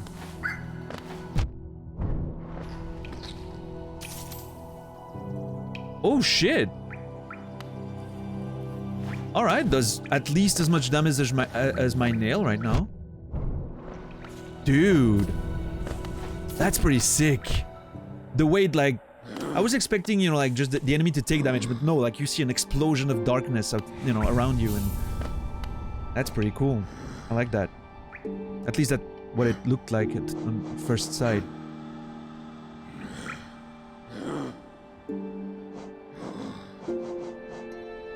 Oh. It does look cool, yeah.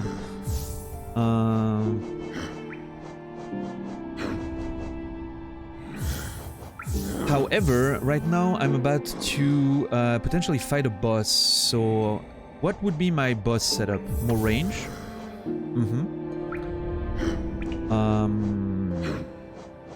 Soul Catcher is probably a good pick. And probably Grub Song, you know, like max... Oh, no, hold on. No. The basic is Quick Focus. Extra range. That's almost everything already. And I guess... Soul Catcher, right? That seems like a good boss fight setup. I guess the range maybe not so useful. Maybe I'm focusing on range too much. based on the fact that more often than not, I'm gonna be pretty close to the enemy when I'm hitting him. It's pretty big. Yeah, maybe range is not necessary there.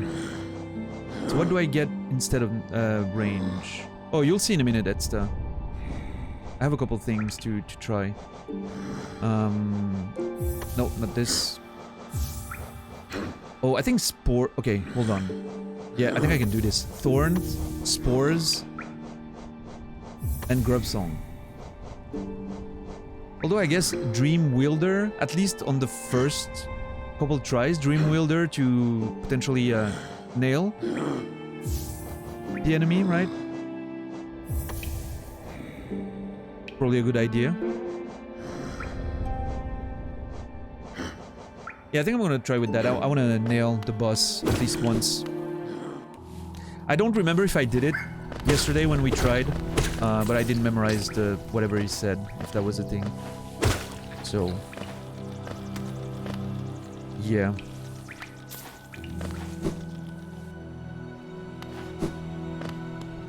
Yeah, nice. Hold on. Is that a thing? Damn it. Oh.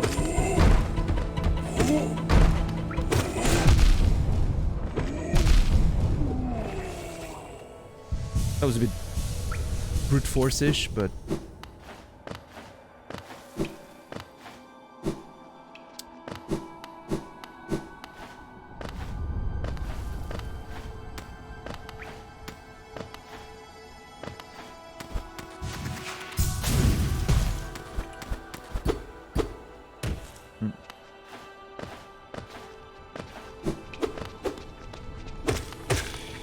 Okay, now, how do I... Okay, is that the right...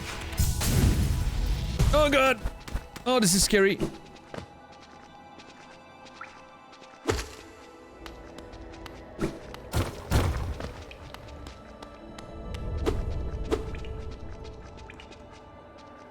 What the fuck is this?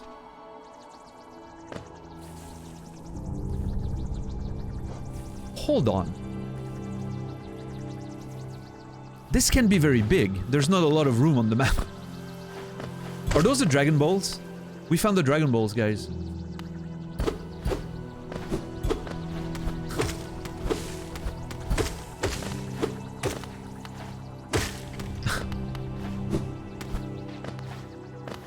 Better have a wish ready.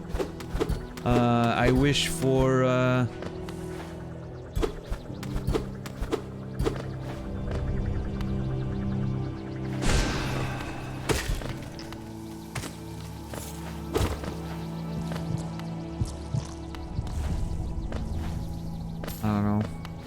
I wish for.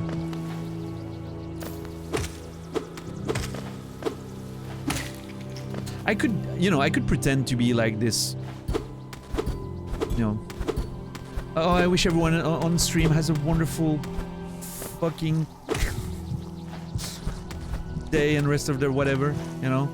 No, what I really want to is my stream to be more successful and my books to be more successful. I want more success based on my own definition of it, right? Are we doing Namek rules? Do we have 3 wishes or toxic positivity? I don't want to do it. Oh, come on, dude.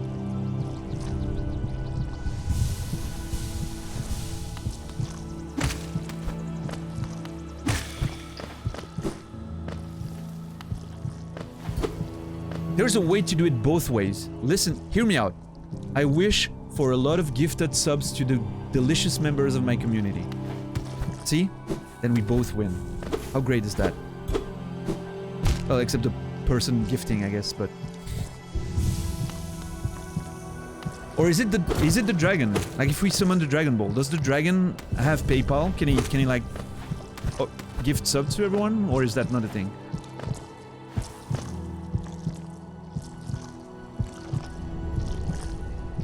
Not wishing for world peace? This is not Miss America. Yeah, exactly.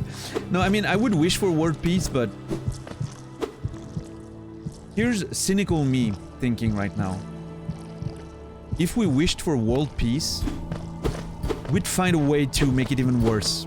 like the world in general. I know it's very cynical, and that's probably not true. Like if we wished for world peace, it would probably be awesome, right?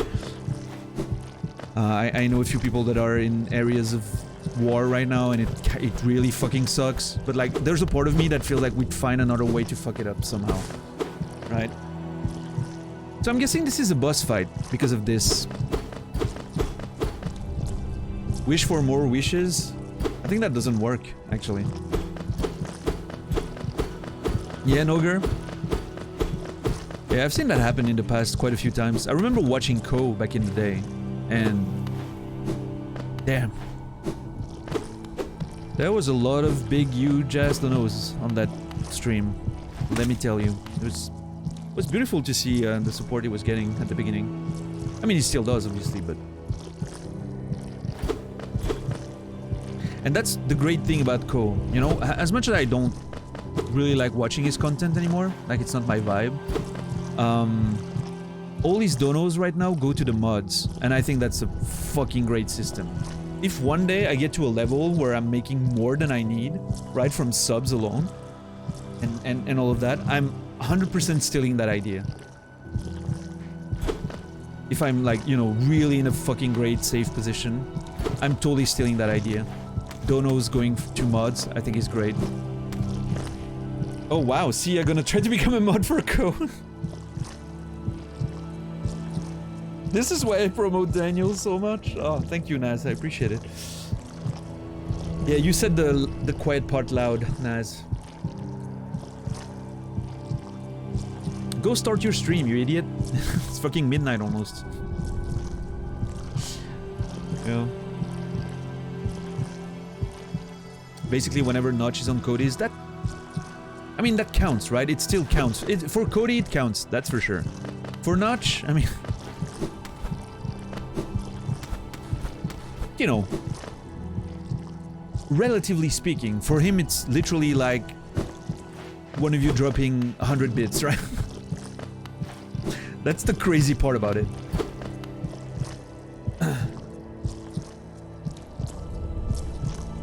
I wouldn't take it. I'll take JC's chair. That would be the way I would do it, yeah? I mean, however, if some mods don't want the thing, I'm just splitting it amongst those that do, you know? It's the way it goes. Absolutely. Alright, I'm definitely thinking that there's a boss in there just because of those, two buses so very close to one another. That is very interesting.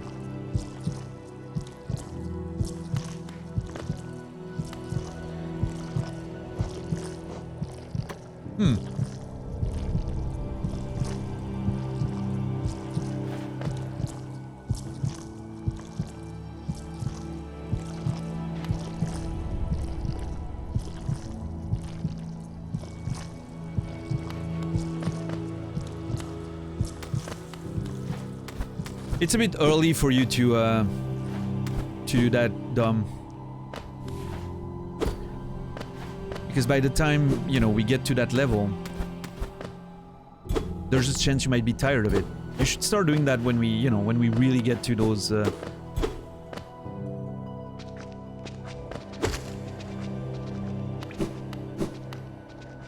Stop blueballing me? You're welcome, bully. I stopped.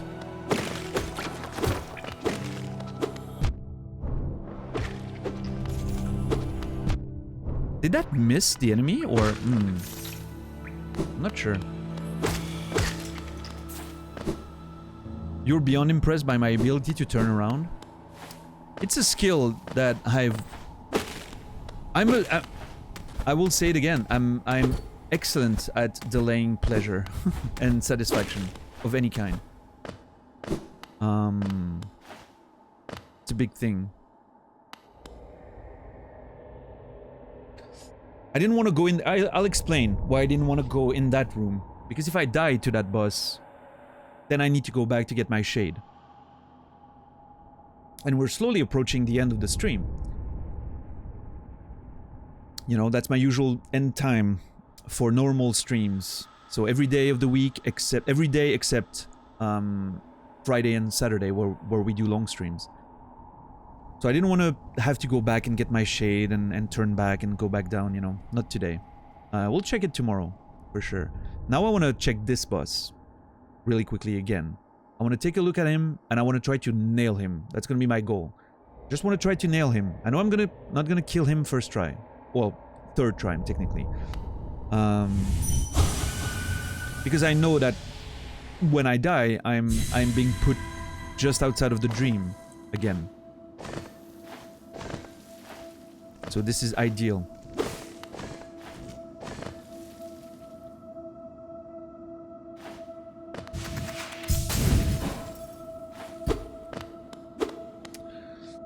And yeah.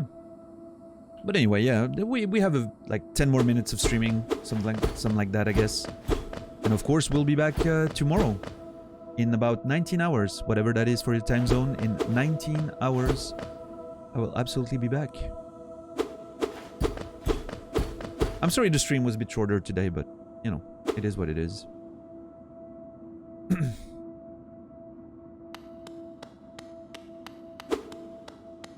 Of course.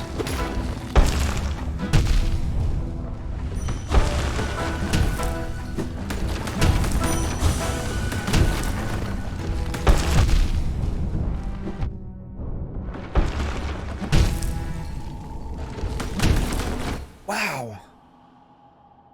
Couldn't even nail. No permish. I didn't get permish to nail.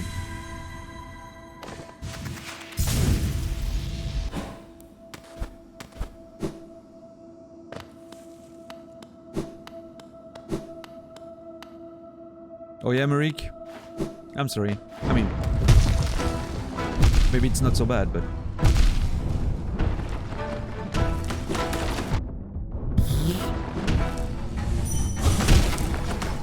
I'm the strongest now.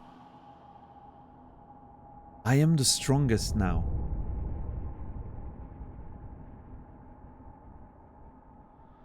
So, little guy used to want to be a warrior, protect his own. Found the armor of a knight. Used it to fight us. We pretty quickly killed him. Clearly he wasn't a great warrior in real life. But now that he's dead, he's dreaming of becoming that champion he wished he was, right? That strong and invisible champion. And it's so interesting and fun that now we get to fight that dude again, except now he's in that form that he was hoping to be, right? Like he achieved his goal, so to speak. Which is quite awesome. I truly like that. I'm so very glad that I found this place. This is so cool. I am missing range. I am missing my range. I'm noticing that, you know, that it's... Sure. I'm gonna have to rethink maybe some of those... I think the spores are pretty good, but the thorns might not be great for this one.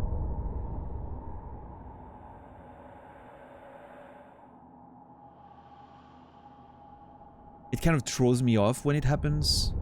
Maybe there's something to do with steady body in order to be a bit more precise and avoid all those big attacks. Or stalwart shell, because there's a lot of multi-hits happening in this one with all the obstacle. You know, like you get hit and then there's something falling on you. So I think tomorrow I'm gonna have to redefine my my charm lineup for this fight. I'm gonna have to theorycraft this one a bit. But I'm also gonna have to do the one up there first.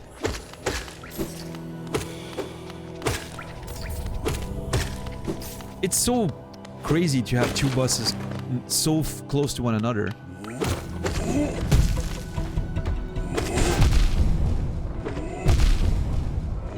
Like if you find, you know, you would most likely find this one first, right? By just you've seen this place and you couldn't go there and you try and you would find this one first more often than not, I would think. There's no way in hell you're like thinking, oh, there was a boss right here, there's probably one, just, you know, like look for another one. That was pure luck of me just seeing a wall and being like, hey, maybe I can go up there.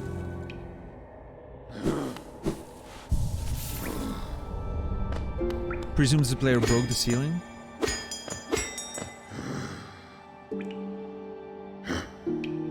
I don't remember how I got in here. Oh yeah, there's a line. So there was actually a secret ceiling there. Yeah. I stopped noticing that there was like you can see the secret walls, right? With those you can see the wall where it used to be. I forgot about that. Yeah, that was so long ago. So yeah, 2 hidden bosses right next to one another. It's actually pretty interesting. Makes me wonder everything else that I've potentially missed in terms of secrets. Yeah, I kind of miss my range, man. I'm hitting now, and I feel inadequate with that tiny nail.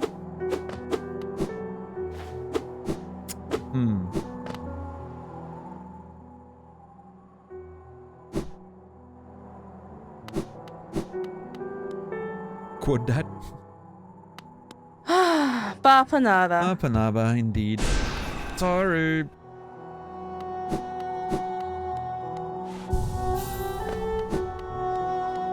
there any more stuff to buy at Sly?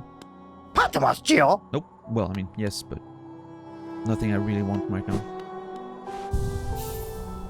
Alright. So I guess tomorrow we look at this boss first thing. Right? First thing tomorrow, look at this boss. Maybe give you a few more tries to this one if I want to take on that challenge, which I seem to be weak against now, but you know, why not? Have a good night, fat guy. I'm about to call it myself, so you won't be missing much. And then maybe explore the resting grounds, the Royal Waterway. Well, the Soul Sanctum is going to be a pretty high priority. I'm really curious. It can be too big. So, yeah. And then, whatever is next, right?